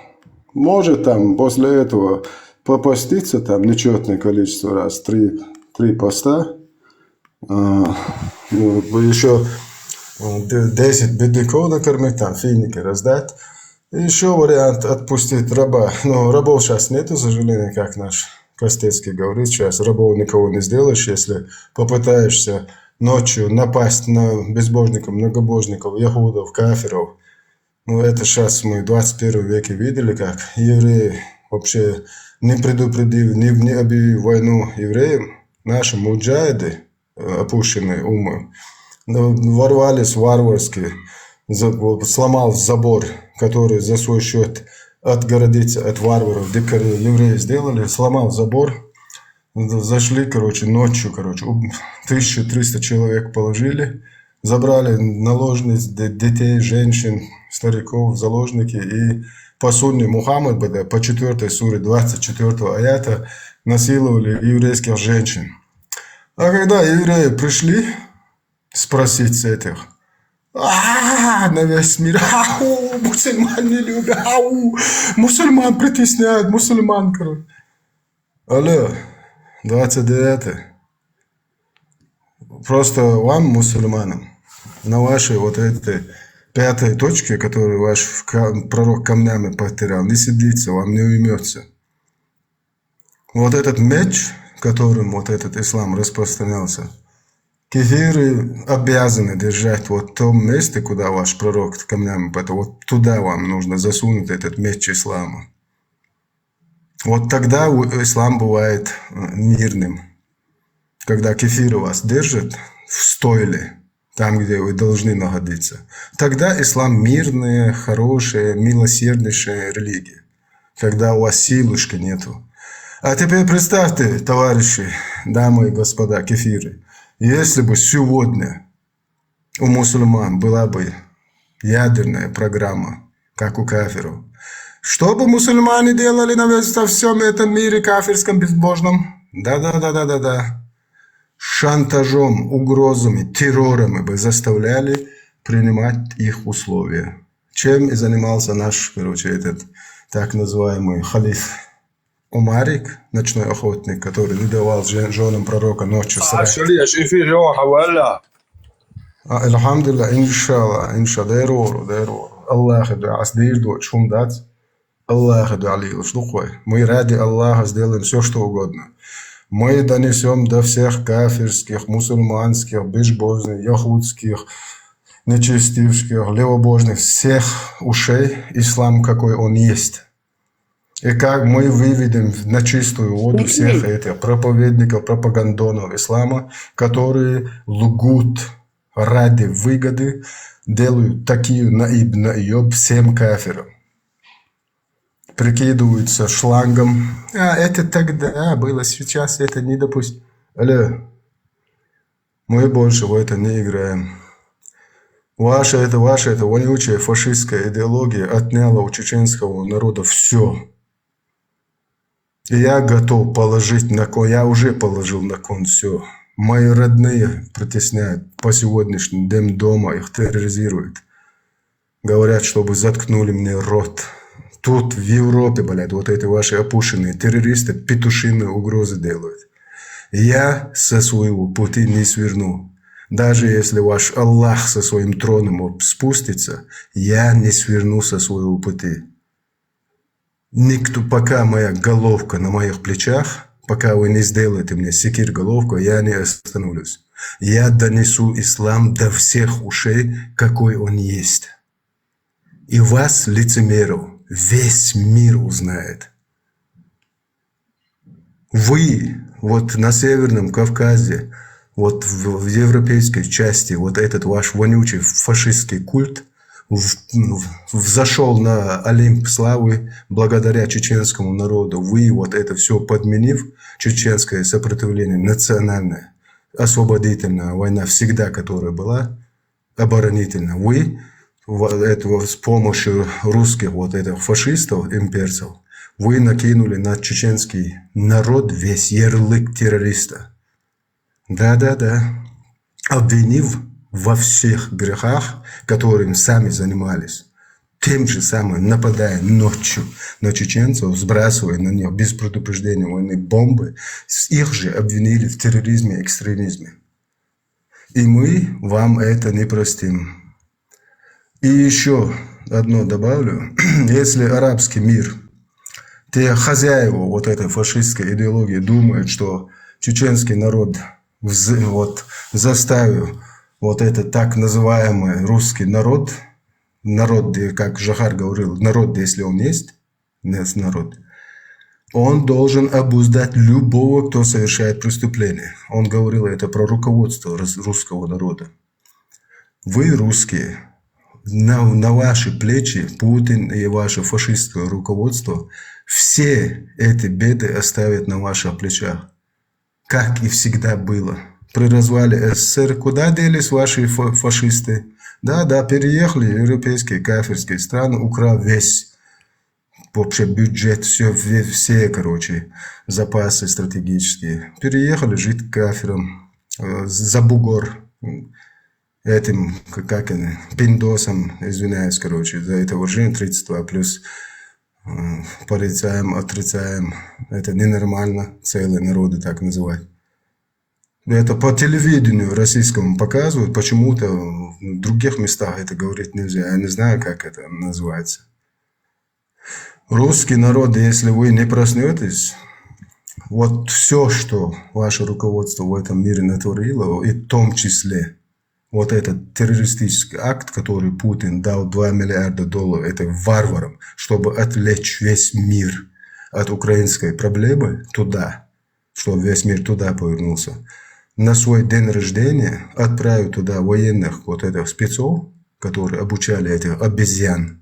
Так бы они ни хрена не сделали. Этих обезьян обучи полностью, стратегию выработал, дал оружие и $2 миллиарда. У нас есть прямо сейчас фото, где Хамас в Кремле, держа в руках вот эту базу Аллаха Алекса, держит Лавров, представитель России, и террористические организации, начальник Халиф, вот этот террорист Хамаса, Халиф. Вы все вместе. Русский международный исламский терроризм будет подавлен, поставлен стойло. Вопрос только во времени. Вопрос только в том, что вот европейские страны, цивилизованные страны, пока не осознают всю вот проблему, всю опасность, которая исходит от этих варваров-террористов, как же говорил Жагар Дудаев, заявляю ответственно, если мир сегодня не остановит вот этих взорвавшихся политиканов, не усмирит их, этих фашистов, мир ждет большие потрясения, тяжкие потрясения. Вот Жагар Дудаев был настоящим пророком. Ты как думаешь, у Запада, у Европы вообще есть шанс осознать, поменять свое мировидение, да, или там поменять вот этот вот путь, который они выбрали сейчас со всеми вот этими вот беженцами, которые у них там переворачивают их страны? Как ты думаешь, есть у них шанс вообще это осознать? Вот те триллионы долларов, которые они влили в Америку, европейские страны, чтобы покупать целые политические партии, если вот европейские спецслужбы, они это все видят и знают, но тут, короче, как говорится, бабла слишком много было, и бабло не пахло. Вот 2023 год, по-моему, после вторжения, или до вторжения, сейчас не помню, вот через один немецкий банк, литовский, вот европейские банки отмыли почти триллион грязных фашистских долларов. 24, да. 22 года. Да, американская разведка финансовая отняла у них пожизненно вот эти, заниматься банковским делом, закрыла вот это, конфисковала все, короче, и еще возложила на них какие-то миллиарды, короче, долларов штрафов. Но суть в чем? А то, что прошло уже по своим каналам уже работает на Европу, воздействуя на целые народы. Да. Эти деньги уже шляются. И плюс вот эти так называемые, в кавычках, хорошие русские, которые переехали в Европу, Ходорковский, да. Вообще наглую ему типа Гаагский суд отсудил у Путина $50 миллиардов. Это, считайте, официальный легальный кошелек Путина, который в Европе заказными убийствами занимается, шантажом, подкупом и всем далее по списку. Ходорковский официальный кошелек Путина. Легальный. Вот чем занимается русское фашистское руководство по всему миру. И я вам заявляю ответственно, как вот этот последняя недоимперия вонючая падет, ислам на Северном Кавказе и на европейском континенте с исламом покончено. Потому что это все финансирует вот это фашистское российское руководство. И все, что это творили, это люди, это возляжет на русские плечи. Потому что Путин неоднократно по телевизоре объявлял, что русский народ – это государство, образующий народ. Да. Ваш халиф, ваш царь, все, чем он занимается, возложил на ваши плечи, а вы и не пикнули. Вас миллионы по Европе, вы не вышли, вы не сказали свое слово. Мы против этого фашистского руководства, мы их не выбирали.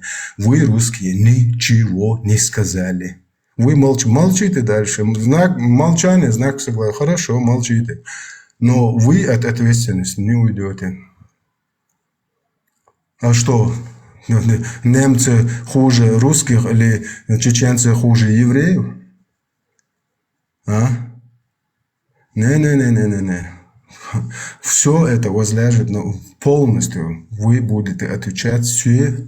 Вот за Украине будете платить репарации годами. Ваши несколько потомков будут как рабы дальше вкалывать 40%, 60% от всех доходов. То, что у вас останется, русский вот этот мир, кусок, вы все будете платить вот эти запасы стратегические, нефть, газ, от всех этих доходов, то, что у вас останется там, русскую республику, когда вам создадут, и вас туда со всех стран просто сгоняют, давайте русский мир, давай домой, вы сейчас должны выплачивать целым народам репарации, да, Грузии, чеченцам, ингушам, карачайцам, балкарцам, всех вы геноцидили, всем татарам, да.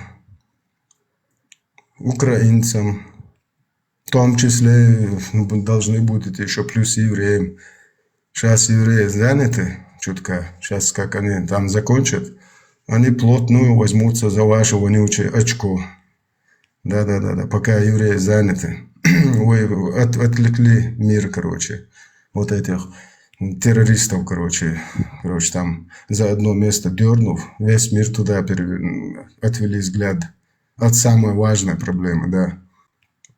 Но я не говорю, что еврейская проблема это не важно. Потому что представьте, если бы там не было сейчас евреев, докуда бы они дошли. Евреи сегодня стоят на авангарде, вот они держат весь этот варварский мир на своих плечах. Да.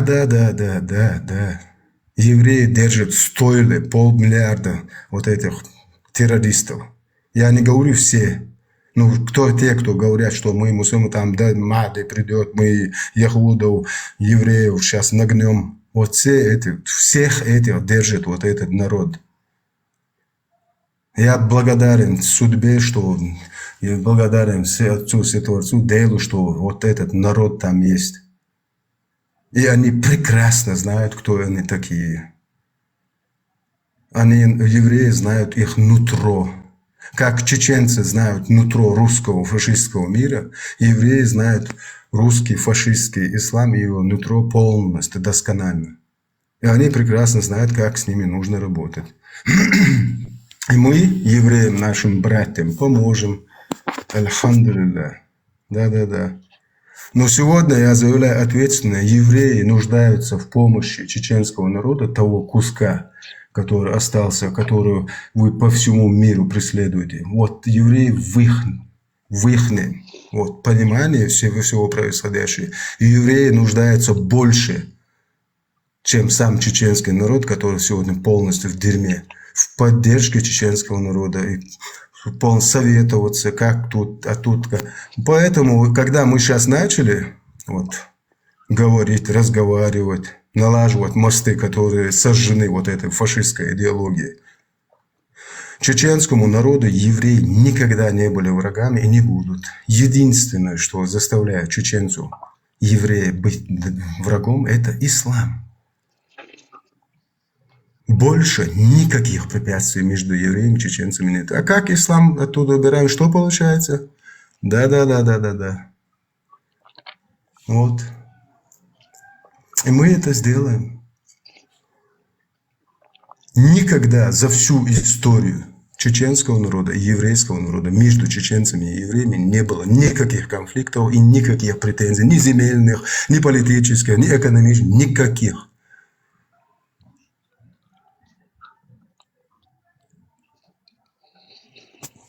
В том, что евреи наши братья, и я горжусь, что есть на этом белом свете такой народ, как евреи. Я желаю славной охоты лучшим сынам и дочерям Израиля. Только вперед, отстаивайте свое любыми путями, любыми всевозможными методами.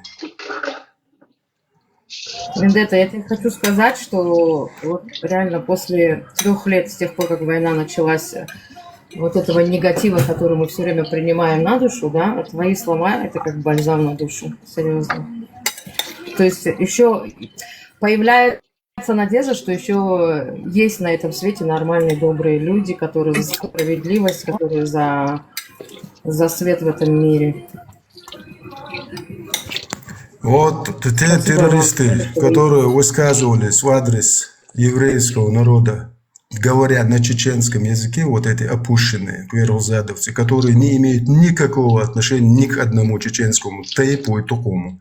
Тумсо Лубянский, под русское Лубянская шнырь, да, кверхузадовец Аллаха, диванный хвост, который переброшен в Европу, у которого брат Шмаков, видишь ли, альхамдулилля, мусульманин, ФСБшник, да, который, сидя в Европе, пидор, извиняюсь за мою прямоту, за мою разнузданность, 32 плюс Аксимус, Аллах воскресит, говорит, что еврей оккупант, еврей террорист. Вот так же скажите, на чеченском говорит, вот так же скажите, если вы мужчина. Он нашу молодежь подстрекает на такие высказывания. Я даю вам, всем евреям, слово, что я лично буду вам помогать вот этих опущенных террористов привлекать к ответственности за дискриминацию, за призыв к ненависти к еврейскому народу. Я полностью буду содействовать во всех сферах с Моссад, с Мас'уд, со всеми спецслужбами цивилизованных стран. هيرزل استمر حوال حلال لسنت كي يجمعات يقش منو جويتا حوال حلاوة زائتان пригласительно. Вы опущенные лежите зад и Путину, и Бен Салману, и Мухаммаду, который камнями подтирался. Хавал, я тебе сейчас скажу, кто тут зад лежит. Я тебе покажу. Халалуалан, тагио, азази тагио. Хавал, халал. Опущенный пидор, майорел. Я извиняюсь за мою нецензурную. Я хочу кое-что прочесть, если маленький кусочек сейчас.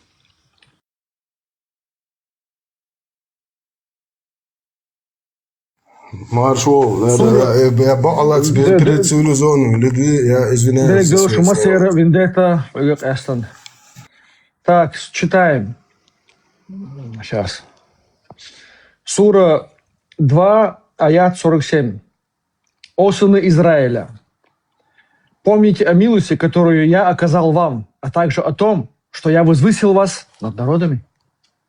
Коран. Над мирами, пардон. «О сыны Израиля, помните о милости, которую я оказал вам, а также о том, что я возвысил вас над мирами». Это пишет Коран.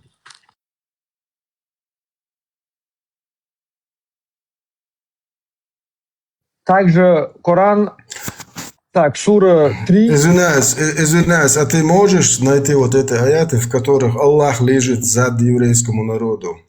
Сейчас я этому муджаду. Подожди, не уходи, я сейчас тебе покажу. Аллах говорит у нас. Юсия, вот смотри, сура 3, да, аят 110. Есть аяты, в которых прямо Аллах лежит зад евреем. Прочитаем.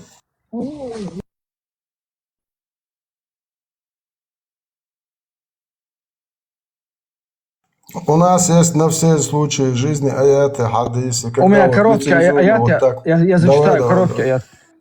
Сура 3, аят 110. «Вы являетесь лучшей из общин, появившейся на благо». Тоже разговор.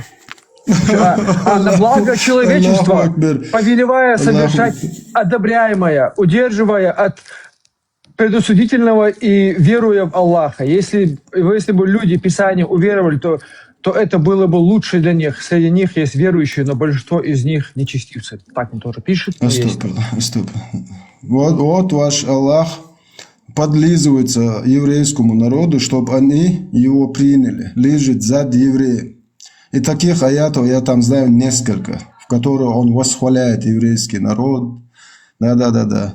Аллах велик, да, Аллах самокат, ваш Аллах лежит зад евреем. У меня нету необходимости ни еврейскому народу, ни армянскому, ни грузинскому, ни арабскому народу зад лежать.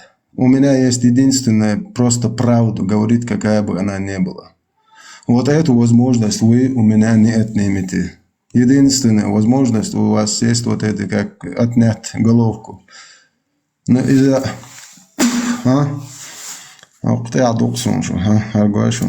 Единственный ваш шанс Вот так я буду говорить и евреям, и армянам, и грузинам, и арабам, и немцам, и французам.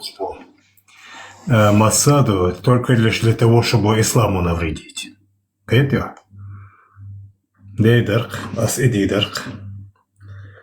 это была бы адекватная моя месть исламу за то, что ислам убил мой народ войнахский. Ислам отнял у нас все. Все практически. Правду даже. Просто багар аят. Ты не можешь своим ртом сказать правду. Представь, ислам у нас отнял даже вот это.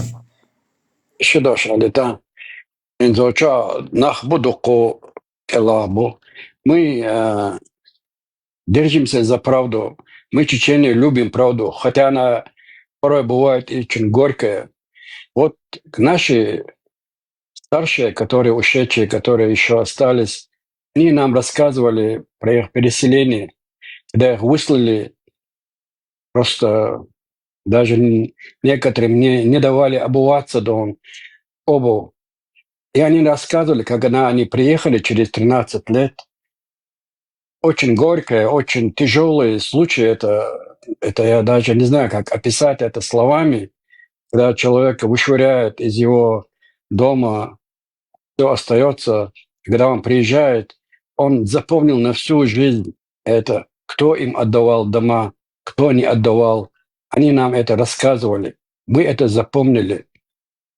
Вот наши соседи, они называют в лицо мы братья, а за спиной они самые большие враги нашему народу. Так получается.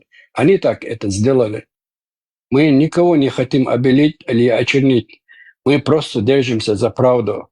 Хотя правда бывает, как сказано, горькая. Вот про это Израиль, людей они нам тоже рассказывали. И мы это запомнили. Так что мы не увеличиваем и не уменьшаем ничего. Это так и есть. За это, когда мне рассказывали, я был маленький, я понял, что грузины нам не враги, а друзья. Я так и понял. Я понял, что, вот как мы говорится, евреи нам друзья, они не враги. Это я тоже запомнил. Им не было никакого резона нас обманывать. Они нам правду говорили. Мы эту правду приняли. Так что это опыт от горькой правды, что их переселяли, они пришли, им отдавали дома, а некоторые до сих пор не отдают. Это же очень тяжело принять такое. Столько смертей они увидели, столько голода. После всего, когда они пришли к себе обратно, какие-то люди отдают, даже чем могут, помогают, и они нам это рассказывают. Как нам уйти от этого? Просто в моей памяти вот эти люди, которые были раньше, дружили с нашими стариками, я их зауважал, хотя я их не видел. Вот такая ситуация у нас. И мы хотим держаться за правду. Понимаете? Чтобы нас не обманывали. Как в этом хадисе сам пророк у них там пишет: «Не верьте слепо». А нам, нашим старикам, никакого резона не было нас обманывать. Как они могут обманывать самих себя и своих детей? Они нам правду сказали. Мы это и приняли.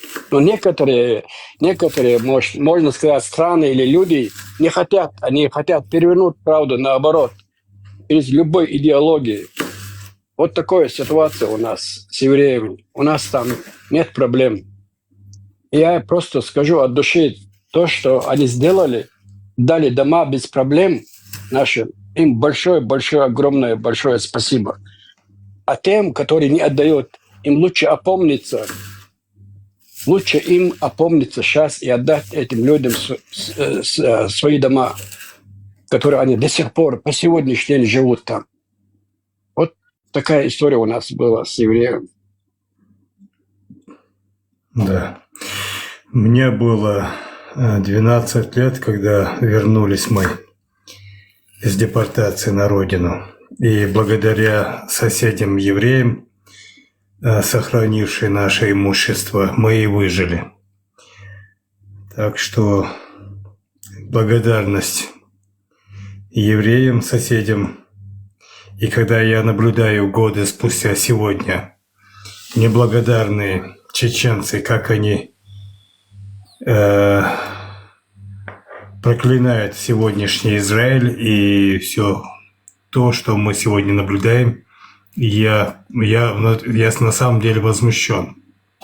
И не вижу никакой вины Израиля и евреев в том, что они выживают, борются за свое выживание.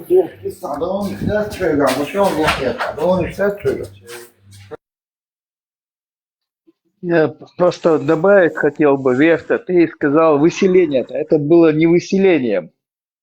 Постоянно мы ошибаемся. В скотских вагонах отвезли, там это геноцид, этноцид, это полный список. Когда говорите Геноцидом мы можем это назвать 100% из-за того, что из 440 тысяч человек выжило только 200, больше половины народа уничтожено. А чем это еще можно назвать? Алло, 29-й. Вообще, чем это называют, когда больше половины народа вообще за 2-3 недели там уложили? А это чем называется? Сжигали по 1000 человек в конюшнях. Это с большой буквой геноцид. Я просто хотел сказать, что они выслали вот как это по-другому. Да, это геноцид, скотских вагонов, сжигали, за голода умирали, расстреливали. И мы их тоже расстреляли, моего деда расстреляли, моего дядю расстреляли. Поэтому вот так это не говорил, я имел в виду. Да, я имел в виду, когда они пришли обратно, моя мать-то дралась, она мне рассказывала с русской женщиной, ведром ее, говорит, она ударила. Они не отдавали дом, понимаешь? Дом, который человек сам построил своим трудом. Они не говорят, верните наш скот или там, не знаю, все это. Всего лишь отдайте нам дом, наш участок. Нам некуда дальше идти. Все это мое. А те не хотели. У них еще запасы свои дома тоже были у этих русских. Но они пришли еще на это горе, хотели быть счастливыми. Но не получилось так. Они отобрали, выкупили. Так очень много горя там было. Так что уважуха тем, кто бы он ни был, которые им отдавали свои дома.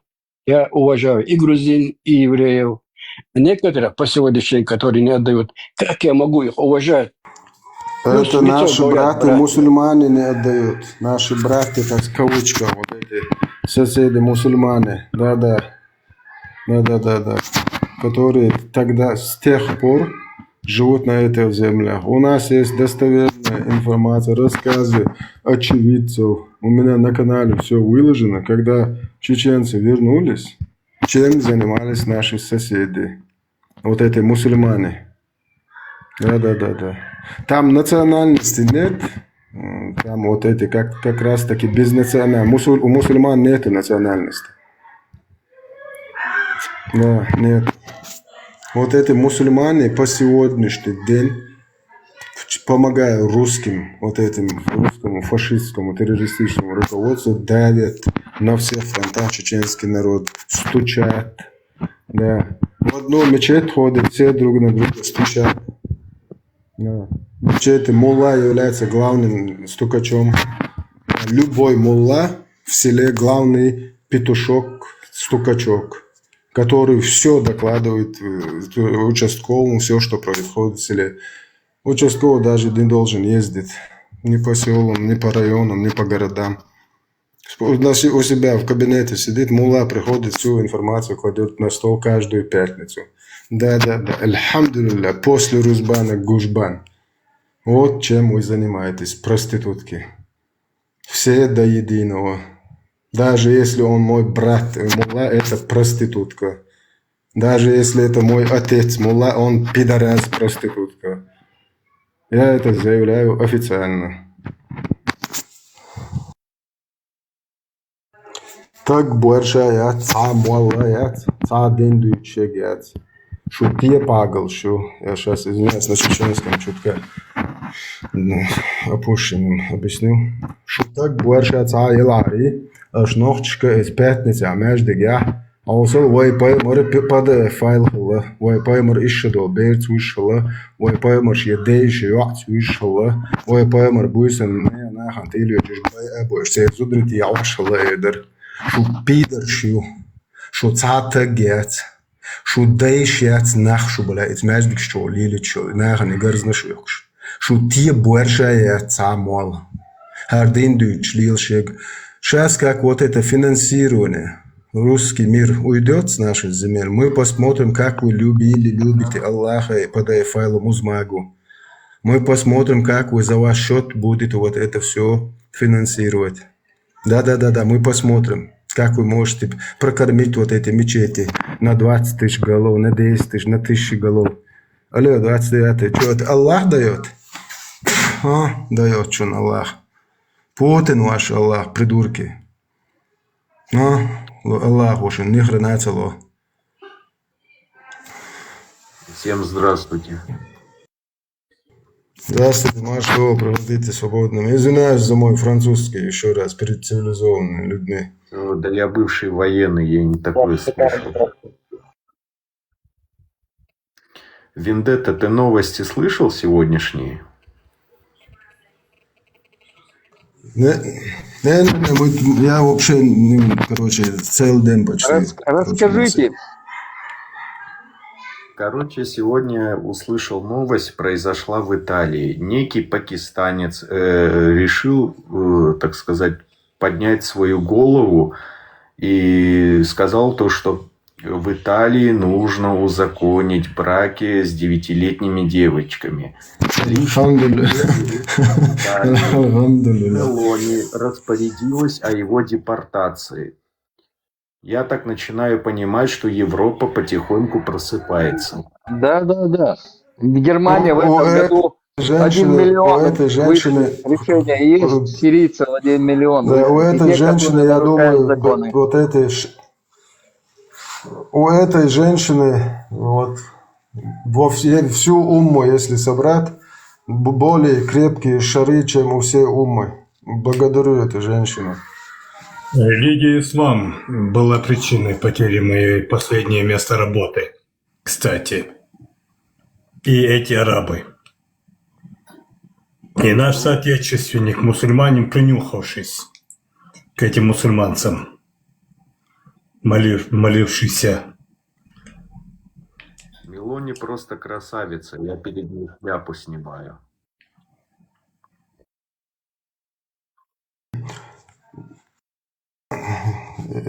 Я бы хотел сказать еще вот европейским кефирам, которые нас слушают. Если бы вот именно вот так делали все страны,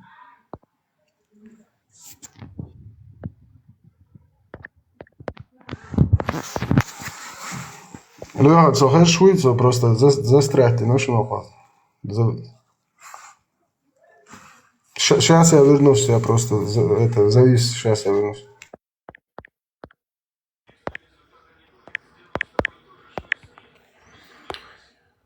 Господи, сколько дурачья в комментариях бред всякий пишут, а?